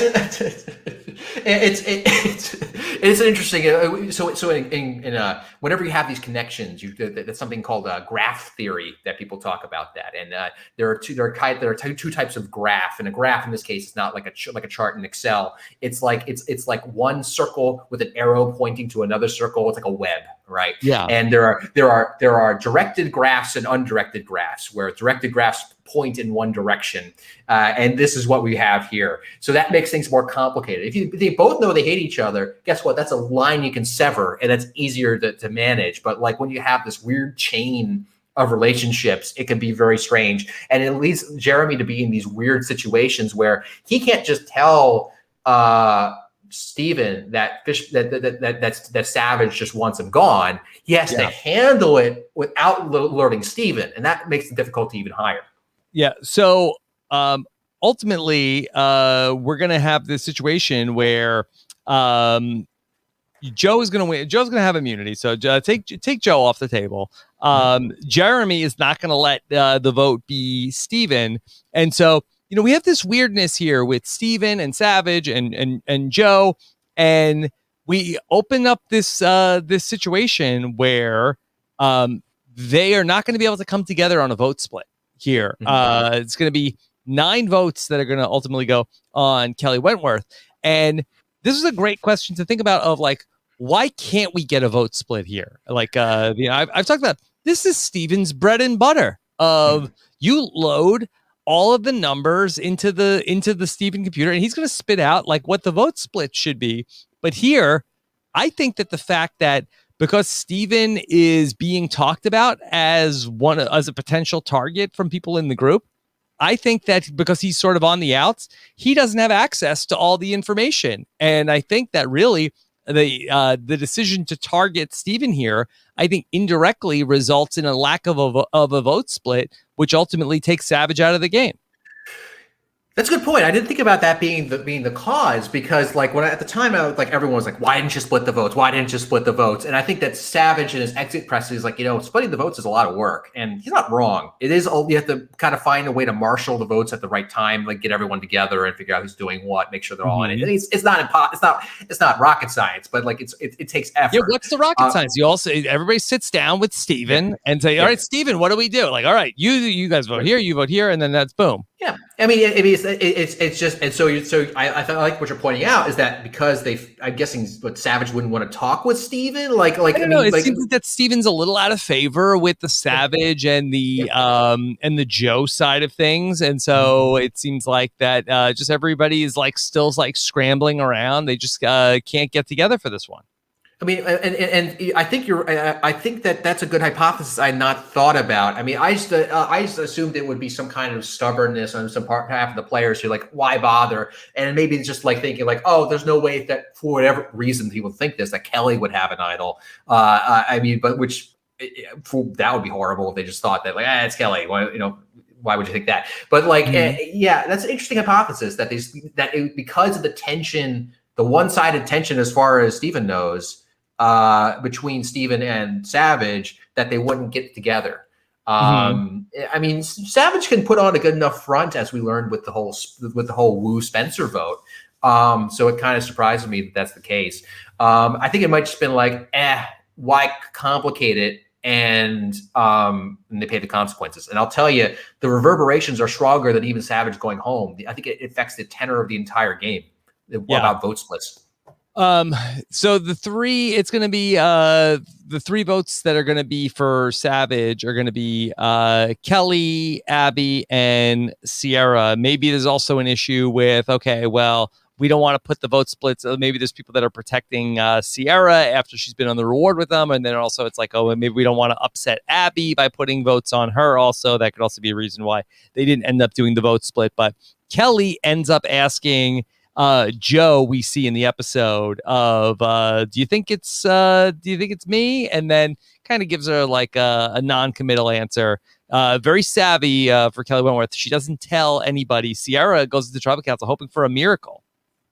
Yeah, this is again this Kelly Wentworth not being in this situation to get the information if she didn't have this close relationship with Joe.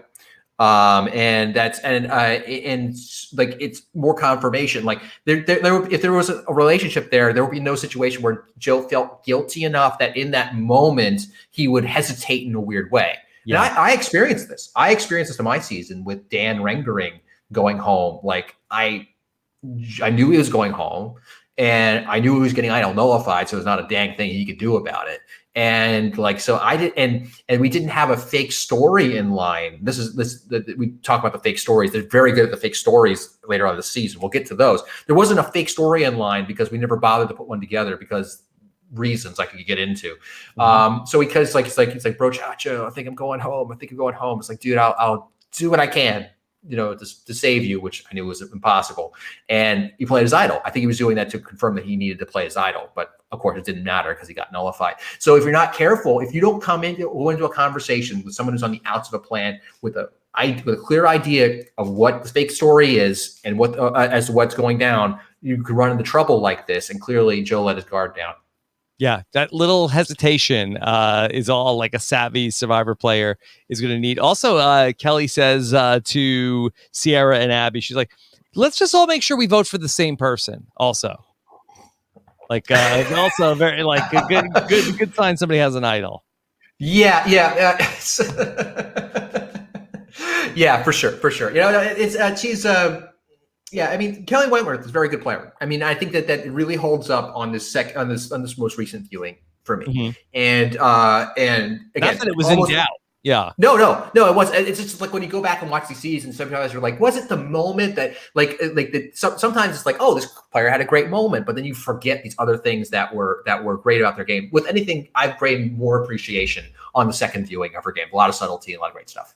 Yeah, if anything, I think the thing is that to the viewers, it was clear. To the players that were out there, I don't know if they knew how good and how dangerous she was. Oh, another good thing about what she did is that's a good thing for her. If people knew that immediately, then even as late as the final 6, Jeremy says, she doesn't have an idol. And that could just be because Jeremy found an idol and assumed that maybe there's no other one. But, there's sort of like a dismissal of her even at that point. Now, I think but at the end, it's very clear that she needs to go or she's a major threat to win. Yeah. Okay. One of the all-time iconic moments, Kelly Wentworth is going to play her idol at the tribal council after Sierra is really grandstanding at the tribal council. Steven is going to talk about the voting blocks also here. There's no hierarchy. There's voting blocks, but Abby, Sierra, and Kelly feel like they're at the bottom. All right. There's also an interesting moment right before Kelly plays the idol where Kelly talks about how they are at the bottom. She said somebody came to her today wanting to make a big move and then and didn't do it. And Jeff said, well, why don't you just out the person right now that told you that? She's like, well, maybe I might be here tomorrow and I want to work with them. So good signal that Kelly Wentworth knows she's going to be safe tonight. Yeah, I don't know how to think about some of these things. I mean, like on one part, yes, you're right. So there are these signals. I remember Steven talking about a weird signal, like that she bothered to help clean the rice, even though she's going home. And I think Kelly Wentworth didn't register that. She thought this was sort of just subconscious. But I mean, so there's maybe these subtle signs. I mean, honestly, there are these signs sometimes, and they're hard to pick up on because everything is already weird. You're on Survivor, so things being a little more weird, it's hard to pick up on, but they do exist. But at the same time, another thing good, another thing that's good that Kelly does is she's very sharp in how she handles her arguments. She likes to, you'll notice she'll like to turn people's own words against them. And this happens on future tribal councils. And so she's very quick to in how she reacts about these things. And so not outing Joe, you're right, it's a signal, but at the same time, it's very sharp in how she delivers. Okay. Kelly Wentworth gets up and plays her idol. It's a great moment. 9 votes nullified here by Kelly Wentworth's idol. It was exciting even on this later watch. It was still very built up wonderfully and so much fun. And no one knew. Everyone was surprised. And that makes it even more exciting. Sierra is just like, even I didn't know. So yeah. Andrew Savage, I think he takes it pretty well at first. And then Abby Maria ends up really turning the knife. She says to him, "You made it to the jury." Then he turns around, gives us her finger. Flips her off. Oh, man. If there ever, I think another Abby rule is that if there's ever a time where she feels aggrieved and she has an opportunity to turn around to that person, she will take it. Consequences be damned. But that's and Andrew Savage is just the perfect foil for this is a perfect target for that because of course he's going to flip her off as a consequence. Oh man. I will say, speaking of Savage, I have to say when you talked about how Jeremy turned Savage around from wanting Steven out. Another good thing for Jeremy that it wasn't just like he wanted Steven out and Jeremy's turned his head. Savage said it was disgusting and diabolical. Like he felt very strongly about it. And Jeremy managed to get him sort of begrudgingly to agree to go along with this plan. So it's so good on Jeremy in that moment. And I'll tell you, we got a lot out of Savage on this on this return. I didn't say I didn't expect a lot from him. He never stuck out to me when he was coming back. I was like, that's a character that's going to be interesting on TV. He was a guy that's got screwed, in my opinion, his first time. But now he came back and he's a person. If I saw him again on a season, I actually would be like, oh, now after watching this, he kind of like Abby Maria in very, very different ways. Can't help but be hyper sincere and have strong reactions to things. So it made for good TV. Yeah. He's gonna have drama, no matter what. That he has a very as you pointed out, a very specific way he sees the world, and that his worldview is going to clash with many of the other players, especially new school Survivor players. Yes. So if there's ever a second chances, I think he'd be a great candidate. I'd like to see him play again. Yeah, but I think that ultimately, he's a relic from his worldview is not simpatico where the game was in Survivor 31, and even less so with where we are today, where it's not necessarily all game body. There's definitely still the social game is still important, but the skill sets he brings to the table of just unquestioned loyalty and bringing a group to the end, that's not it. No, and that's I communicated poorly. What I was implying was second chances is my pitch season, which is all the people from second chances and the vote who need another second chance. So we're talking Andrew Savage coming back with Shane and Max Dawson. Who I'm sure production, anyway. So Stephanie Valencia that season, you'll be great on that season. Yeah, Michaela Wingle. Oh yeah, that's the season I want to see. And plus, people who went out early from this one, like Shireen and stuff. So that's the season I'm pitching. Second chance. All right. After that tribal council, we're gonna start branding the witches, the witches coven, if you will. Was it Kimmy or Steven who came up with this first? Obviously, Steven has named the witches after Macbeth. But I think at some point, I saw it the other way around. I feel like that Kimmy called them the witches, and Steven says, yeah, they're like the witches from Macbeth. Yeah, that's the way I remember it as well. Yeah, so that's so Kimmy names it the witches, and Steven runs with it, and again it adds this whole literary flair to it. So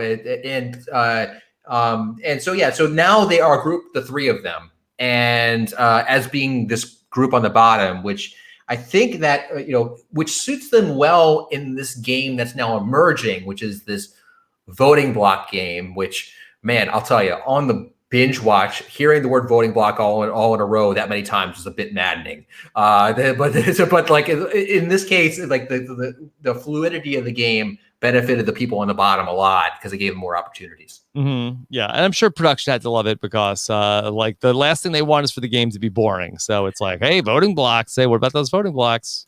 Oh yeah, I mean, you can tell like Jeff is talking about it at the tribal council, and even it's like, oh, what's with this game being now different? What does that mean? So like, it's almost like the seal of approval from the showrunners that we like this, keep going, and so like it gets in their head and it becomes canon. And so for the show, so yeah, they definitely love it. And here it's almost its best instantiation because it's all-star season. These people are there, and so there could be more chaos as a result.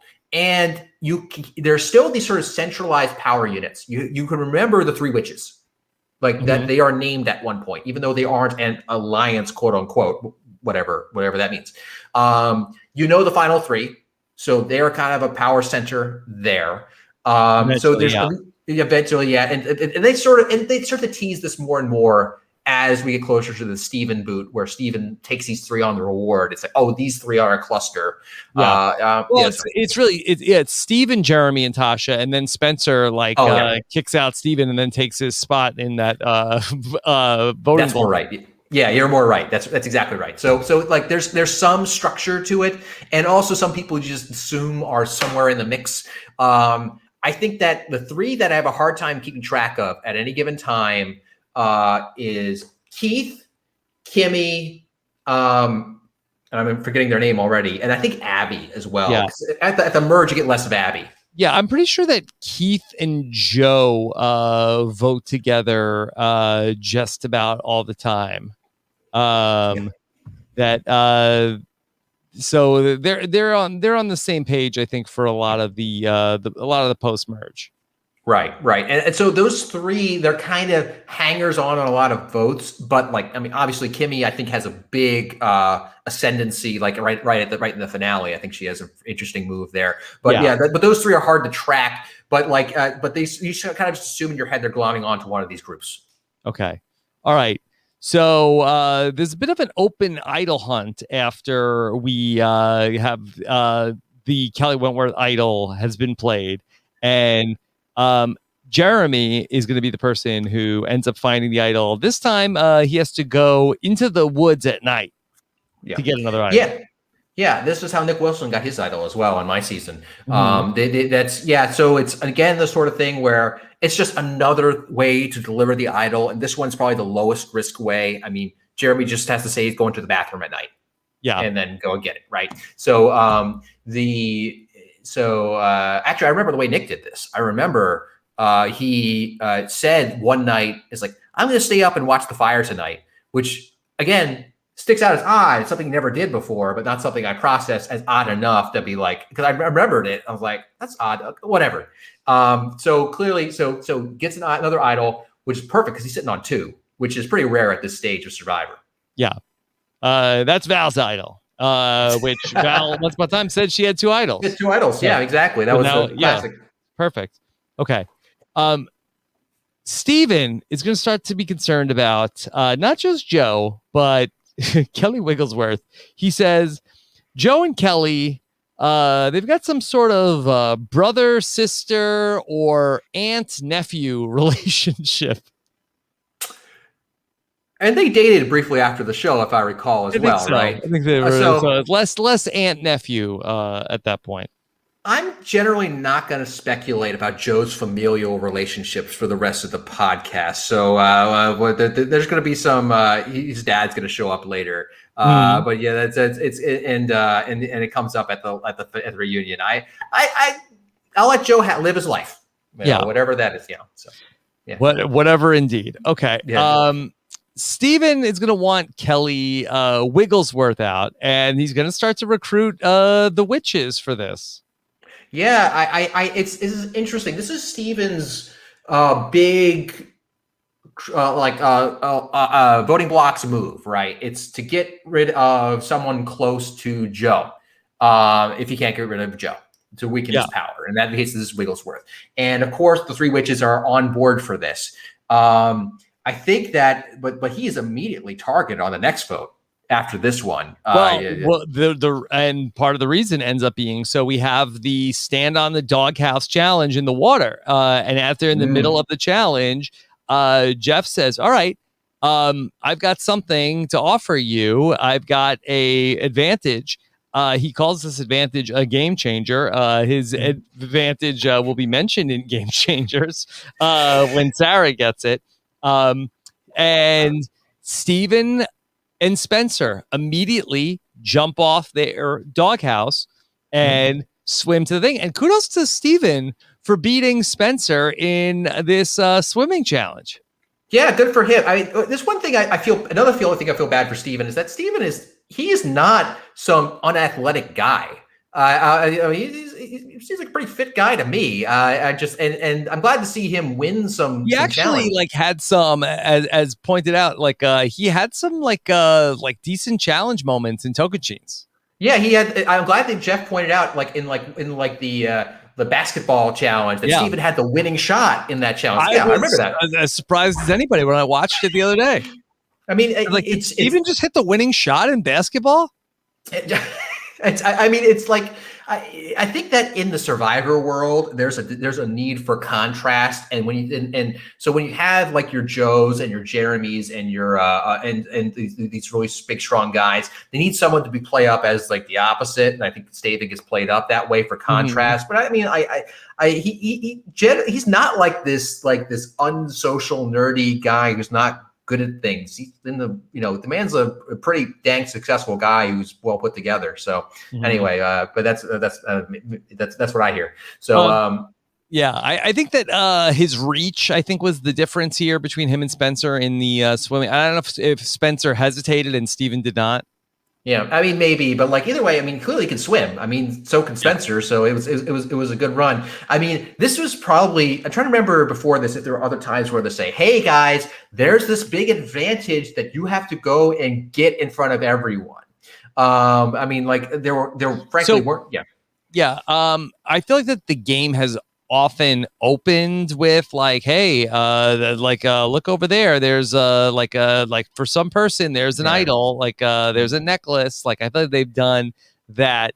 I'm trying to think if there's other times where they said like, hey, and if you're willing to, there's a game advantage over the yonder.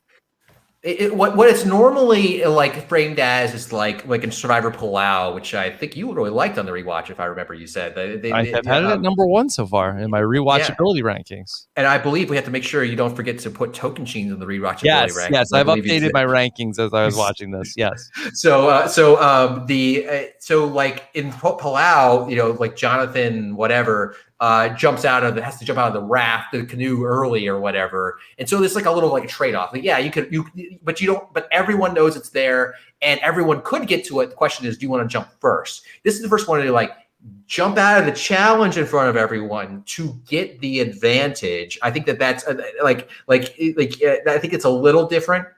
Whereas theoretically, everyone could have stayed in the canoe in Palau and wait until he got to shore and then ran for the idol. And same thing with I think it happens in Fans vs. Favorites whenever you get to that season. So that's I guess so. That's kind of similar, but it's such a I think Steven knows obviously that the major disadvantage is that everyone knows you have this advantage. And so I think there's a reason they have not gone back to this well very much. I'm trying to think of another time they've gone back to do this since, where you have to jump out of a challenge for an advantage. I'm trying to think off the top of my head. I mean, I wonder if it's because it goes so poorly for Steven here, where, okay, he is immediately targeted for having said advantage. And so I wonder if Survivor is going to like, okay, now we're going to put our advantages. Now you go to a ghost island. Now you are going to like have like we're going to hide more advantages around. Give you the opportunity to get advantages like in other, like go on a mission and get an advantage as opposed to publicly announce you have an advantage.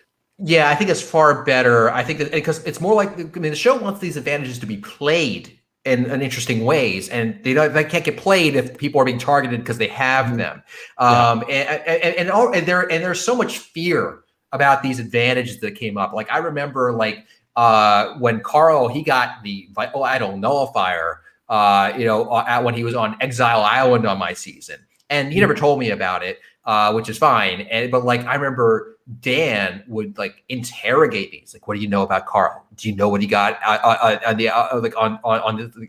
when he went to that island?" It's like Dan, I know nothing. I know nothing about it. Stop interrogating me over this advantage that Carl may or may not have. So clearly the fear was palpable, that especially when it's an unknown advantage. It's not like he has the vote steal, this is what it does. Who knows what this thing does? And that uncertainty is scary. I think that's a important thing. I think that Survivor really took that away from Steve, because I think the takeaway was, all right, Steven's mistake was he should have played it immediately because he got it. And so if you want people to be able to use their advantages at the right times, then you need to hide them having advantages. Yes, I think that's what they probably learned. I think that's the right way to do it.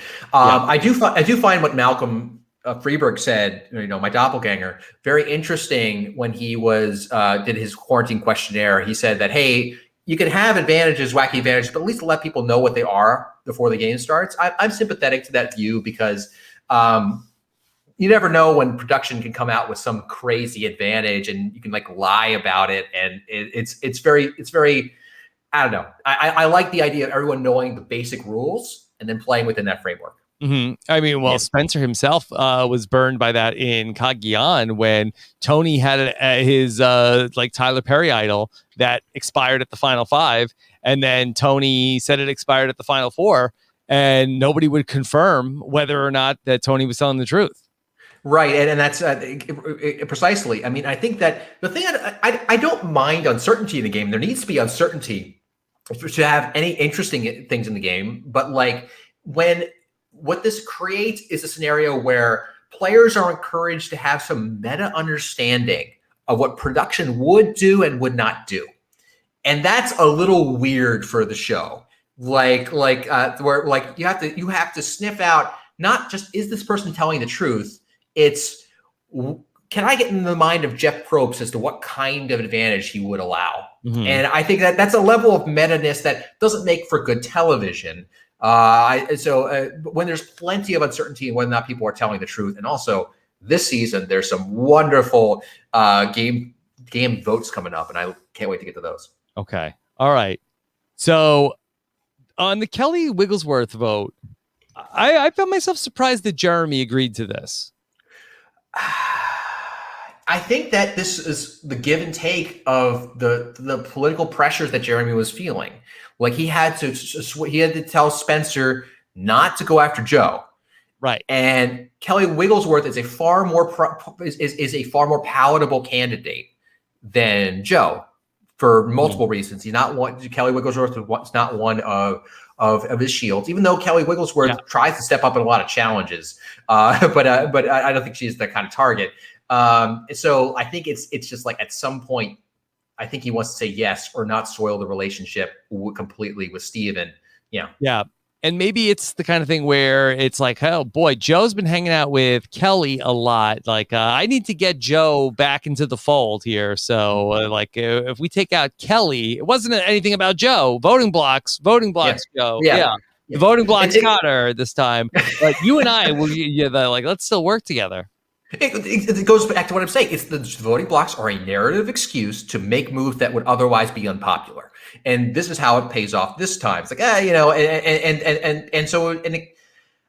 don't say it works here because Steven's immediately targeted thereafter, but at least that's the rationale. Yeah. All right. We're going to get more just terrible weather. It's like a downpour at Tribal Council. Still, Steven tells us that the voting blocks is officially now an evolution of the game. Yeah. And I think that there's a lot of truth to that. Jeff runs with it. I think that's just the thing that when I'm the rewatch this time and I'm binging it, I'm just hearing it constantly. I'm like, I get it. I don't need to be told again.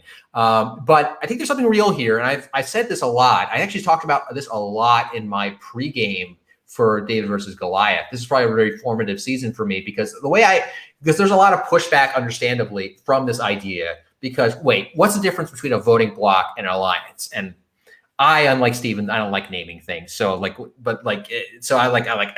a new name thing. Who cares? But what's talking about how efficient it is. Yeah, it is. I mean, no, he's right. He's right in how naming it. I'm very possessive about naming things in general. I don't like to name my robots, but I have to do it sometimes. But the idea of having because the idea of flipping on an alliance is not new. The only thing that is new is that it's now okay.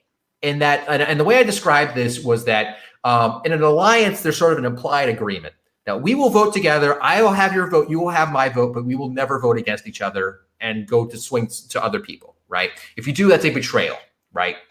Now, with the voting block, you've removed the counteraction like that. That there's no betrayal now. And as a result, if it's okay, then you've now taken these two people that are like molecules that were once bonded and they are now freed. And I analogize this to being like a phase of matter, that a solid can be melted into a liquid or boiled into a gas. And solids behave fundamentally differently than liquids. Liquids and gases now flow.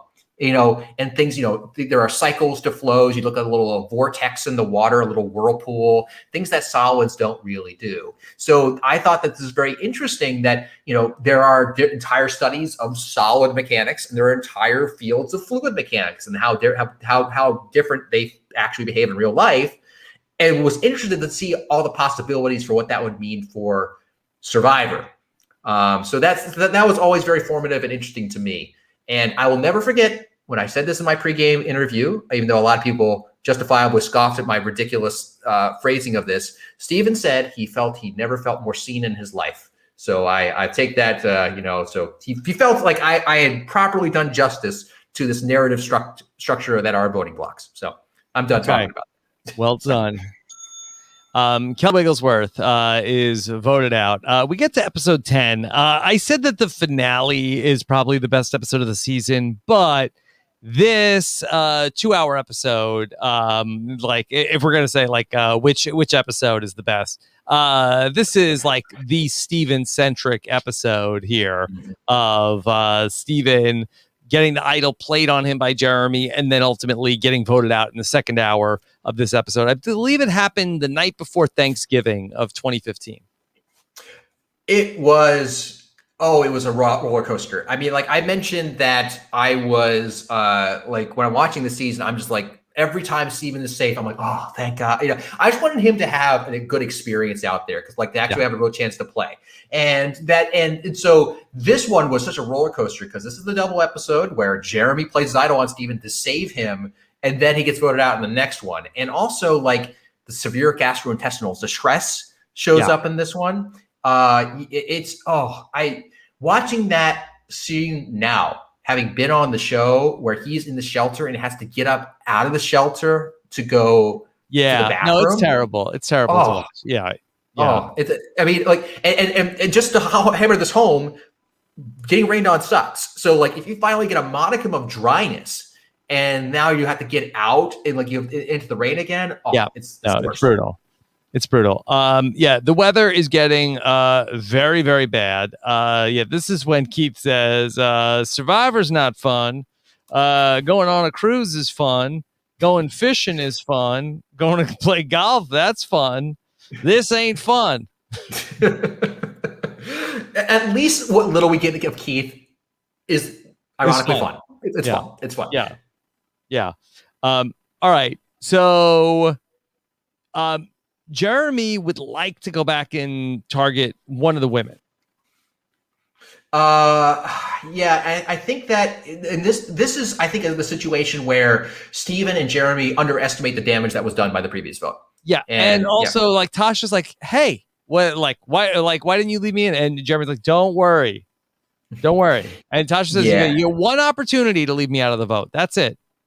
Yeah, and that clearly does not go over well. I mean, I think that it's just where Steven is now. Strangely, he's gone from being a person I'm not sure people saw as threatening, and now he is threatening. I mean, he's got that advantage. People don't know which way he's going to swing the vote. He's seen as the mastermind of that vote, which hopefully would have helped his end game had he gotten to the end. I don't know, but clearly it makes him a target now.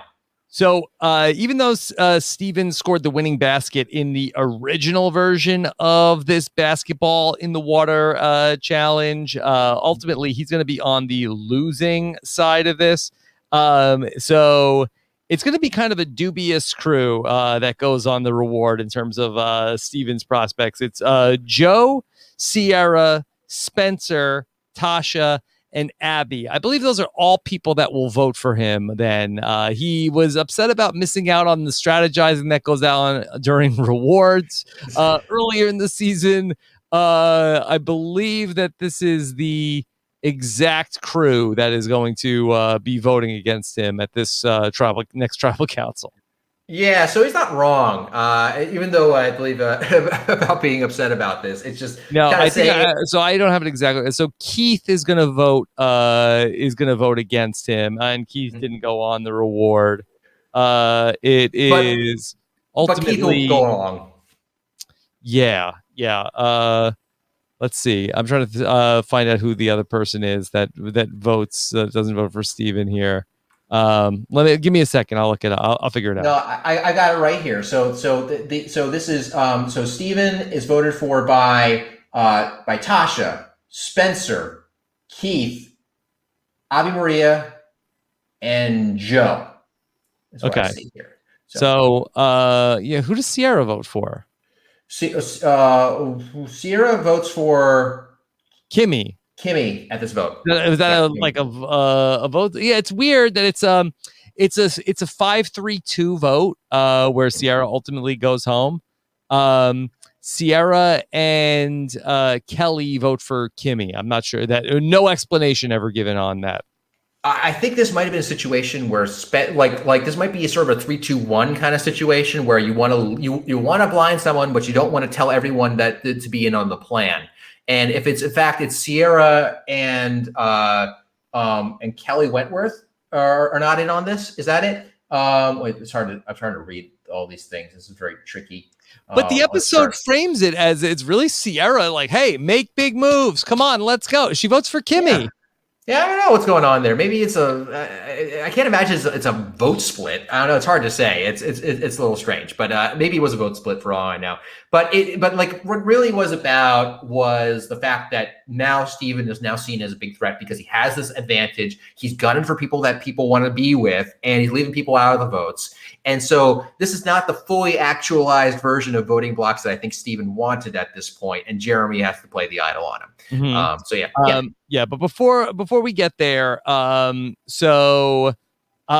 Sierra, she says at the reward challenge, let's get Steven. Come on, we only need 6. Meanwhile, Steven is hoping to get Joe. Instead, he gets severe gastrointestinal distress, very bad stomach problems, as you alluded to. After a very rough night, we get to the immunity challenge. We get a version of eat or compete. Here's a black rock. Here's a white rock. If 6 people opt out of sitting in the challenge, they're going to get a decent shelter. Yeah, and it's framed as give up your shot at immunity, and I believe this is they're holding some kind of like rolling pin over their head for the challenge, and like And so it's framed as like, oh man, this could be $1 million mistake. And it is framed that way for the rest of this episode, as if Sierra made $1 million mistake by not going for this challenge. I'm like, no offense to Sierra. I don't think Sierra thought she had a great shot at that challenge. And I think that this is not her challenge. Yeah. No, yeah. Only Joe and Keith compete, and Joe is going to ultimately win. Not a lot of like pushback of like, Joe, come on. Yeah, I mean, at that point, everyone is so miserable they want the shelter. Also, if you just look at, if I'm Sierra in this scene, like, yeah, I could be the next vote. Let's say I could be out next. But honestly, for Sierra, who wants to make big moves, you cannot make big moves if everyone is miserable and wet in the shelter. People can't do anything if it's raining the whole time. So, like, it's good to have a shelter. So, White Rocket or whatever to get the shelter in place. And also, they got cookies.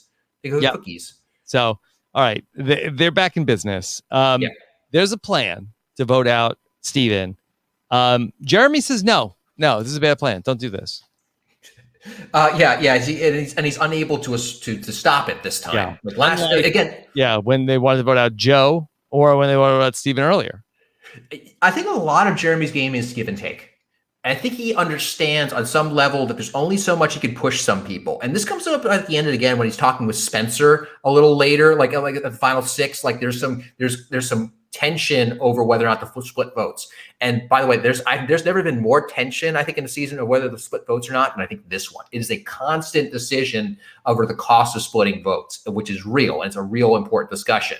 So I think this is an example where he has to give. He can't push him too far. So eventually he takes a personal cost of playing in the idol to save him ultimately, which is a drastic choice. But I think that's his calculation. He can't convince him, but he can't give up so much as to actually lose Steven. Yeah. It's interesting because he will lose Steven at the next vote and doesn't use the second idol to save Steven. So let's just look at the cost-benefit analysis of saving Steven here with this first idol. Was this the right play? I mean, hindsight being, you lose an idol to save Steven and Fishback for only one round. Of course, you look at it that way. It doesn't look like it makes sense, but he doesn't know what's coming next. So basically, the trade here is one idol for Sierra's head on a platter. I mean, look, that trade, you look at the trade in hindsight, it doesn't look great. I mean, Sierra, what do you think? But she was never going to work with, she wasn't like a Jeremy ally, like was removing Sierra by any means necessary. I think Sierra was sort of like a key cog on the other side of things. Like it might not have been that bad of a trade because Sierra seemed like she was the person who was able to sort of like she could go and like whip the votes. Like that's like Sierra is the person that's going to go to Keith, to Joe, to Kelly. Come on, tonight. This is what we're doing. Let's go for Jeremy. What are we doing here? And maybe I'm not giving Sierra enough credit for how effective she may have been. I think I just watched, maybe my narrative when I watch the season, I see her trying to say, big moves, guys, big moves, guys, big moves, guys, and no one listens, is the way I remember. But at the same time, she did get a vote going this time. I think it's just that, so if she's an agent of chaos, she got the vote going last time with going. She was the one that started the conversation based on what we saw in the episode with Steven about like, hey, let's do you want to make a move? Let's figure it out. What do you want to do? You want to vote out Joe? Okay, Joe's got immunity. How about Kelly? Okay, Yeah, and I guess I sort of she's relentless. Sure. I mean, and I guess like maybe part of me is like, this is a great distraction. Not that she's only a distraction. She's definitely she's a strategic mind who can do strategic moves, but like someone who you can never forget about. I mean, you're talking about shields. Sometimes there are players out there that like are just like, oh my gosh, this person just wants to make moves, and we should, and that could be distracting, and votes might always get thrown on them. But I think Jeremy has enough shields, I guess, so he doesn't need it. The more we talk about it, like I kind of feel like that she's the person that, if you keep her, she's in the game for at least another round over Steven. we talk about like what's the one thing that really could have undone Jeremy? It's like if the women's alliance gets together, Tasha ends up being the holdout. If Sierra sticks around, like there's a non-zero chance she could go like, all right, Abby, all right, Kelly, all right, Kimmy, like, come on, we're doing this. Come on. Like, maybe Tasha ultimately goes where the numbers are. So yeah, I do think it was important for Jeremy to get Sierra out of the game. Interesting. I guess that's and clearly the producers see a lot in Sierra. So maybe this was she has more. She is having like she'd have more agency and could swing than I'm giving her credit for. I mean, they brought her back for Game Changers, like after all this, and so I guess I always saw her as on the bottom.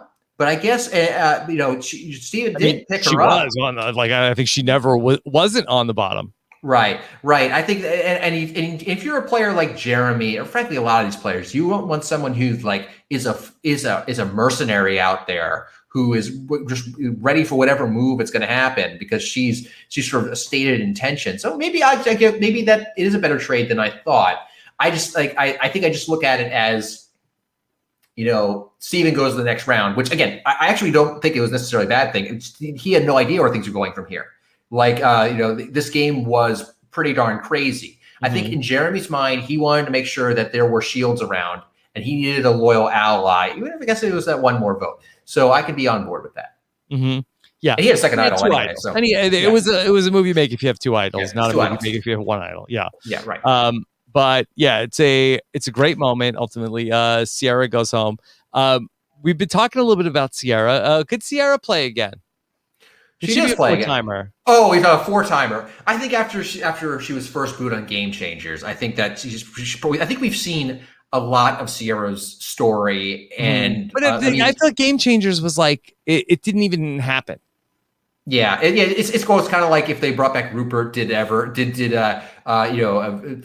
Was he ever on Blood versus Water? If Rupert goes to extinction, goes to Redemption Island in the forest, and no one watches, did he ever appear on that season? So, she's only 26 in this season. This is what 5 years ago. Like I kind of like I wonder if she'd be like a little bit like more mellow. If you're asking me if she would be a good fit for Modern Survivor, the answer is yes. I mean, she as literally as you can be the big moves, the big moves era ambassador. She is that.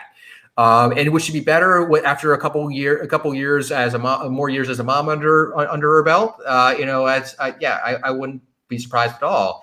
I think it's just a matter of I think it would be.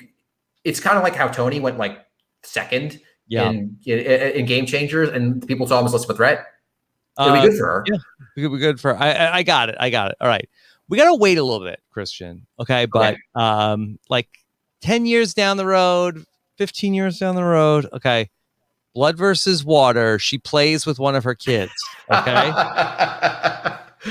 That would be it. That's it. You got it. Nailed it. What? I mean, they love the repetition. It's like when they brought back Eric Reichenbach as a favorite after being a fan. Yeah. They would love that. She brings back one of her kids and then they vote her out of the game.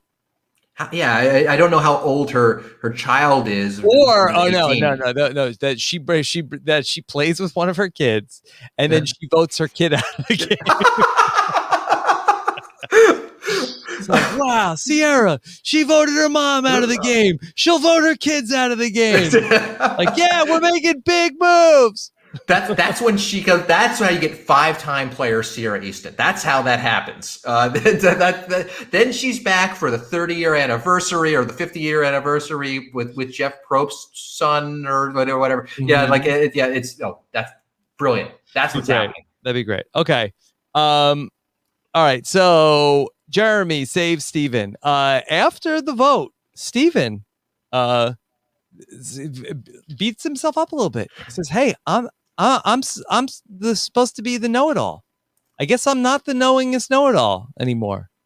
So I imagine glad that the title has been transferred to you. I'm sure you're happy about it. I'm curious though, what was that like for you as the head of Rob as a pod? Did you feel like that was obviously it's a shout out? Do you think did you was that exciting? Did you notice anyone like take notice, or was it kind of like, whatever, it's a phrase? You know what? I think that we were all just like all hyperventilating like over the course of because I don't remember it making the soundboard or anything. I think we might have all just been like I think we just missed it. I didn't even remember that was in there, and then I watched it. I was like, oh look, know-it-all.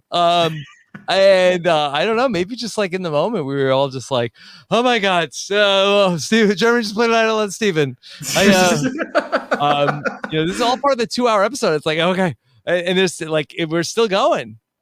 I mean, there was a lot going in that episode, so it makes sense. I just like, like I remember like Zeke made a shout out to the evolution of strategy, but it was very subtle. I imagine people wouldn't have caught it unless they knew what it was. But this is a more direct reference. I didn't know if that had an impact. But yeah, that's that's probably the most direct reference he gets to the podcast or the things that he's done with Survivor since that actually get on the air. But yeah, he rightfully says, look, I didn't know what was going on. I will say that if there's a time you're going to get blindsided, it's most likely to be when you're sick or drenched. Mm-hmm. I remember going on.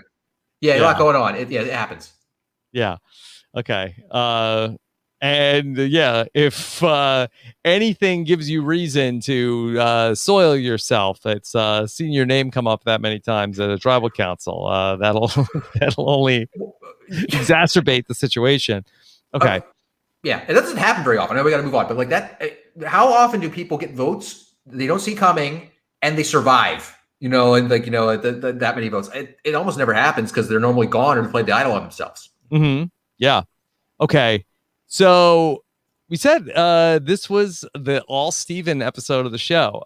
We're gonna have our reward, and we have the return of the story reward, folklore, and they bring it back here. I don't think it's ever come back again. Christian, are we missing anything with Survivor Folklore, where we're going to tell a story?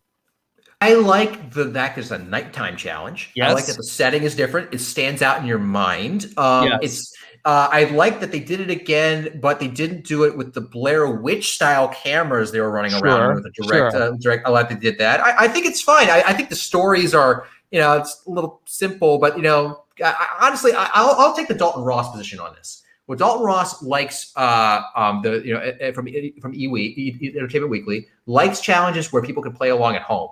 Yes. And this is one of those challenges where you can do that. And I think something that, Jeff likes when kids get involved with the show. Yeah. This is something that little kids can play along. I know that one. I actually really like this challenge. I happened to be watching it with my son this morning before he went to school, and he was into it. I just think the story was a little boring. We were just like doing like slow fades to the temples. And so I don't know, maybe they can find a way to like jazz up the story a little bit. Yeah.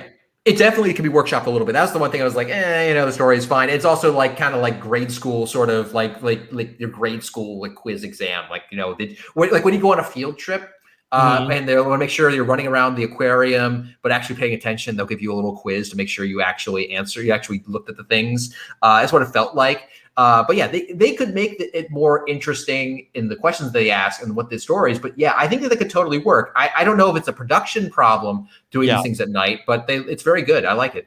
But there's a lot going on here where that Steven is going to ultimately win this reward, but there's also going to be an idol clue that's hidden along the way. That there's a great moment where Steven gets up to one of the urns. There's like 3 urns that you could choose from. And he gets up there with Abby Maria and he opens an urn. Abby Maria takes the clue, runs away with it. Steven reads it again and realizes like, oh, sorry about that, Abby. Yeah. It's one of my favorites. It's so great. I remember her getting more mad at him about that. She didn't there was really no fallout. No, it's one of those moments. I think I was watching with other people, and there was a big argument of whether he did that on purpose. It very much looked like he said, like, "Oh, whoops, I'm sorry." Like he tried to put it back on, like when she was still there and she was already gone in the wind. Oh my god, and I completely forgot about the idol clue. Yeah, that was in the thing. That is random. That's like. They haven't done something like that since like they would put idol clues in napkins, like in Heroes vs. Villains. Chris Noble is going to find the clue to go to Ghost Island at the Ghost Island merge. So it'll still happen here and there. Okay. Yeah, it's just like, but like something where it's just completely incidental, like just like roll the dice. Who gets the aisle? I'm not sure I like that. I kind of like it when it's something that everyone kind of has an equal shot at getting. Like when when it's in the merge feast, like they did something really great in my season where they had the clue at the merge feast that anyone could see, and then everyone can go for it. Yeah. Okay. So Steven is going to win folklore, just edges out Spencer here, and ultimately picks Tasha, picks Jeremy, and Steven mentions here. I mean, this gets brought up at Tribal Council. He says, "You know what? I know there were problems in my alliance that I need to rebuild trust, and so I'm going to take Tasha, and then going to take Jeremy." And they're going to go on the reward the next day because it's nighttime. Right. And Spencer is immediately incensed. Like this is like there's so much fallout allegedly from this choice that he makes, which I think is a little odd. I didn't think Spencer would. I mean, Spencer would get so upset over the reward, but like he's used to. Did he? Yeah.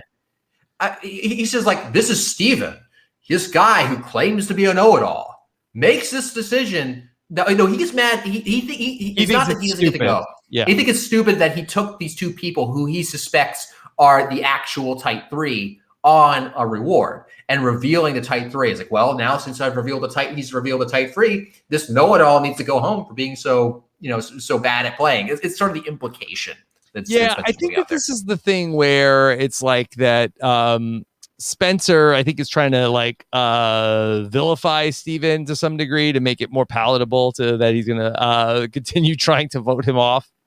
Yeah, that makes sense. That tracks. I think that because it's really this is the only time that this really gets brought up as being a major issue of who gets of the decision being made in terms of anyway. But it definitely is it's played as having a lot of consequences. And even the fact that he chose Jeremy second, as I mentioned, he looks angry. It's like, what do you mean I'm not chosen? Yeah. No, it is wild. He went with Tasha number one, considering that she just voted him out. But he talks about he's trying to rebuild trust. Right. Also, that Abby Maria, certainly in the Philippines, we talked about how she can get a raw deal from people who don't understand her. But they're trying to talk back at camp about voting out Steven. And Abby Maria is correcting people. She's like, "Oh, you mean poopy pants?" Oh, we're gonna try to. We want to vote out Steven. She's like, "No, his name is poop." Like, all right, Abby, come on. Take it easy on the guy, Abby. I mean, look. I mean, it's. I understand when Abby goes after people like Savage who are literally coming for her and throws a line his way. I was like, the guy's suffering, and I don't think he's done anything to her. So come on, compassion. Yeah. So she has a lot of names, and they keep coming. Yeah. Okay. Kelly, while everybody's on the reward, has a great scene where she has to go look for her second idol underneath the shelter. And Abby Maria on any other day. Abby Maria, yeah, can't get rid of her. I mean, I honestly wonder, even if Abby was there. I mean, people do weird things all the time on Survivor, just to get comfortable. I wonder if she could have. I dropped my buff. It fell in the crack. Yeah. I mean, Jonathan Penner said he claimed he lost his contact lens down below. Contact lens. And I get it from her perspective. This is not second guessing Kelly Wentworth. This is more the difference between perception and reality on the show. If you're watching the show saying, "Hey, why didn't you notice that person doing that crazy thing over there?" It's there's a lot going on. Yeah. It's easy. Here's my beef with that. When they make it that oh my God, it was so close. I wonder if it was that close. Because when they show Kelly coming out of the shelter, she's in a totally different position when Joe walks up. This is watching one of those cooking shows, the cooking challenge shows. Yeah, I don't think it was that tight where she was just coming out of the shelter and the people were walking up. No, I agree with you. It's like when you're watching Top Chef or Chopped or something. They're okay, the clock's kicking down. You got 1 minute, and everyone's plating 3, 2, 1. Everyone's plating and throwing things on there. They're done a minute before. Yeah. So that's how it goes. So okay, I did not recall the immunity challenge here is the Baylor Wilson Memorial build the blocks with your feet challenge. Yeah, I call it the Quentin Tarantino Memorial Challenge. That's what I call it. With all the feet. But yeah, that's and Spencer wins. He comes from behind a bit to do that, and ironically, Stephen high fives him. Now, there's some good camaraderie, I think, among these folks before they go. So yeah, he wins. So then they're going off to this crazy tribal where I think there's a lot going on. There's a lot going on. Okay, so we have our 5-4 situation here where, all right, Jeremy, Tasha, Steven, and Kimmy. That's the 4 that's voting for Joe.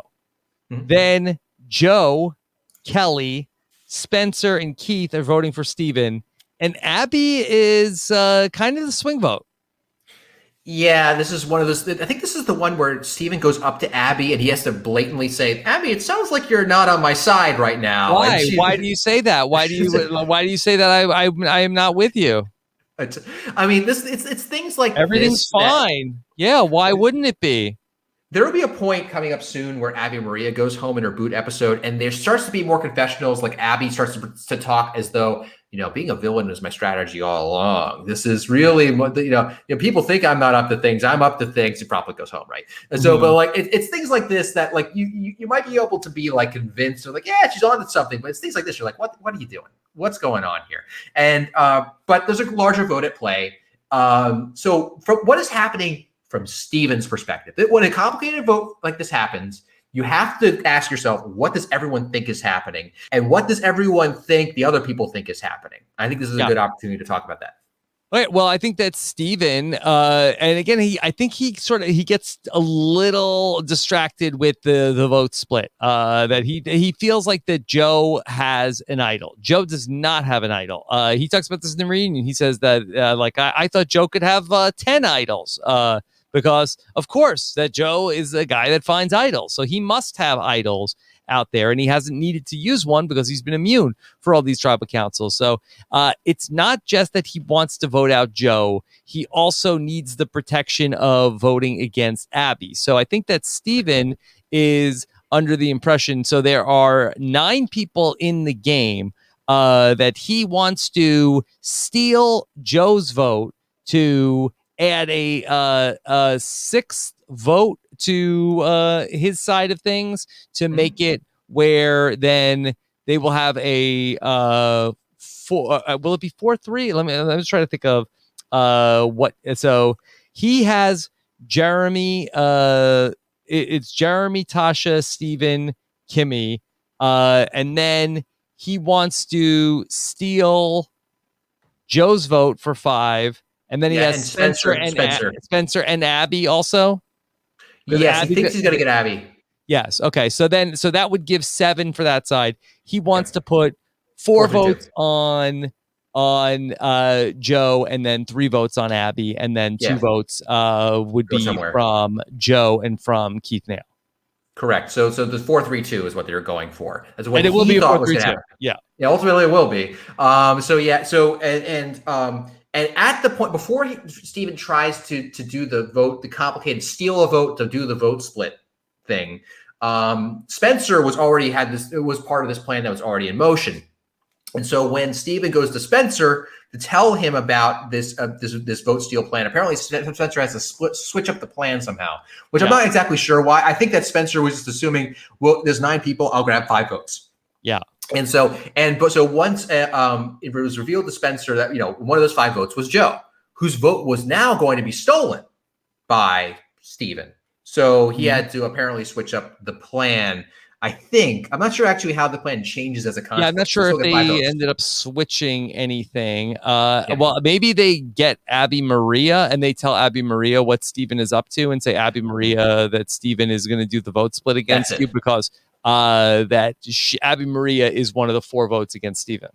That makes sense. To pull in that one of those votes, I think that's it. So I was curious because because Spencer, I like him. He tends to exaggerate a bit. So I'm like he's like, now I have to completely rework the plan. I'm like, do you have to completely rework the plan? So that might have been what he had to do. Mm-hmm. So that's what Steven thought was happening. So Spencer had to respond by pulling Abby Maria on board, so that way there was enough for a 4-3-2 after the votes were done. So good on Spencer I think it's him who works this out. I think. Right. Yeah.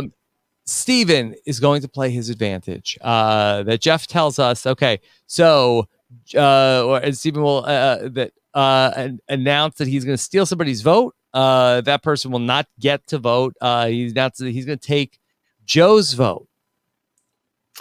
Yes, and Joe takes it pretty well. Yeah, he's like, man. I will say, when bad things happen to Joe, he doesn't like stomp or like around and things like that. Like he kind of like, like, this is kind of what goes down. And like when he thinks he's about to be voted out, it's like, yeah, if it's me, it's me. I think about this, he says, Jeff's like, Joe, how do you feel? You just had your vote stolen. He's like, yeah, I mean, that sucks, but it's the game, so I guess it's cool. Is that how Jason Linden reacted when his vote was stolen? He was like, yeah, that's fine. No. Don't get him worked up again about this. I'm sorry. Sorry. I didn't mean to trigger him. Sorry. Steven gets to vote twice. With his vote, he votes for Abby. And with Joe's vote, he is going to vote for Joe. And then he's going to marinate in that for a moment. He's chewing on the scenery. This is the culmination of his story. This is his second chance finally coming to fruition. He stole, he went for the advantage, he took the risk, and he's using that advantage to get rid of the one person he feels needs to go. So he's marinating. This is the climax of the story. Didn't realize it was the end of the story. But ultimately, he comes away from Survivor Tocantins with the regret. Well, what might have been? I never took the shot at the Golden Boy. I kept my powder dry. I waited for the right spot. It never came. And ultimately, I lost.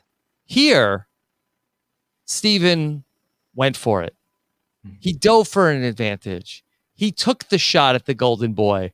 And ultimately, he came up short. But his wish was that he got to take the shot that he never took before, no? Yeah, I think that when you're a Steven in this place, when you play the game two rather different ways on different ends of the spectrum, I mean, unless you are really just desperate to win this show, what more do you need for the experience? Aside from how he felt about the edit from the show, let's say he was edited fine and he was really happy with it. Mm-hmm. I mean, what more do you like? At some point, just like you're going back just to go back. I feel like Steven I don't know if he got resolution, but he got to see the other side of the game. Yeah. And I guess, the grass is always greener, but that's why I never had an issue with his edit. And I know that he really didn't like it. And I'm like, but you came back, you played hard, you made big moves, you swung and you missed. And that's it. I feel like that, especially when I compare it to my own second chance, where I feel like that it was the carpet just got ripped under me from before I even got to start doing anything. I feel like that, this was a great story. And my opinion is the same thing with you, that my fear for anyone who goes back on the show or any in the show in general is not that I want to make sure they win. I want them to have an experience. I want to feel like they actually got to play. Yeah. And I felt that for you, oh, you didn't get a chance to play. That's that is how I felt. Didn't get the chance to plot. And with Steven, he got to do a lot of playing. He got to experience that. Yeah. And the only person I know personally who's gone back since is Nick. And I was worried for him in Winners at War just because he was the new kid on the block. He was the newest guy. And regardless of whatever he thought about his portrayal on the season, I was like, he got really far. He got to be a part of a lot of cool votes. And my fear for him was that he'd be picked off early. So I felt the same way about Steven here. And I was so I didn't have any illusions that he was definitely going to win. So I was happy for him when I found out that he wasn't happy with it. I was like, oh, I'm sorry to hear that, but I think there's a lot there. Yeah. All right. Good job, Steven. He goes out of the game. He says, "Oh, great blindside. Oh, that was awesome. That was awesome." You don't have to say it was awesome when you get blindsided. He's trying to be a good sport. He's trying to be a good sport. I don't blame people for being a little effusive in their praise when they're trying not to be bitter. But there's there's a lot of going on in this vote. I know this podcast, we don't want to make it too short, but there is one of the things that Stephen talked about is the fact that Jeremy back at the when he's back in the bleachers there, when Stephen's going up to vote, Keith points at Stephen's seat indicating, I'm supposed to vote for Fish, right? And Jeremy sees it and he's like, oh, it's too late though. Stephen's up to vote. And I think Stephen was like, hey, you should have shouted and said, hey, they're voting for you. There's no rule against that. Yeah. And maybe Stephen vote computer. Actually, there was an out here for him that the first vote was for Abby that he wrote. Yeah. If the second vote, he instead flipped it from Joe also to Abby, there would have been a tie. I believe. Actually, was it a tie? Yeah. So what does he need to do? So that it's 3 votes on. I think he needs to put the other vote on. Let's Joe? See. He votes 3 votes for Abby. Because there were only 2 that I guess Abby was supposed to vote for Joe. So he needed to put the other vote on Abby. Yep. Hold on. I'm just Joe. Okay. There were 3 votes for Abby Maria already. So the first one. So he would have needed to put the both votes on Abby Maria, which I don't think was on his radar. I think if anything, he would have put both votes on Joe. Right. And then it would have been a 4 to 3 to 3. The one thing that would have, but then on the revote, then would they have had enough? I don't think so. Stephen controls 2 votes for this on the revote. On the revote, and this was a controversy because the question was, because Stephen was in the tie. It was tie of Stephen. So can Stephen revote on the revote? And the answer is his vote as Stephen would not count. However, his vote as Joe could be. And this actually was apparently the difference maker without going too much deep into it. But this is a rule interpretation that Stephen had to get that got clarified at some point. And he talked about it on Twitter. So it matters whether or not Stephen has 2 votes or Stephen controls Joe's vote. And apparently he controls Joe's vote. Okay. All right. Steven's gone. Steven's gone. So Jeremy and Spencer talk. And Spencer's like, hey, it wasn't anything about you. It was just Steven. We're still good. This conversation happens a lot this season. It's the voting blocks, man. Voting blocks. Voting blocks got him. Yeah. Okay. Yeah, it wasn't me. It was the voting blocks. So, okay. And then this is also the time that we see Kimmy and Kelly have a few different conversations in these last couple episodes. Kimmy and Kelly talk about, look, first we get rid of the Joe, and then it's all women. Interesting. Yeah. Kelly Wentworth likes it. Yeah. I mean, so who brings that up? It's Kimmy, because she did not like that Monica was going for the girls thing way back. She didn't like Monica. Yeah, I think that's really what it was. So it's so now we're starting to float this idea of this is the makings what will eventually I think come back in episodes 14, which is this all girls thing. So it starts here. Yeah. I think it's also sort of like the all goats alliance. Again, they don't realize how well Kelly is playing. On that side, it's potentially Kelly, Kimmy, Abby Maria, Keith Nail. If they end up going let's see how far we could take Keith. Sort of like a similar situation for Keith Nail as in San Juan del Sur that he was in. This is going to be a big threat for the last home stretch of the game. Family visit. We open with Val. I would have closed with Val. Yeah, they definitely changed the order around. For instance, like in my season, we were not last on our thing, but they shaved Emily for last in the edit. So yeah, I would close with Val as well. I mean, we know that's important at the end of the season. It's definitely the most genuinely kind of emotional one. I think that really hits the hardest. I think. So. What's wild here is that Jeremy does not get a family visit. that he's not chosen for the family. Like I would have like in my mind, I'm like, oh yeah, then Jeremy's gonna go on loved ones visit and Val's gonna come, and then like no, that he doesn't get picked. Yeah. So yeah, he doesn't get picked. You know, by the way, I'm apparently the only person. I feel like the only person in the world who does not care if they get picked for the family visit. They definitely don't care if they don't win. Like my loved one is already there. They already got to fly out to this location. They got this free trip. They got to watch movies, right? You got to watch movies, and they see you on the show. So what if you get like another hour with them? You're gonna see them at home.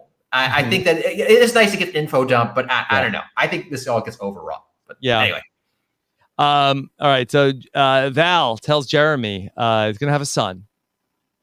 Oh, so nice. So nice. Yeah. I mean, this is I mean, and Jeremy, at the time I didn't understand why it was so important for Jeremy to keep this a secret. Maybe it's because I'm not a parent and didn't identify with it. I was like, people got all kinds of things.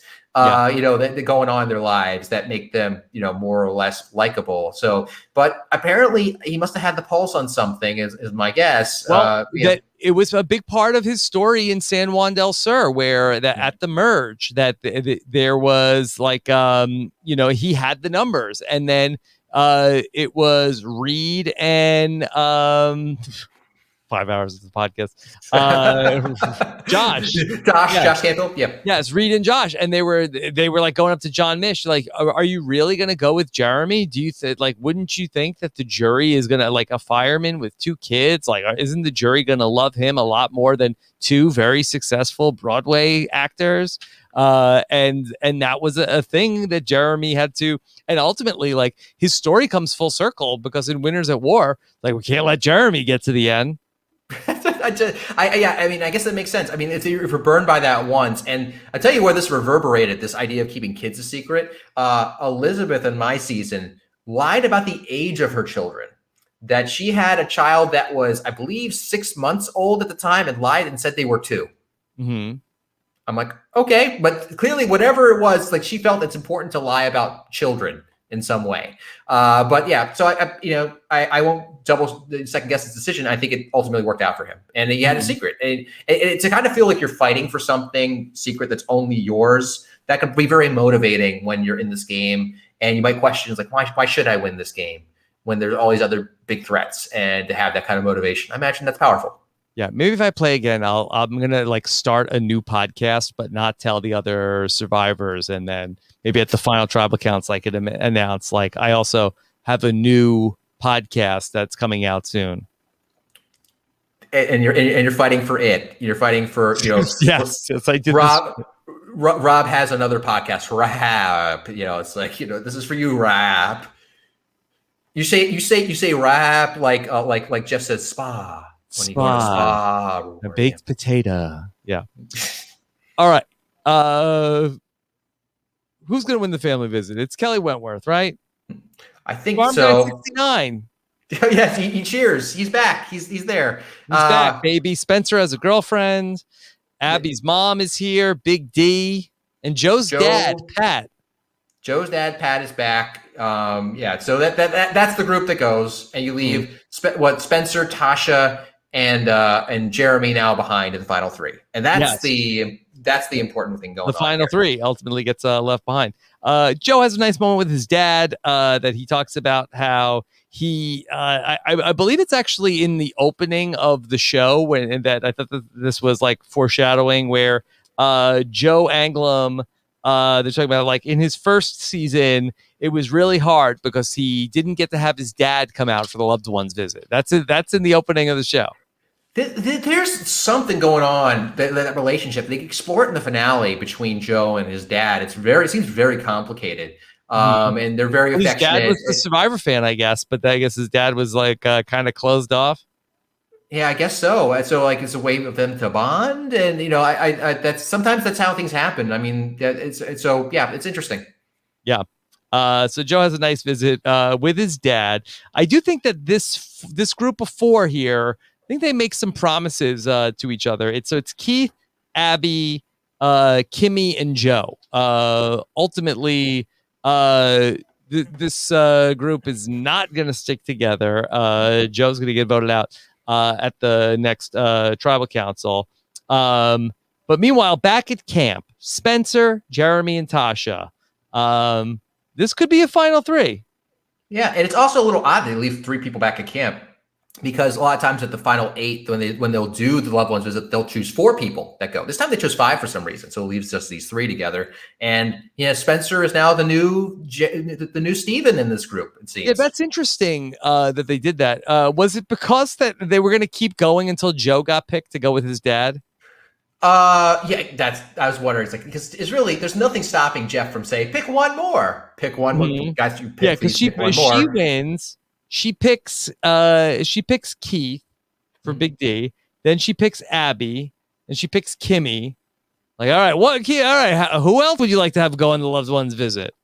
It seems that way. Otherwise, it just makes sense. You'd have the symmetry of 4 go, 4 left behind. I don't think they've ever had that many, other than Winners at War. I don't think they've ever had 7 people go to loved ones visit. Yeah, Jeff, what are you doing? You could have been like, can you keep picking until they pick me and Emily, just to get all 8 of them until they choose me? But we'll see. Tasha is going to tell Spencer and Jeremy about that there could be an all-girl alliance. Yep, and she uses that as a way to assuage them that she's with them. But again, what happens when people hear about the all-women's alliance? They get spooked and they even distrust Tasha as a consequence. They debate whether or not they should vote out Joe. Yeah, it's just over this, and it's and there's a lot of hand wringing over this vote. They're really worried about it even after it's over, and so it's there's just something about this particular threat that makes people very nervous and reconsider what's going on. Should Tasha have pursued an all-women's alliance? Well, I think yes. I mean, this is one of the big mysteries to me I did not understand about Tasha, because Tasha definitely has a lot of game smarts, and she did very well. I think I agree with you, especially when she was in that swap situation. Yeah. What was her end game? I don't know the answer to this. I'm not sure, but I think that in the all-women's alliance, that I kind of feel like that. I think maybe she's 4th in the all-women's alliance. She only worked with Abby Maria at Angkor. She has not really worked with Kelly. It seems like that Kelly and Kimmy are closer. It seems like that she is only friends with Kimmy through Jeremy. I feel like that if she goes with the women, I wonder if she's not in a great spot with the women, and maybe she felt like, okay, I'm screwed either way, but at least I like Jeremy. Rob, you've learned nothing from this podcast. It's not an all-women's alliance. It's all-women's voting block. All-women's voting block. Sorry. She doesn't have to stick with the voting block. She says she votes out, I don't know, Jeremy. It's like, voting blocks. What am I going to say? Or Spencer or something. And maybe she felt like that maybe something happens to Jeremy along the way, and then she has a better shot with Spencer and whoever else ends up, Kelly Wentworth or whoever ends up left or Kimmy. I mean, it's the final 8. It's very hard. I mean, and it is starting. The game is starting to collapse in. It's the voting blocks thing will matter less and less when you have fewer and fewer options. It's the final 8, and to just resign yourself that you're toast seems a little odd. Doesn't mean she has to swing right now. I mean, I know I was the victim of a swing in a final 8, but I do wonder what her end game is at this point. Yeah, we probably could go to her exit press and find it out, but I'm not quite sure if she had a plan other than she felt like, okay, well, if I just get to the final 3, I'll figure it out. I'll argue my case when I get there. Right. So we have our big immunity challenge where we're gonna put these statues up on the pole. And it comes down to Keith Nail and Joe Anglim. And Joe Anglim is going to pass out. Very dramatic. I think Kelly Wentworth screams at first. I think she's just excited that Keith won. And then she's like, oh, wait, this is actually his. It really comes across that way that, it fell over. And I think she knows, oh, wait, this is actually pretty dramatic. Well, medical's going to come out. They're going to ultimately say Joe is fine to stay in the game. I guess Keith also needed to be checked out by medical, but it did not make the episode. I think this came up in the reunion. Yeah. That's interesting. Yeah, like that's I mean, it was a long challenge. It was an hour and 20 minutes, and that's not the kind of challenge you can just stand there for. This is you're actually holding up something strong and exerting a lot of muscle. You're activating your muscles a lot by balancing. So it had to be incredibly. The challenges are brutal this season in general. They really killed these guys. I think a lot of these, like when they get the stairs one near the end. Yeah. Oh God, it's gonna be rough. Those are always tough. They go to tribal council. Jeff calls Joe passing out one of the most dramatic moments in the history of Survivor. Yeah, I heard that. I'm not sure that that's true. So, I mean, it was one of them. It might have been in the top 100. Okay. For Jeff, sure. It was top 3, I think. Yeah, Jeff is really steering into these stereotypes about him a little bit and liking these alpha males a bit. But it was, I mean that he's so over the top with Joe in this season. Yeah, it's like irrespective of what you think of Joe these days, it's just weird, especially when we get to Cake Pop Joe later. Mm-hmm. Okay. Ultimately, Joe's gonna get voted out here. Jeremy and Spencer are like, oh, what do we do? Do we keep Joe, or this is gonna be a women's alliance? They're gonna vote out Joe. Yeah, they do it, and I think there's a lot of hand wringing over it. But ultimately, the women's alliance has not become a factor of meaning, at least at this phase. So they vote him out. He's done. All right, so it's a 6-1 vote. After tribal council, they go back. And they wait, who voted for who? And then so Keith voted Joe Tasha. Maria, and Keith voted for Tasha, which is like, okay, that's weird. This is then right before Keith is gonna win that reward, and then we're gonna see that he gives an explanation of who he's taking on the reward that I mentioned before, where he can't remember Tasha's name for some reason. Like, oh wait, so you only know my name when you vote for me, but you don't know my name right now. Oh, okay. Yeah. And also, isn't this the one where they come back from the tribal council? And is this the one where Keith is like, "Hey, why didn't you guys tell me that what was going on?" No, that's the next. That's later. That's the next one. That where he when they're going to vote out Abby Maria, and he's like, "I don't understand why we vote out Abby. Why we vote out Abby Maria? I would much rather go to the end with Abby Maria instead of Spencer, Jeremy." And they're like, "Yeah, that's why we voted her out." He's like, yeah, but she would have been so much easier to beat than one of you guys. I don't understand. Because you want to take her. This is why I like when it comes to the people on this season. If you're gonna have the contrast, not a strategy guy character, it's Keith, because he just is so oblivious to it. It's funny, whereas Kelly Wentworth's just kind of there. Yeah. So that's right. Well, I mean, why was send Abby to the house? So this is a different one. So now we're going into so we're out of the Joe vote, and now we're in the Abby Maria boot episode. Yeah, and we talk about 3 Hunapu originals. Yeah, this season worked out crazy in that the new school players predominantly made the end. All of the original the San Juan del Sur, and 3 out of Kimmy, and also the 3 out of the 4 Cagayan, 3 out of the 4 Cagayan folks at this point, right? 2 out of the 4. Wait, 2 out of 4. Sorry, I'm losing track at this point. But yeah, that's right. Yeah. Okay. All right. Keith wins the reward that goes to the temple with Kelly and with Spencer. And this voting block doesn't really end up sticking. Meanwhile, Abby Maria is back at camp with Tasha and with Jeremy. And that Tasha and Tasha and Jeremy want to talk, and Abby Maria doesn't want to leave them alone. No, it's like, hey, can we talk? It's like, can I be here for that talk? I'm like, I mean, I'm wondering how much this is just general Abbiness being like not wanting to be out of things, or if she suspects there's something really going on this time. She definitely says it was a blind side ultimately. So I think it just might be general not wanting plotting to happen because it makes you paranoid. Yeah. Also, they sort of lose Kimmy in this episode. We don't really get where, it's basically all about like Spencer, Tasha, Jeremy, and we sort of lose Kimmy for most of the game. We don't really get a lot of her positioning. Yeah, the Kimmy pops in every once in a while. Like she's the person I kind of forget is there, but when she comes back, it's ultimately important in the finale.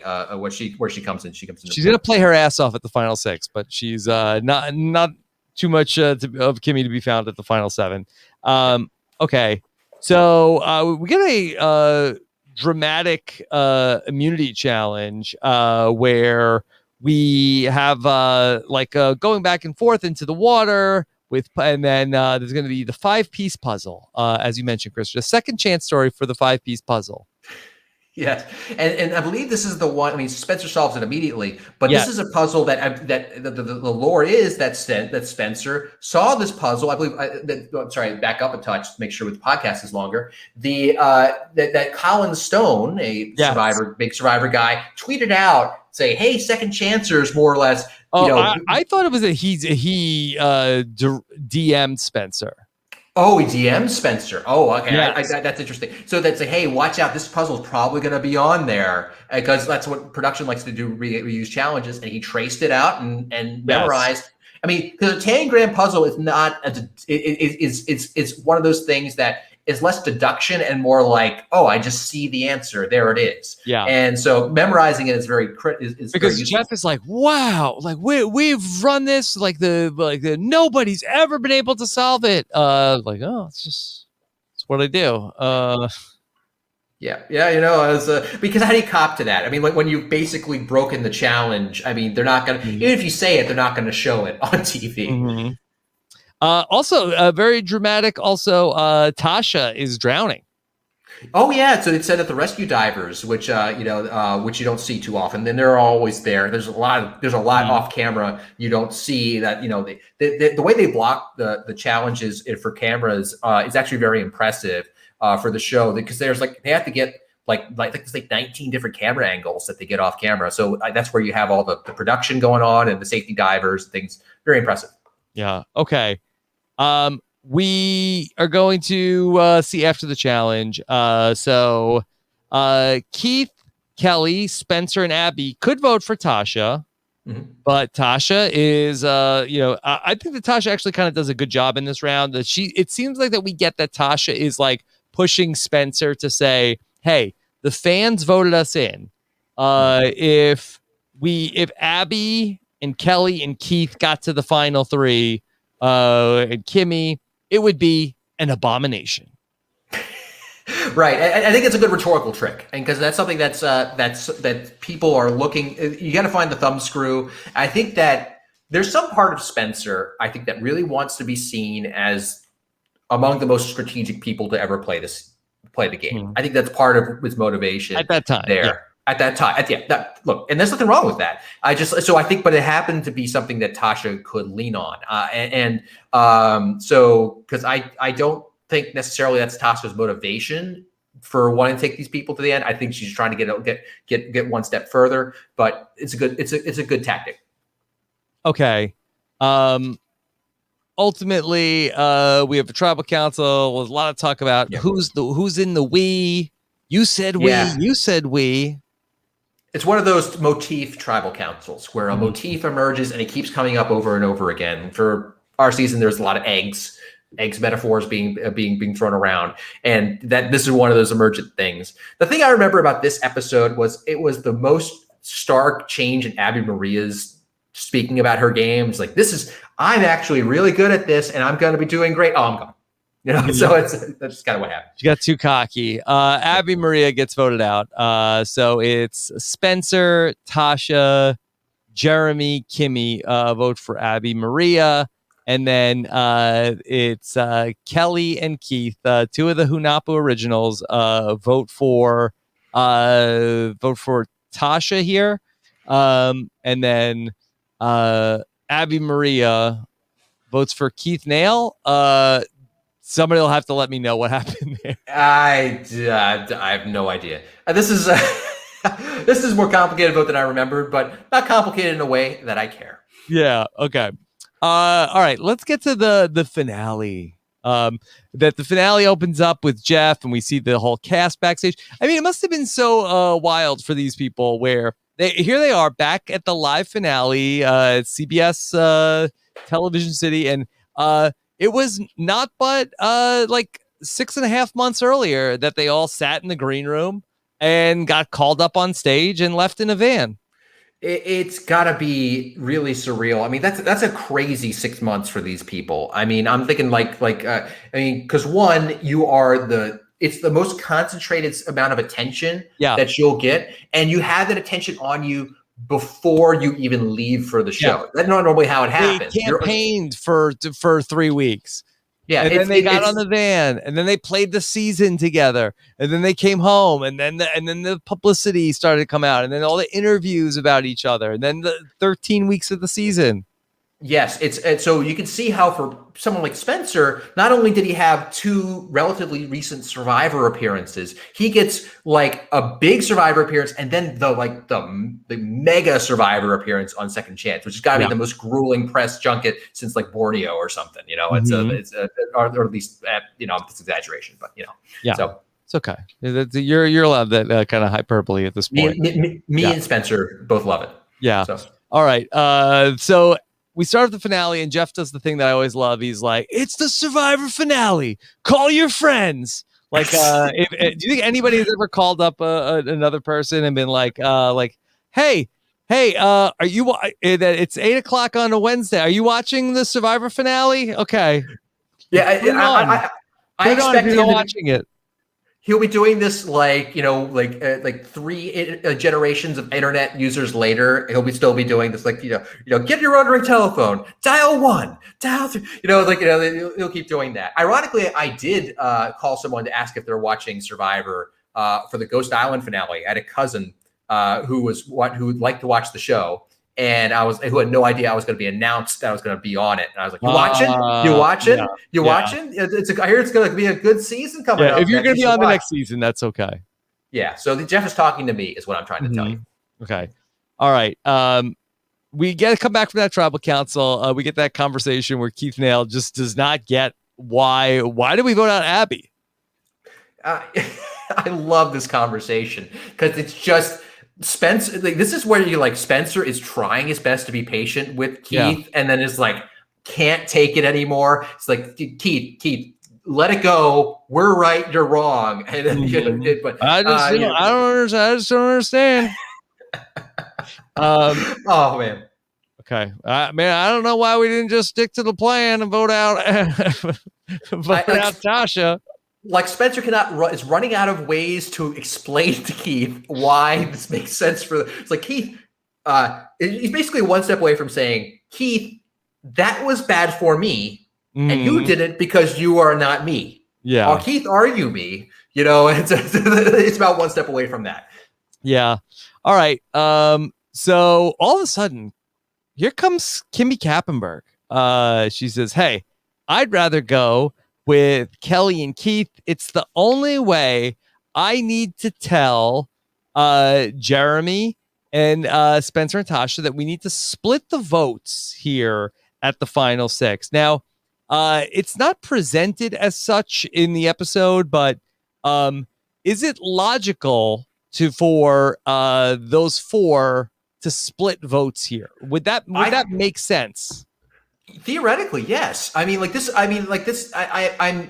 curious to hear your take, but to me, this was one of the most interesting decisions of the entire season. Mm-hmm. Do we or do we not split the vote? There's a lot of ongoing themes in this season of Survivor, but strategically, one of the big ones is, do we split or not split?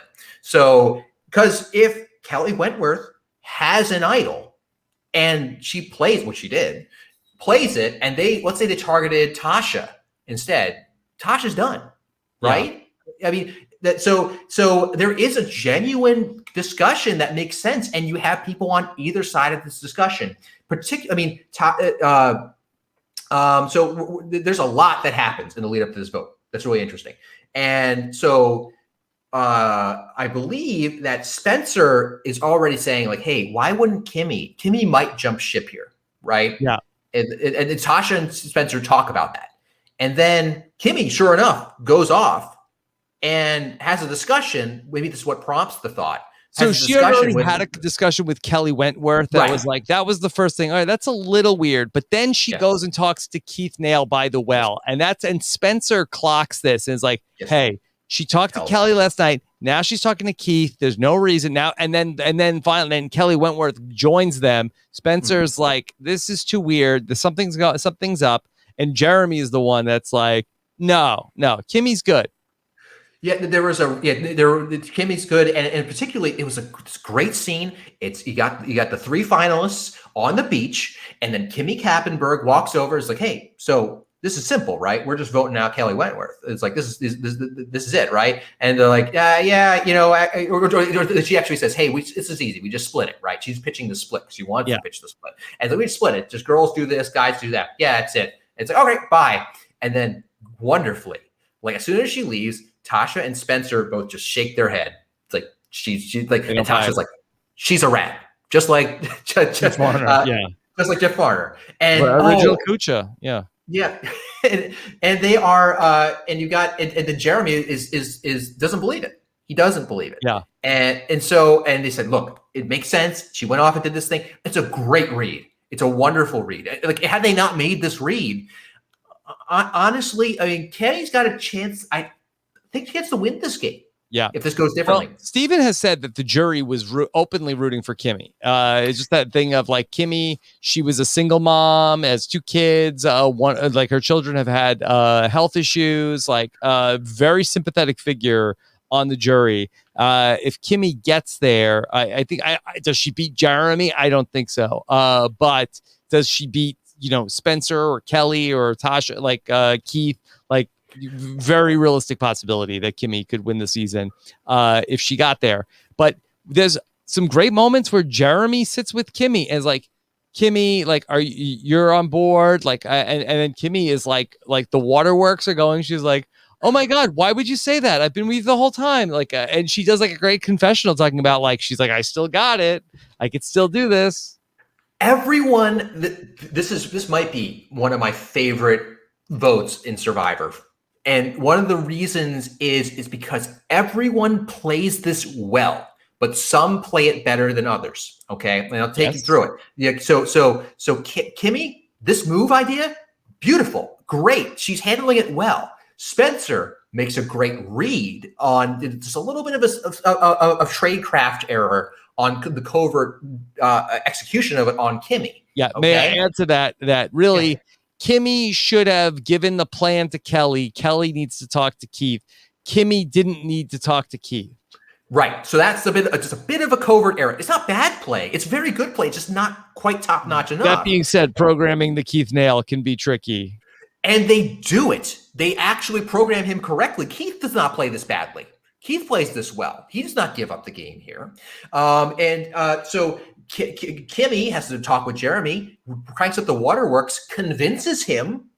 I would say this is probably Jeremy's like nadir of the game. That's body. Like, it's not bad. He just doesn't get the reads right on this one. Yeah. And so he comes back convinced, and he goes and talks with Spencer, and they have an argument, right?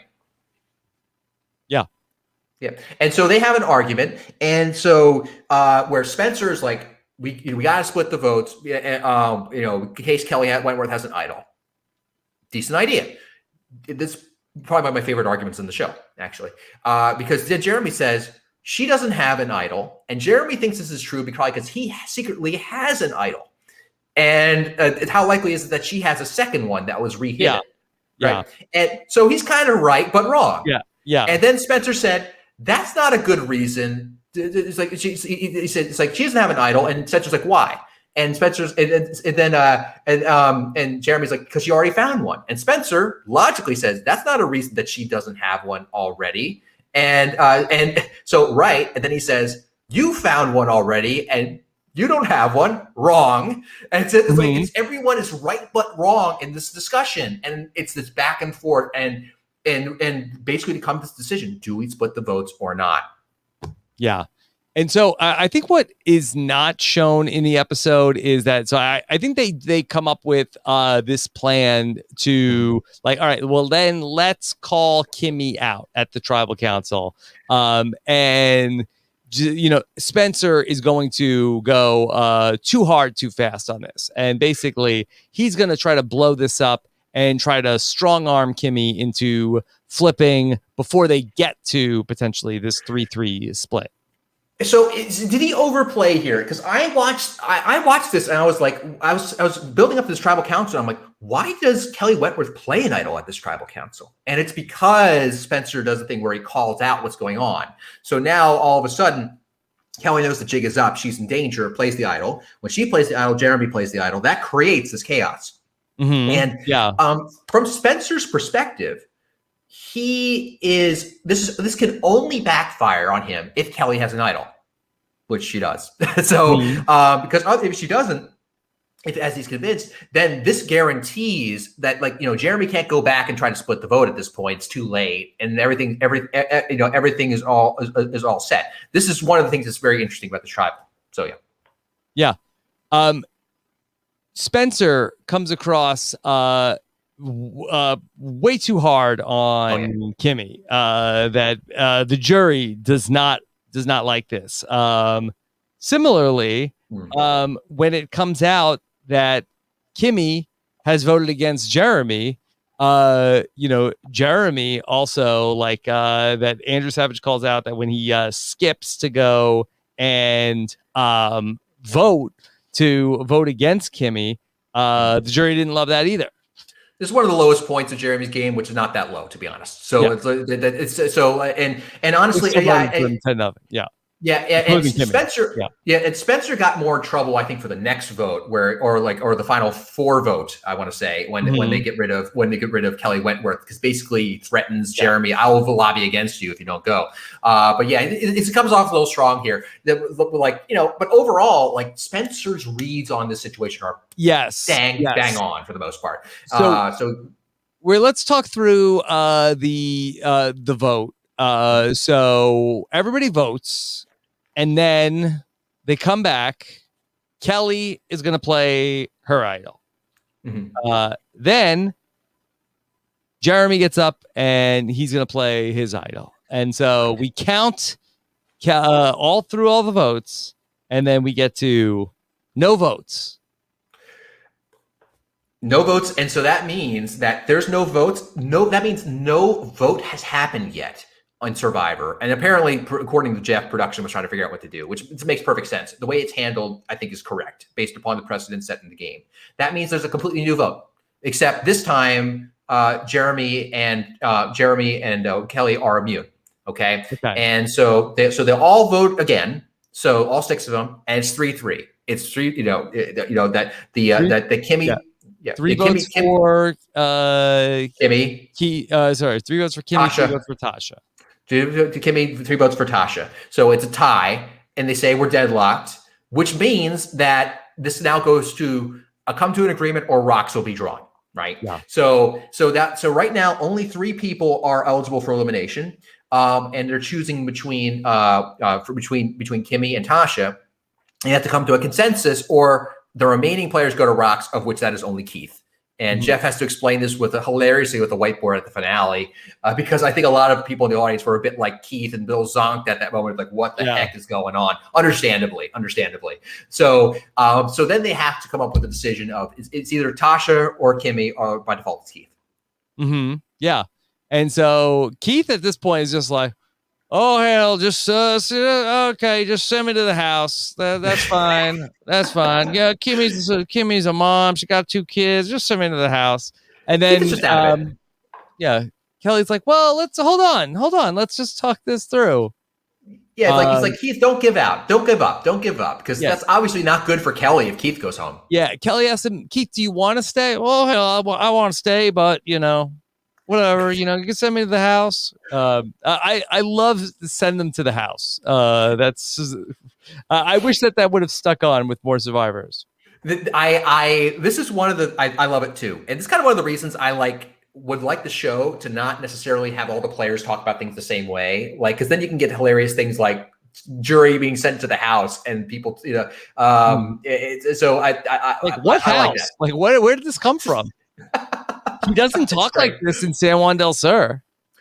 He gets this idea that it's a house. I don't know, but it's Like wonderful. maybe there was maybe the Cambodia Ponderosa was a house. Right.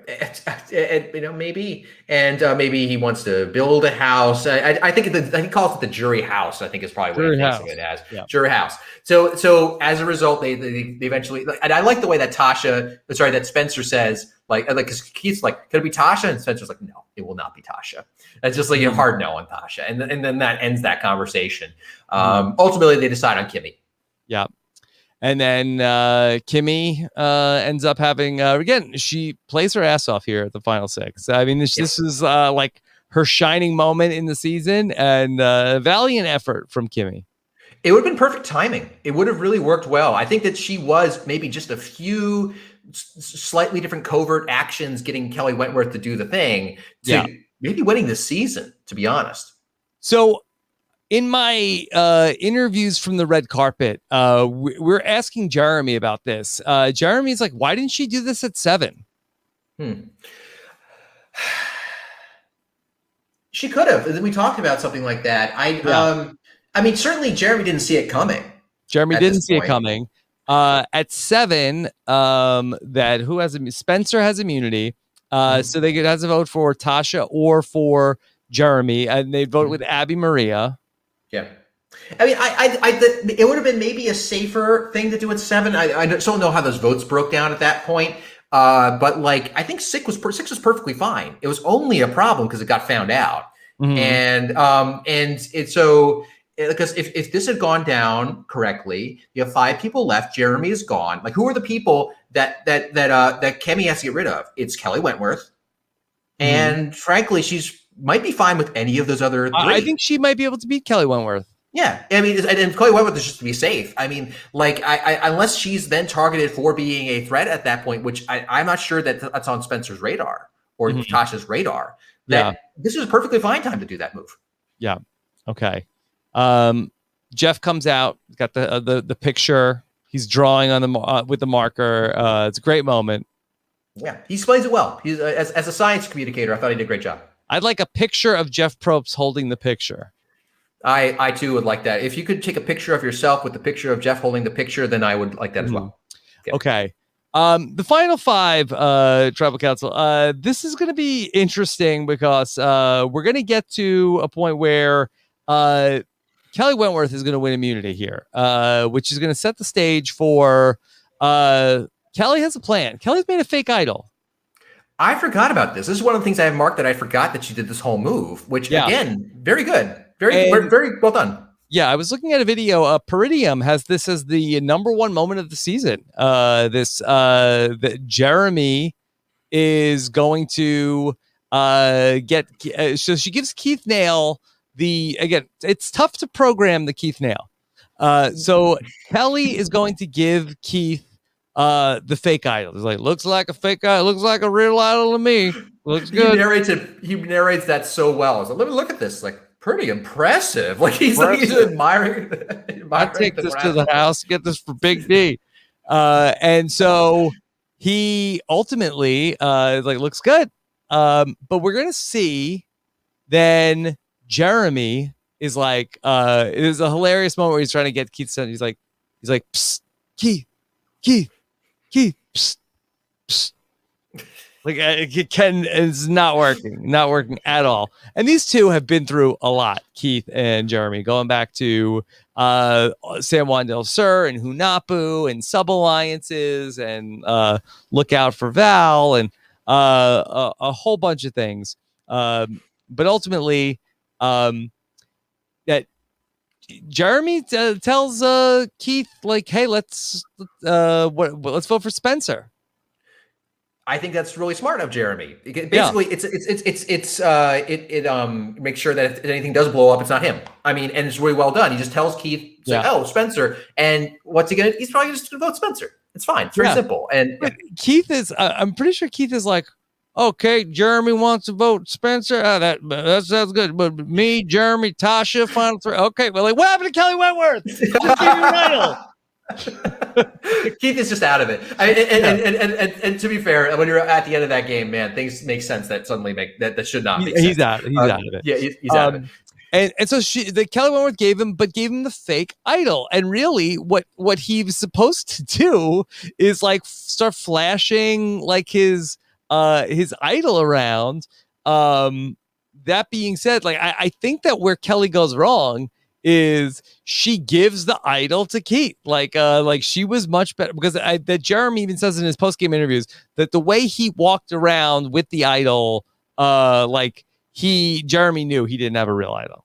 So I thought you were going to say the move is to give it to Keith. You tell him it's real. Oh, well, that too, one or the other. Yeah, tell him it's a real, or you are gonna, you're gonna use your idol to save Keith at Tribal Council.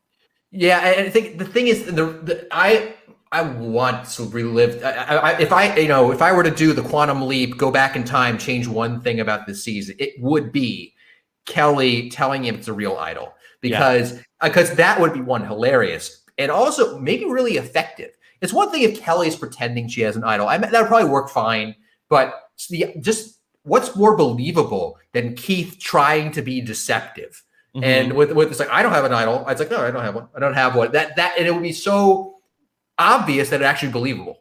Yeah, it'd be really interesting. Mm-hmm. Yeah, programming Keith Nail is always going to be entertaining, right. But ultimately here, Keith's going to go to the house.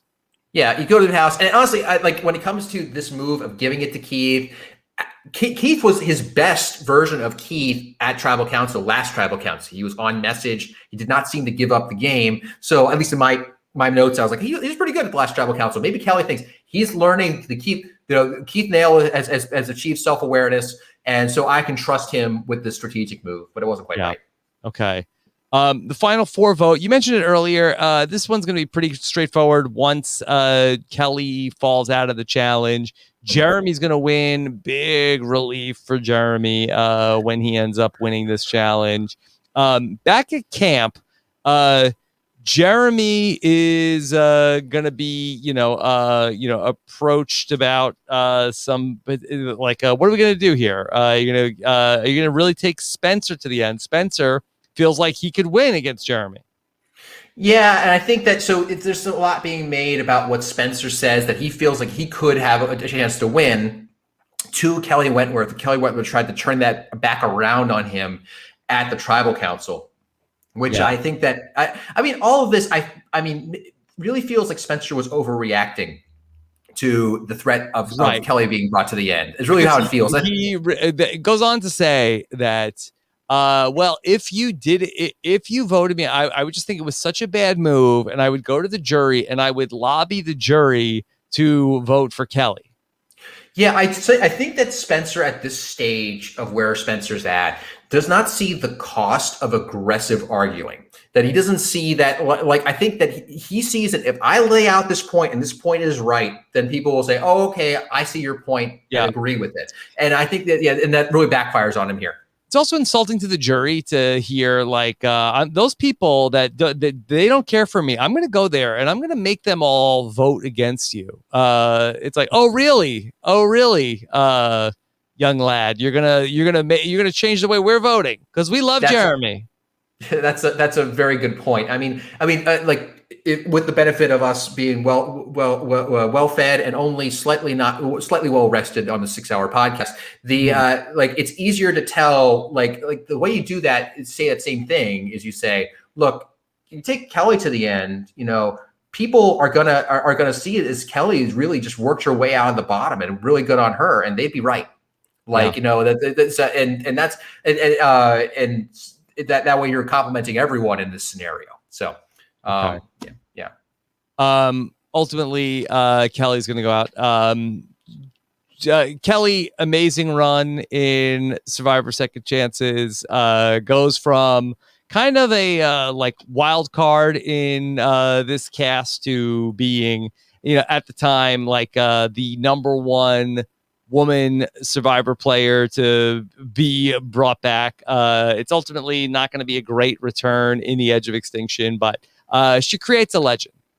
No, this is a legend, and it's well earned, and it's well earned in even more ways than I had remembered the first time. So, I think that it's one of those things that when you look back on this character, you'd be like, she was really good on this season, and in my opinion, it holds up. And I think that she provides like a different game plan for a woman survivor player of that sort of like the like under the radar, but playing like not just like the person who is like sort of like just getting to the end. Like I don't think that there's another woman who really like has the same game plan that she has. Like not even like a Danny Boatwright, because Danny Boatwright at times like is sort of like she came on strong at the end, but is not like really like playing this stealth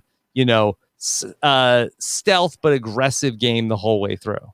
Well, she pokes her head up more than Danny Boatwright in a way that you can't deny her agency in the game, which is unfortunately denied of a lot of players, a lot of women players, I think at the end of the game. So like, I think that she gives that formula where like you poke up your head when you are in danger. You know, like she plays the idol when she needs to. Right. There's not a lot of Kelly Wentworth when things are good, her deciding to drive the vote. She gets out of the way sometimes. Yeah, I think it's almost maybe most similar to like a Sandra. Yeah, I was actually weird. I don't know if this is right. I was maybe like more of like a social game. Yeah, I mean and also there was more there was also these quote big moves, right? She mixes in, and that's what they demand in this era. So yeah, I guess it's a little like a Sandra. Who did Sandra vote? Johnny Fairplay, I guess, and Burton. Those are pretty important moves. I think that's fair. I was going to say like a female Ben, but I don't think that's right because because they both find idols, but it's different. That's it. That's all. Yeah. Okay. We get to our final three. Our final tribal council. We talked about Jeremy and his reveal, which is I had forgotten just like how well done like Jeremy's reveal is. And I was talking about this with Josh on the red carpet, that I was saying like Jeremy could be like an actor that he's like was just like it was like from a movie. Like it was so well done. It was incredible. And I mean, just a great job by Jeremy with when he reveals about how he has a son on the way. Any other highlights from the final tribal council for you? So a couple of things that jumped out. One was Savage was really concerned about arrogance. Yes. Which I thought was just very interesting choice. Like, you were arrogant here, you were arrogant here. I mean, he wasn't wrong. It was just an odd tack for him to take. There was the Kimmy coming at Spencer. That I felt like that. I mean, I understand Spencer in this case is the person who got to the end, and therefore the jury feels they can take shots at people. But that really hurt. Well, basically, she said Spencer will be an example of how she would teach her kids not to be a bully like him. And I'm like, that's a little. But apparently, right afterwards, they were cool. Is my understanding. If I heard the story or something like that, that's my understanding. But who knows? I don't know if they were cool, or at least Kimmy is not like afterwards, like, Spencer, you suck. It was more like, oh, good to see you, Spencer. I don't know if that's right or not, but I don't know if he liked that. Yeah, I'm not saying he did. To be clear, I'm sure he did not. That stands out, and really very little else other than that Jeremy moment. It was so well delivered, and I think that it's good to move the jury to tears if you can. So yeah. Okay. All right. We come back to Los Angeles. We count the votes. 10-0-0 vote. Congratulations to Jeremy, the winner of Survivor Second Chances. What's the legacy of Jeremy's win? How did Jeremy winning change the game?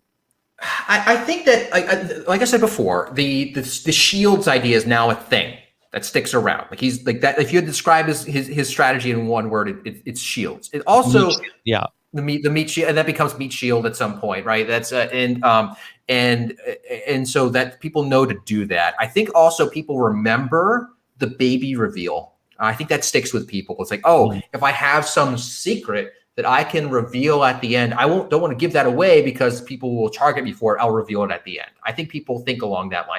I have a feeling that if Elizabeth had gotten to the end of my season, she might have said, I told you everyone that my youngest son was 2. In fact, they're 6 months old. Like she probably would have delivered that and for as her clincher would be my guess. So I think those things stick in my head as Jeremy, and he's smart at getting idols. There's all kinds of things he's good at. So. Do you think survivors need a big close?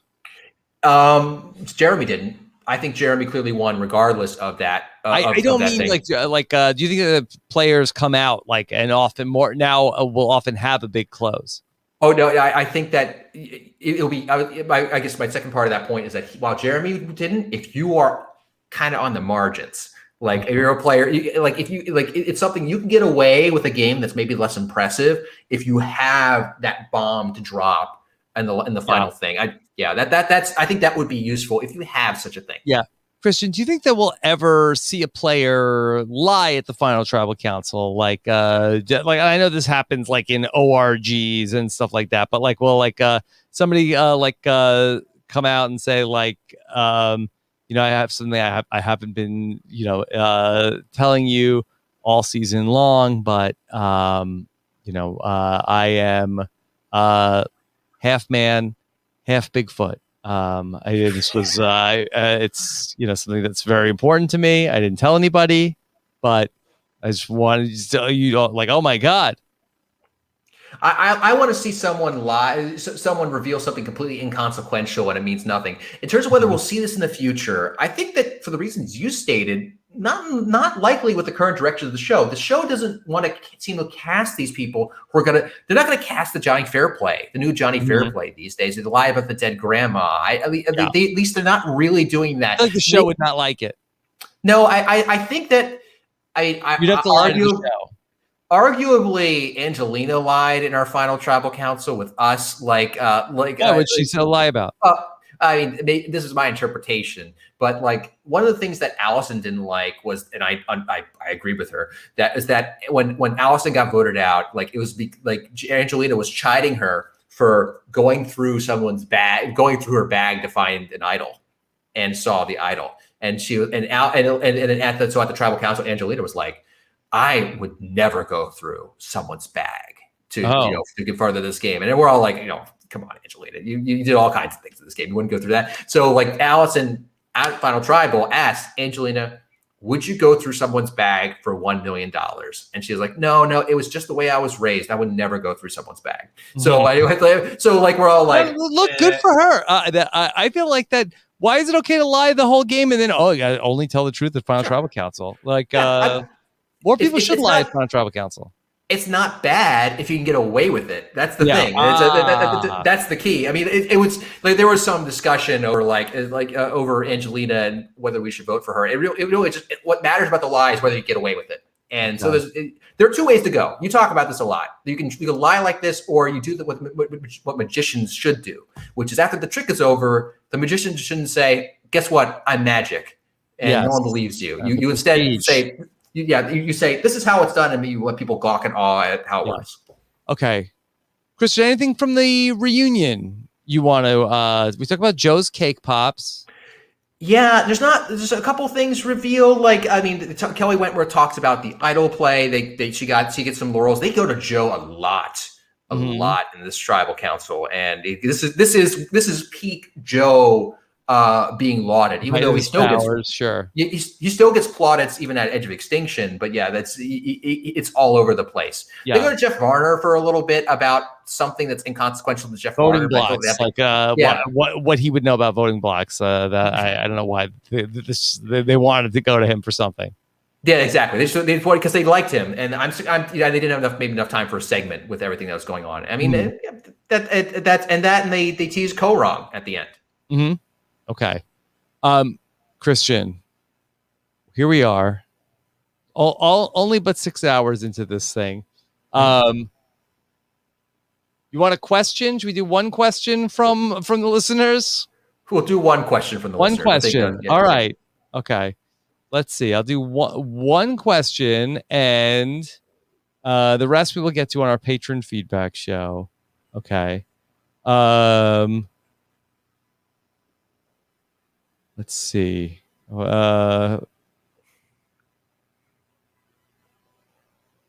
Tommy Guam wants to know, besides Christian, who should be cast for second chances too? Oh, there's so many good choices for recent seasons, good casting. So, I mean, like you got your Dominics, you got your Christies, you got your Rick Devens and things like that. There are people that are beloved that I would love to see play again, and the audience would want to see play again. Mm-hmm. So let me go for something like let's try an off the board pick because there's so many. Let's go off the board. So, who are people from seasons that like I feel are underappreciated that I like? What is the Kelly Wentworth? Maybe that's the question we'll try to answer. What's the next Kelly Wentworth? That's clearly the biggest win. Oh, fans are always trying to find out the next Kelly Wentworth. Yeah, I mean, I would argue someone like a Victoria. I know the super fans already like a lot of the Reddit fans love her. See, but that's not a Kelly Wentworth to me though. Yeah. So like someone who's pre-merge. I mean, and people have already picked out like, yeah, you're right. They pick out these people. Like for instance, in Island of the Idols. I mean, Island of the Idols, Chelsea, was one of the people. There was an article there's an article. I saw someone make an article that was like, right, she was like the most Rob person of all time or something like that. I read somewhere. But did she write it? I didn't check the author, perhaps. But if you go, let's go back really far.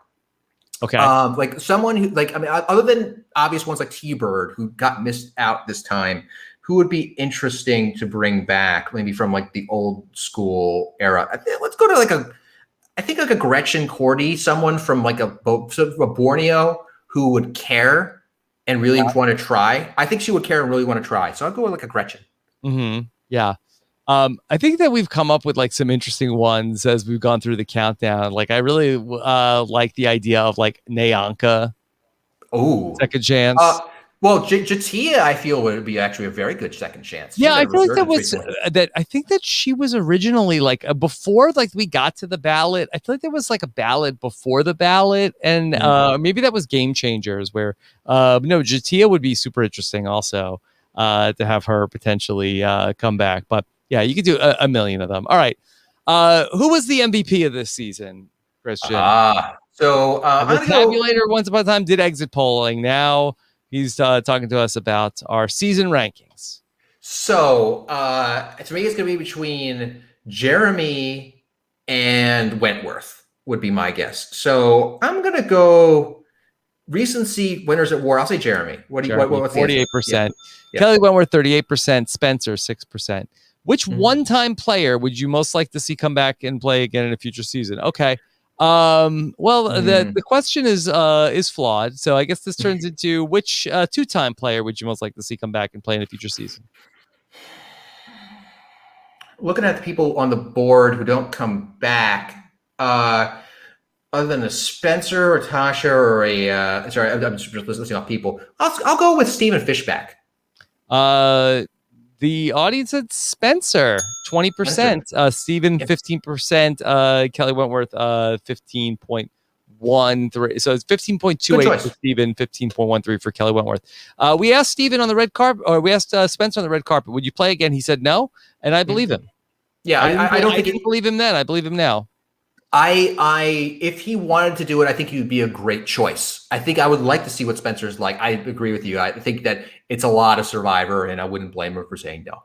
Yeah. Okay. Which name on the list made you say, wait, who's that? I'm going to go with Monica Padilla. He's right. 61% for Monica. Shireen had 17.99. Vitas, 4.6. Who's the most underrated player of the season?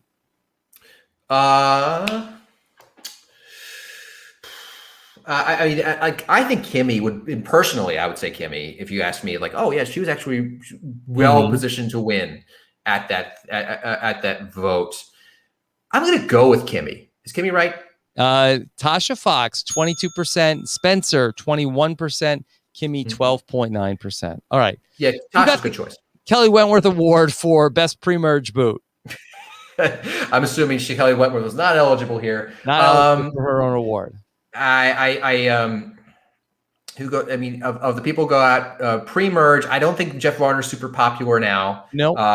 So that leaves Wu, Monica Padilla, Terry Dietz. I'll go Terry Dietz. That's Terry Dietz, 33%. PG, 27%. Wu, 13%. Okay, out of the 40 seasons, with 1 being the best winner and 40 being the worst, where does Jeremy rank? 9. You're right there, 10.4. But that's actually the second highest score that anybody has gotten. So that actually makes him the second best winner, according to the fans. 1 is Kim Spradlin, 2 is Jeremy, 3 Yule, 4 Boston Rob, 5 Tom Westman.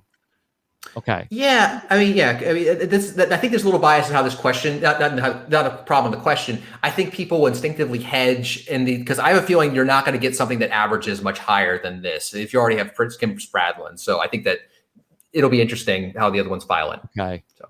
All right. Is this season too high, too low, or just right, Christian? I think people are going to say too low. Too low, 51%. Usually they say just right. 33% said just right. 14% said too high. All right. Rob's rewatchability rankings. All right. Let me update you on. Okay. I'm going to say this is the new number 1. I think this is the best season I've watched this year. So put in the Survivor Cambodia at number 1. I didn't give you Tocantins the other day. I needed a minute to go back to my rankings. I'm going to keep Palau at 2, Philippines at 3, Millennials versus Gen X at 4, Blood versus Water at 5, and Tocantins will be 6, just ahead of Korong, San Juan del Sur, Guatemala, and Panama. Yeah, this season has a lot. I mean, even the people who might see this as a game body season, whatever that means, like even those crazy votes, there's a lot of character going on. There's a lot of character drama. So I think it's not just watching chess pieces. It feels like you're watching characters play good chess. Okay. All right. So that brings us up to what is coming up next week, 1 week from tonight. Okay. So we'll talk about the number 8 season all the time. You want me to tell you what's still out there? Well, let me see if I can get it recited from memory here. You got your season, the Survivor Amazon, number 6. Number 7 is Pearl Islands. You will have number 16, Fans versus Favorites. Winners at War at number 20. You've got number 28 at Cagayan. Season 37, My Own Season, and 40, Winners at War. Is that correct? Yes. That's you left out season China. 15, China. Yeah. Yeah. And I think you might have called season 20 Winners at War also. I'm a genius at this hour. What can I say? All right. Yes. So of those, I mean, I see the what people were responding to this tweet thread that Winners at War is still on the board. I'm hoping it's not mine. It would be nice to go a little higher. So for the sake of my great cast, I'm shocked though that Winners at War is this high just because people didn't like The Edge of Extinction so much that there must be some kind of but I'll go Winners at War and hope it's not me. Okay. All right. Let's see the number 8 season. Survivor Amazon. Oh, it's you. Your time is up. Yes. Dodged another one, Cesternino. Yes. Yes. You like that? I love as long as you don't feel threatened by Shane too much. That was very fun. I think that you threatening me as Shane puts you in more danger than it puts me. All right, I will not be giving out my address on this podcast. Yes. No, it's so you'll be up. This is, I have to say, it was my favorite Evolution of Strategy chapter to listen to because of all the insights that you could put out there. Autobiographical. All right, next Tuesday night we'll talk about the number 8 season of all time. That is going to be with Mary Kwiatkowski and Maggie Morgan coming up next Tuesday. So should be fun. Get your questions in when we go back to Survivor the Amazon. Okay, Christian, I'm going to blow through these plugs with it. With all, yeah, sounds good to me. Yeah. We did Survivor Tocantins with Ali Lasher and Jordan Kalish. That was the 10th best season. I still have, hey, remember Australian Survivor? Before you get to week 2 coverage, check out week 1 coverage with myself and Shannon Gus. And then Big Brother, that we're closing in on Wednesday night's Big Brother. Check us out Wednesday night live after the episode. And then, of course, talked about Average Joe on after we're talking about an above average Survivor season. Jenny Autumn joins Chappelle and me on the RHAP Rewind. Of course, and then tomorrow, very ambitious to think anybody's going to get to this point before we get to the patron cast. I'll be live with the patrons, Rob, the podcast at 1 p.m. Eastern. All right. Of course, check out everything else that we're doing in our patron podcast feed at robswebsite.com/patron. All right. Christian, what a night. What a morning. It's I have to. I know it's a long podcast. I know the jokes will come. Massive congratulations to anyone who gets this far. I just want to say, Christian Hubicki in 2015. If you told me then that I would be sitting down and doing a long form podcast about second chances with Rob Cesternino, that I wouldn't have believed you then, but now I'm here. It's a small dream fulfilled. And what if I told you that this was the record-breaking podcast of the longest podcast in RHAP history? I would be lying if I said I was surprised. Yes, of all time. So you did it. Were you talking to me longer, or were you up on that up on the poll in the immunity challenge longer? Well, Rob, congratulations. You are now my record-setting longest conversation of all time. You've beaten out Jeff Probst. Yes. Congratulations. Yes. Okay. Christian, what's next for you? Well, I'm living my roboticsy life as a robotics professor, so I'm really enjoying that. You can follow me on Twitter for at Hubicki, CHUBICKI, and I will talk about science things. But for me, it's been a busy summer with work, but it's been a wonderful distraction to go revisit this season and enjoy it. So feel free to follow me on Twitter if you like weird science facts and occasional Survivor quips. Okay, I can't believe we did this. Do you have a hashtag, Christian? Hashtag Dear God, it's over. Hashtag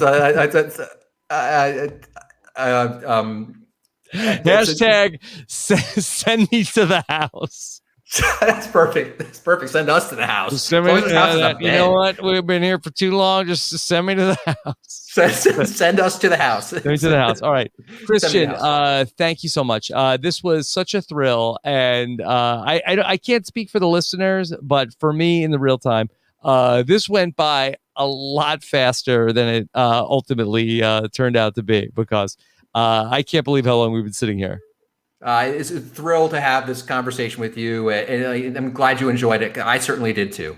Okay. All right. Thank you all so much for listening. We'll be back with the 8th season next week. Take care, everybody. Have a good one. Bye.